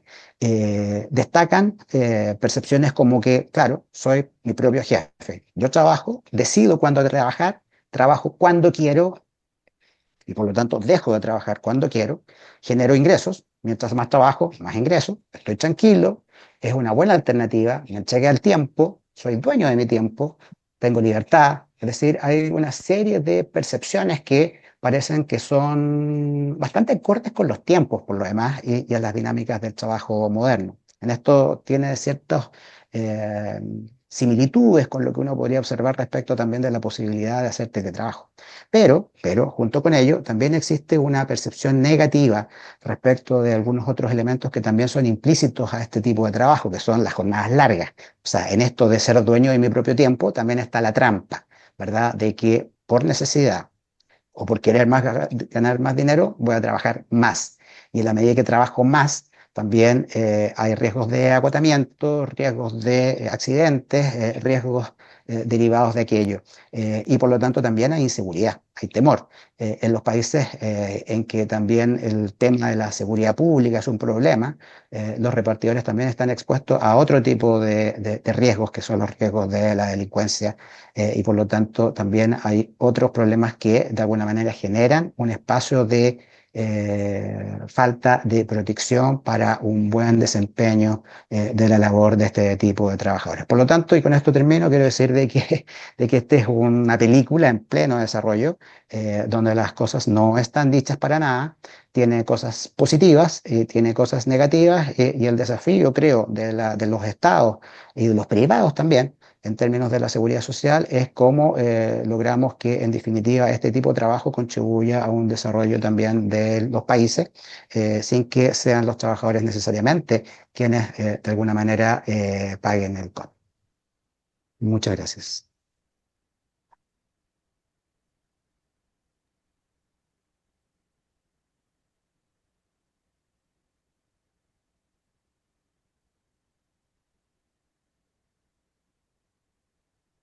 Parece que se quedó muteada Marlene, no la estamos escuchando.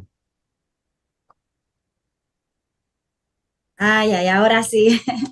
Muchísimas gracias, le comentaba maestro Rodrigo, de verdad que la información que nos comparte es de particular relevancia, sobre todo en la búsqueda de ese incremento de prestaciones en seguridad social para las personas que trabajan a través de estas plataformas digitales, que como bien usted ha comentado, la mayoría no se encuentra o transparentada o regulada o simplemente el trabajador entiende que es una ventaja que sea de esta manera y no busca la forma de regularizar o de formalizar. Nosotros tuvimos en República Dominicana hace poco una experiencia con los choferes de Uber que tenían una muy baja tasa de beneficio de los viajes y decidieron unirse y no trabajar durante todo 3 días aproximadamente. Y de acuerdo a las informaciones que hemos recibido al respecto, pues ha sido muy positiva esa unión de eso, la unificación de esos trabajadores para lograr un propósito. Entonces, asimismo, esperamos que en un momento esas prestaciones de invalidez por accidente, por desempleo, por maternidad, se puedan lograr a través de el establecimiento de políticas para las mejoras de las prestaciones de seguridad social de esos trabajadores, pero también porque los mismos trabajadores entiendan que es un beneficio para ellos y sus familias unirse para lograr tener mejores condiciones. Sin duda, sus aportaciones han sido bastante valiosas. Ahora vamos a escuchar a nuestra siguiente expositora. El próximo tema que nos corresponde es derechos de las personas trabajadoras migrantes, que también ha sido tocado un poquito y mezclado un poquito este tema con el maestro, entre lo que nos ha expuesto el maestro Rodrigo.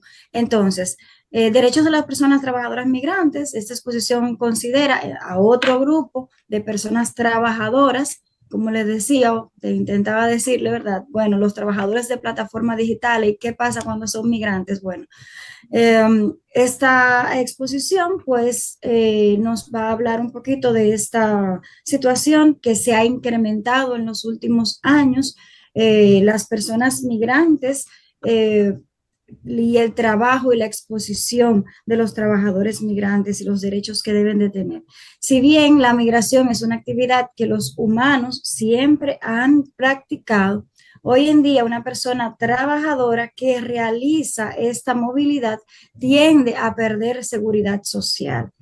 El papel de las empresas empleadoras en ese proceso no es claro. Esta presentación estará a cargo de la doctora Carolina Gala. La doctora Carolina Gala es licenciada y doctora en Derecho por la Universidad Autónoma de Barcelona. La doctora también ha realizado estancias de investigación en las universidades Roma III y la Sapienza de Roma, y actualmente es catedrática de Derecho del Trabajo y de la Seguridad Social de la Universidad Autónoma de Barcelona, donde ha desarrollado líneas de investigación sobre el impacto de las nuevas tecnologías en el ámbito laboral y desde diversas perspectivas.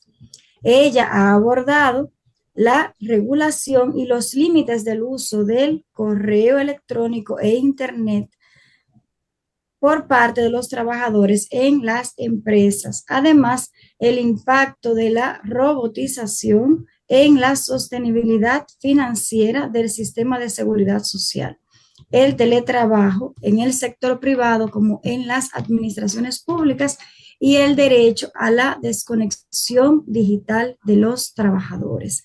Adelante, doctora Carolina, le escuchamos. Muy bien, muchas gracias Marlene por la presentación.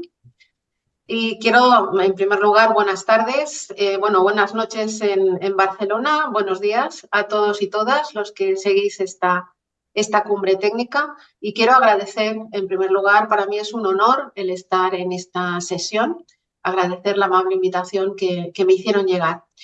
Para hablar Marlene lo ha comentado, de un tema que no es nuevo, sino que precisamente es muy antiguo, es antiguísimo, ¿no? Antiquísimo. Y que, sin embargo, cada cierto tiempo pues va dando lugar a nuevas cuestiones, a plantearse nuevos retos, a plantearse nuevas dudas, interrogantes y no siempre o casi nunca resueltas.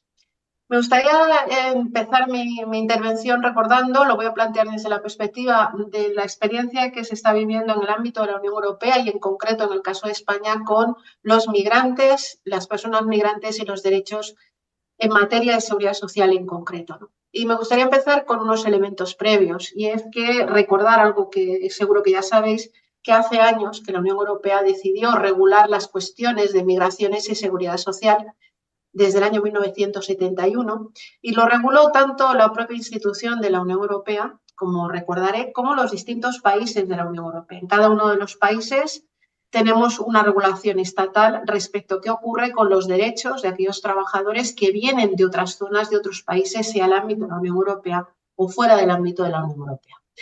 Y también destacar algo que es interesante y es que esa regulación, sobre todo la regulación de la Unión Europea sobre los derechos de seguridad social de las personas que se desplazan para trabajar, ha dado lugar a una intervención muy directa, muy importante por parte del Tribunal de Justicia de la Unión Europea, desde el año 1971, el anterior Tribunal de la Comunidad Europea. Es decir, ha habido una particular voluntad de los tribunales de ir modificando esa normativa sobre derechos de seguridad social a nivel europeo para ir mejorándola, ampliándola y llevándola al momento en el que nos encontramos actualmente. Es decir, aquí la labor del Tribunal de Justicia de la Comunidad Europea, actual Unión Europea, ha sido esencial para crear el derecho que tenemos en estos momentos en cuestiones de seguridad social y desplazamientos.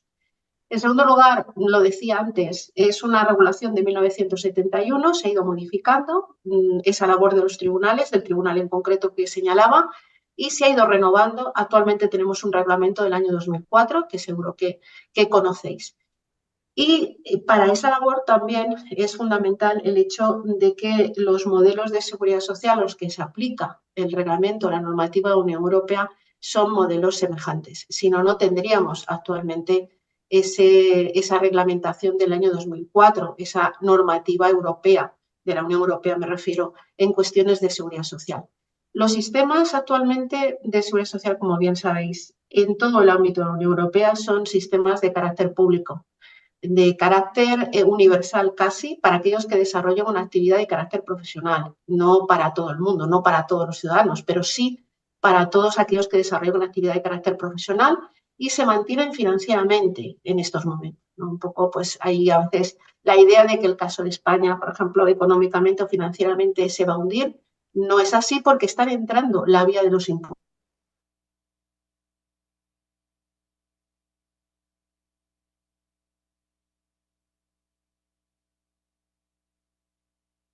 Entonces, Marlene, está muy claro que las migraciones internas, trabajadores del ámbito de la Unión Europea que se desplazan dentro del ámbito de la Unión Europea para desarrollar una actividad laboral la misma o distinta se ha incrementado en los últimos 20, 30 años, sobre todo en los últimos 15, y también trabajadores provenientes del ámbito extracomunitario de distintas partes del mundo.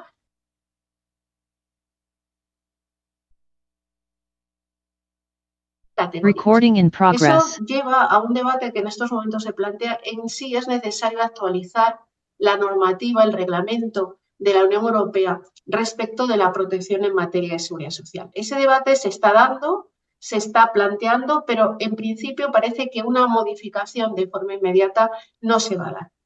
Y otro debate acompañado, que sí que es posible que se den reformas, es en la regulación que tienen los distintos estados de la Unión Europea, entre ellos España, sobre los derechos que en materia de seguridad social hay que reconocer a las personas migrantes que llegan a territorio español, por ejemplo. Sí, tenemos que ampliar, sobre todo en el caso de personas que llegan en situación irregular, sin los permisos y autorizaciones correspondientes. Hay aquí un debate abierto sobre la protección, la ampliación, hacia dónde, de qué manera, desde una perspectiva subjetiva, desde una perspectiva material, al colectivo de personas migrantes. Ahora me estoy refiriendo principalmente a situación de irregularidad.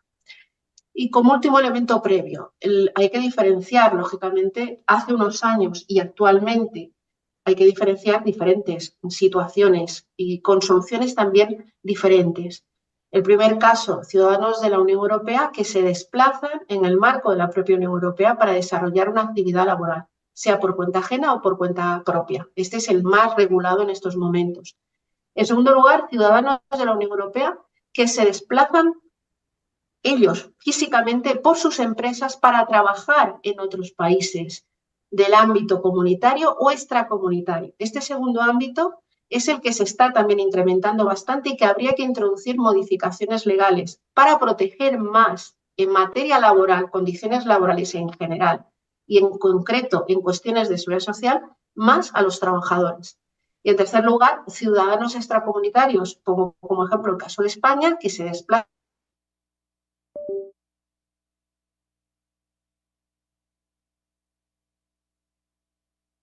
están en situación irregular. Estas serían las situaciones de desplazamiento que podríamos identificar principalmente. Luego hay situaciones particulares de los trabajadores transfronterizos que van de España a Francia a trabajar con su regulación específica y otro tipo de situaciones, pero estas serían las situaciones generales. El primer caso, ciudadanos de la Unión Europea que se desplazan a otros estados de la Unión Europea para vivir y o trabajar. Lo decía antes, tendencia cada vez más habitual y que además abre nuevas vías, por ejemplo, del incremento de las nuevas tecnologías, la expansión en los últimos años y la figura del teletrabajo. En el caso de España, en la pandemia y después de la pandemia, porque se ha quedado una parte de esa población, ciudadanos alemanes, ciudadanos de la Unión Europea del Norte, que decidieron venirse a España a teletrabajar antes del cierre, a los efectos de estar because of the effects of being a less expensive country and a warmer country. So all this context opens a new question of debate. The matter, or if we travel by tourism to live or not to work, it is solved through the European sanitary card that actually works very well and makes us possible that if we travel, I will in some cases that if we move, for instance, I move to Italy, I will have no issues with sanitary assistance that with a card that is applicable in every country of the European Union.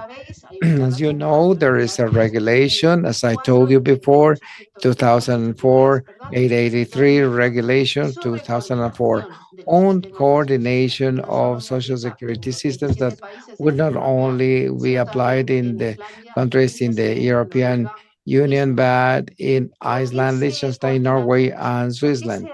Why? Why it is regulated here? I think that we all know that it is not because we want to protect the human right of workers in the matter of social security, a human right, but it was a merely economic situation. The idea was that if we wanted to convince the work miss their aging pension if they went to travel to work in Germany or France in the 60s or 70s. Therefore, we had to coordinate all the state systems so that the market and the economy to work well. It is not different but from an economic reason, social, but mostly economic. This regulation has a material scope very broad because it is applicable to benefits of maternity, paternity, retirement, disability, death and survival, unemployment, unemployment insurance commented in a different panel, family benefits, and professional diseases. It is applied to all the social security system, and the material the scope is very broad. In addition, we need to consider that from the subjective view, it is also important because it applies to all nationals in the European Union who were born in any of the countries of the European Union, all their relatives, and also will be applied to citizens outside of the European Union and their family members who reside legally in the European Union. A subjective element which is broad and also will cover pensioners, students, pensioners who go to different countries, especially to the south because of weather, and people unemployed who do not work yet because they have not found their first job or they have lost their job. So therefore, they are protected before that alarming situation that affects the labor life of many workers. The applicable principles that are translated to other environments and that I find interesting in the effects of Social Security in any place of the world, the matter of the applicable single legislation, only a regulation is applied in the countries where we travel to work as independent workers. There is a single legislation of the place of work where we are working and contributing. In the second place, the right of non-being discrimination. Any person traveling to any other country more than once or several times during their labor life will be treated the same as the national of the destination country. And we all know the law states something, but the practice, it wouldn't happen or it delays a lot to be fulfilled. And the principle of totalization of parents, this is what convinced the most, which it depends that depending on where they work and the years they do, those contributions are added for benefits like the aging benefit that will serve to continue to live many years after retirement. This gives a lot of peace of mind and helps a lot to people, for people to travel in the European Union because of need or the need to know their other conditions or to know other labor realities and have an improvement. And finally, the opportunity of taking the pension from Germany to another country, for instance. And this also happens in different countries like Spain, who receives pensioners from the northern of Europe who come to change residence. In the case of Italy, the southern Europe. And let us remember that the social security systems in Europe continue to be state-owned. Therefore, the European Union cannot have incidence on the way every country define the rights of their beneficiaries or the benefits they want to acknowledge. And also, given that the principles are similar, because they have a common origin, they are public systems that have a common origin. What coordinates the system of different systems through this administrative agency of coordination constituted by representatives of the different social security systems and works well. One of the fears of a person going to work to other country of the European Union, and if they retire, they will not acknowledge what they have contributed in other countries. It is not like that. It is not to defend the system because it has failures, but many. But in this system, it works well and gives a lot of peace of mind and not waiting for years to be acknowledged what you have done in other countries. Second situation that we had to improve and reform in our case of citizens of the European Union that have to migrate to other companies in other countries. Pardon? You have, ma'am, 2 minutes. Yes, I'll finish quickly. In the case of we want to avoid social dumping. It's Law 9671 of the European Board and Council Parliament. This has been very important. This directive avoids having members or citizens from the Southern Europe is like they're taken, for example, to Germany with wage conditions that are better, with less wage. But if we implement the Portugal's legislation, then there's competition with German companies. So what's the mandate? The conditions have to be the same to have the proper effects of protection of social security.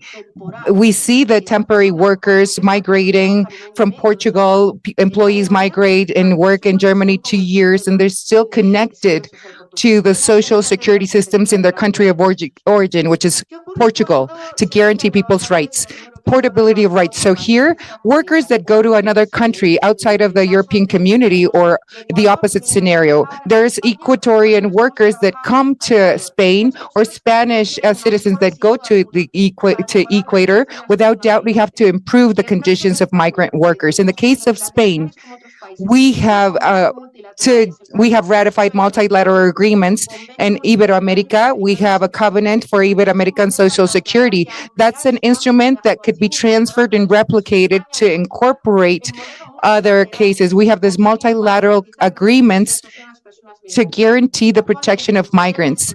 Currently, the model in bilateral agreements is constrained.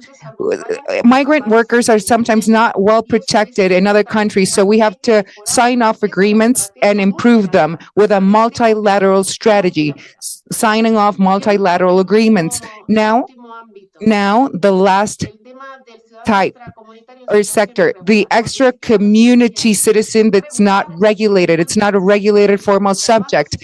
And if you're in that situation, if you're in the previous cases, then you're protected. But in the European Union, in the case of Spain, there's a lot of migration from Africa, sub-Saharan Africa. They migrate to Europe and Spain. And what's their protection? In different countries, depends on state regulations. There's very restrictive countries in the European Union. Each state defines with their law what's done. In the case of Spain, for example, the general social security law is applied not to these type of workers. What applies is the other law. If they're not regulated subjects, if they suffer an accident, they're not going to be protected by the Social Security Spanish mechanisms. But there's going to be a filed lawsuit it's a civil cause. But what we acknowledge is the right that they have to the healthcare systems, even if the subject that migrated is not lawfully there. No, now we have to think about Social Security mechanisms. They are protected even if they're not regulated. People migrate and displace themselves, so multilateral agreements should be enforced, broaden their scope, and extend in territories. Bilateral covenants should also broaden their scope, as well as the protection with the international instruments to protect people who are in displacement. Thank you very much. Sorry for consuming more time. Marlene, no te oímos. Marlene, I can't hear you.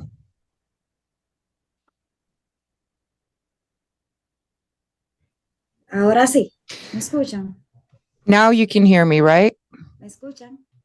Question. Yes, of course. Now we can. Thank you, Marlene. Ma'am, Doctora Carla, it's an honor for us. Thank you for being part of this panel. I think that your contributions will allow that knowledge analysis to really understand the dimensions and the type of workers that are dealing these situations. We know that different authorities and companies have mandatory obligations, to regulate. And now we're going to open the floor for our dearest panel member, who is Luz, and she'll talk about the conclusions and Thank you all.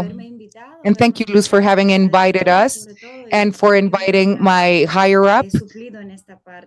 Thank you for enabling me to represent my higher up here.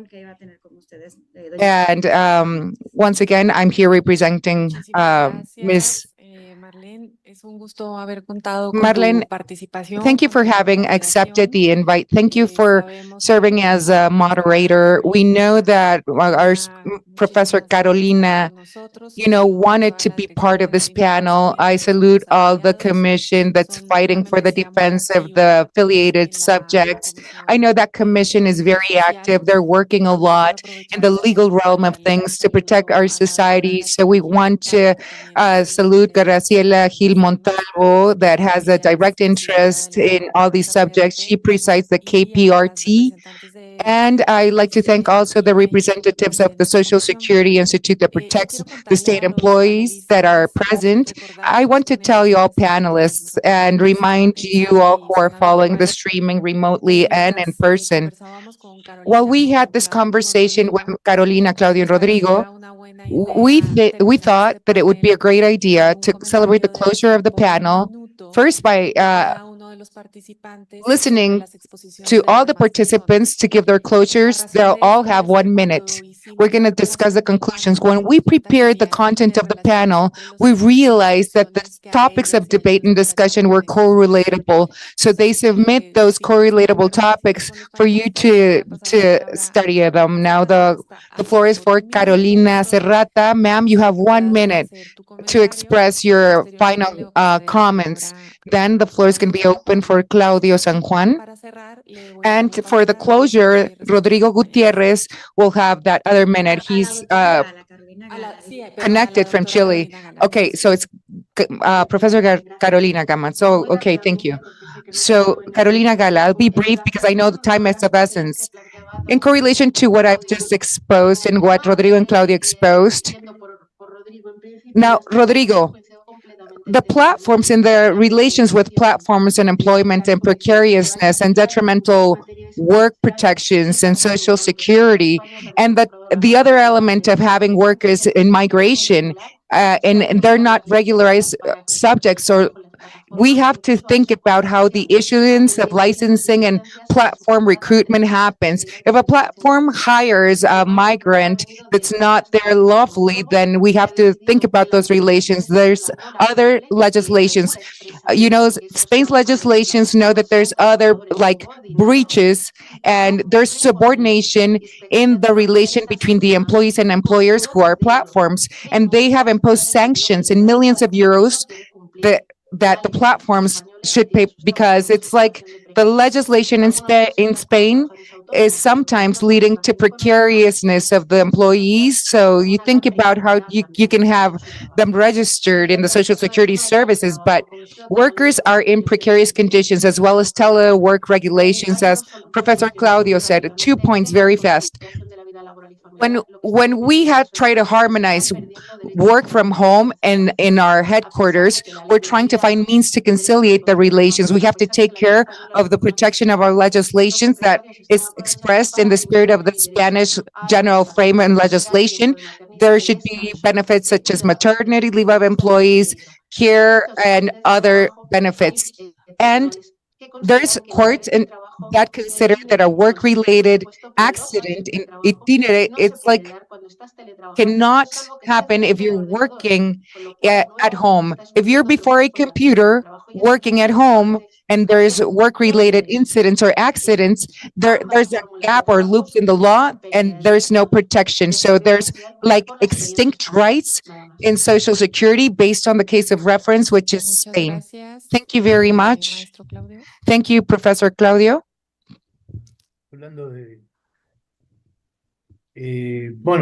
Well, I agree with what's expressed by Carolina and Rodrigo. The first common denominator that's the constant in the three subjects is the fact that there's challenges in the registration, in lawfulness, in formality, and regulated subjects, and the relations between parties, employer and employees, and social security coverage and protections.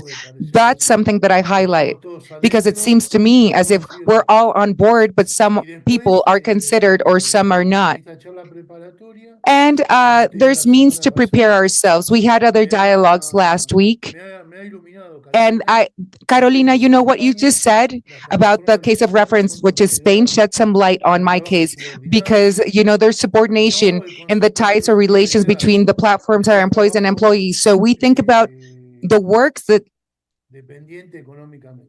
there's there's economic ties and there's a codependent scenario. That's also part of the challenge.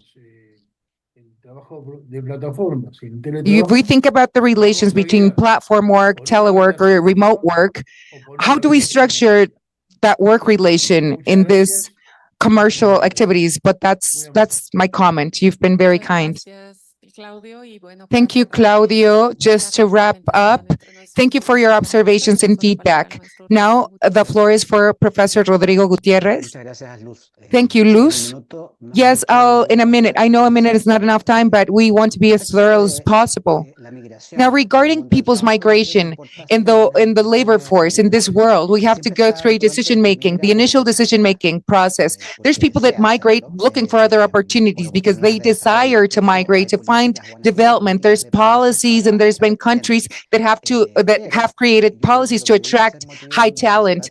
And that's part of what worries us, because there's migration. What worries us is that there's migration and a massive exodus of their people that try to find better job opportunities to just simply survive. In Latin America, there's a phenomenon that's observed in Venezuela. People in Venezuela have migrated. We've quantified around 7 million Venezuelans. Out of these migrants, 10% or 700,000 Venezuelans have arrived to Chile. Many of them lawfully, and some are not.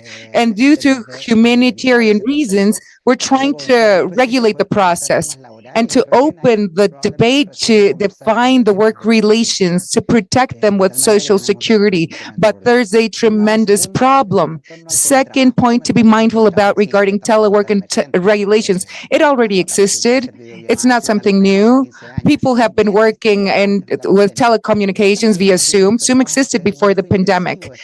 We have to intensely use these technologies, and we had to legislate and regulate telecommunication works. Claudia mentioned about the laws and regulations, had a compared study with the laws and regulations from Argentina. That's the most robust one. The Argentinian law is great, and we compare that law with the rest of the countries. I think that we have to continue regulating and innovate when regulating, because we have to face reality, material, tangible reality of labor relations between parties. So telework or telecom work really has its specificities. In Mexico, you have those challenges. I know that there's a lot of complexities, and other countries maybe not as many, but the benefits of telework or remote work really saves costs in people's displacement and journey to the workplace. But there's ways in which we can measure pros and cons and benefits. The 4 years have passed. The pandemic's done. Now we have to analyze also other elements, productivity, and to consolidate or build healthy employer and employee relations to be productive and protect with Social Security, to have greater economics. If we want progress, economic development, job opportunities of high quality, more protection from Social Security authorities, then we have to all contribute and catalyze, economic growth. We have to have this in perspective. It's not just to express our demands. I think that telecom work under a specific class, or we can see that there's still gaps.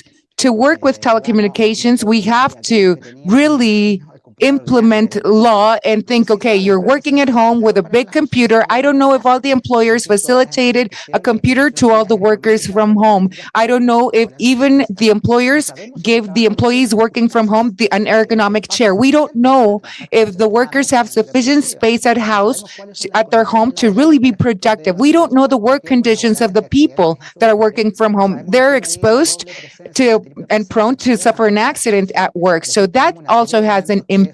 So there's many elements that increase the level of complexity. So we have to go through a paradigm change and think about what's happening with the workforce. So we're managing and administrating and trying to audit and control telecom related activities at the workplace, whether it's remote. So many things changed. Paradigms evolve, and we have to build trust. The organization structure has changed. So sometimes it surpasses the protection of Social Security authorities. But thank you so much. Thank you, Carolina. Thank you, Claudio. Thank you, Rodrigo. Now I think it's the time to continue our debate with Rodrigo at some point. I mean, telecom has been used, or these platforms have been used for 10 years. It's not a recent problem. It's been a problem for a while, but these are part of the problems in this reality, in this context. Rodrigo says that this has been happening for more time, but But I thank you, and I thank our panel members, our examiners, because you've discussed three major problems that we're going to continue facing. All these challenges have been seen. There's a lot of migration. Those migrations and waves of migrants also have an impact, and that's part of the challenge. And we're going to be discussing climate change as well, besides migration. Climate change will impact migrations. The sources of water impacts people's displacement. So that generates problems and unrest in our populations at a regional scale, and it affects our politics. So, Carolina, I think that with your participation, you shed some light on what we can do in the region. Labor relations will change when using new technologies, and I dare say now that the changes that the new labor practices lead us to create is like trying to find that balance between work-related balance, working from home, caregivers, and this impacts the culture, the work culture, and that happens. On one hand, the platforms as an employer try to broaden their strategy to simply continue using the loops in the law to have their effect, but the state is there to regulate and protect our people. So there's a long journey. There's a long path. We have to draft and legislate and update our legislation to continue the protection and follow up on things. After celebrating the closure of this panel, this is the end of the activities of this first technical summit. So those who are following the Zoom streaming will receive the links to be part of the rest of the workshops. We have a workshop of the discipline of actuarial analysis and health, a workshop of financial education, another workshop in which our Department of Research will submit the new systems of computer sciences and that are used in this conference. Don't disconnect. Continue the streaming via Zoom. We're going to share the links to continue having access to the workshop. And I don't want to repeat now all the members that Teresa already mentioned. I'll just use Jorge's formula to congratulate and thank all the collaborators, all the members that enabled this panels to take place. It took us 3 months to finally organize and sort out everything for this panels to take place. My whole heart is with the coordinators and experts that made this possible. Rodrigo Espinosa, Abel Zavala, Jorge Mendez, Maria Teresa. As she well said, she plays multiple roles and she's working in different disciplines. She's an expert in coordinating these type of events. And Bucros, our expert, has also enabled us to contact all the expert panel members who were invited to this venue. Continue with an active link. Follow the streaming. We're going to resume and restart our workshops at 3. We thank you all for following. Adiós.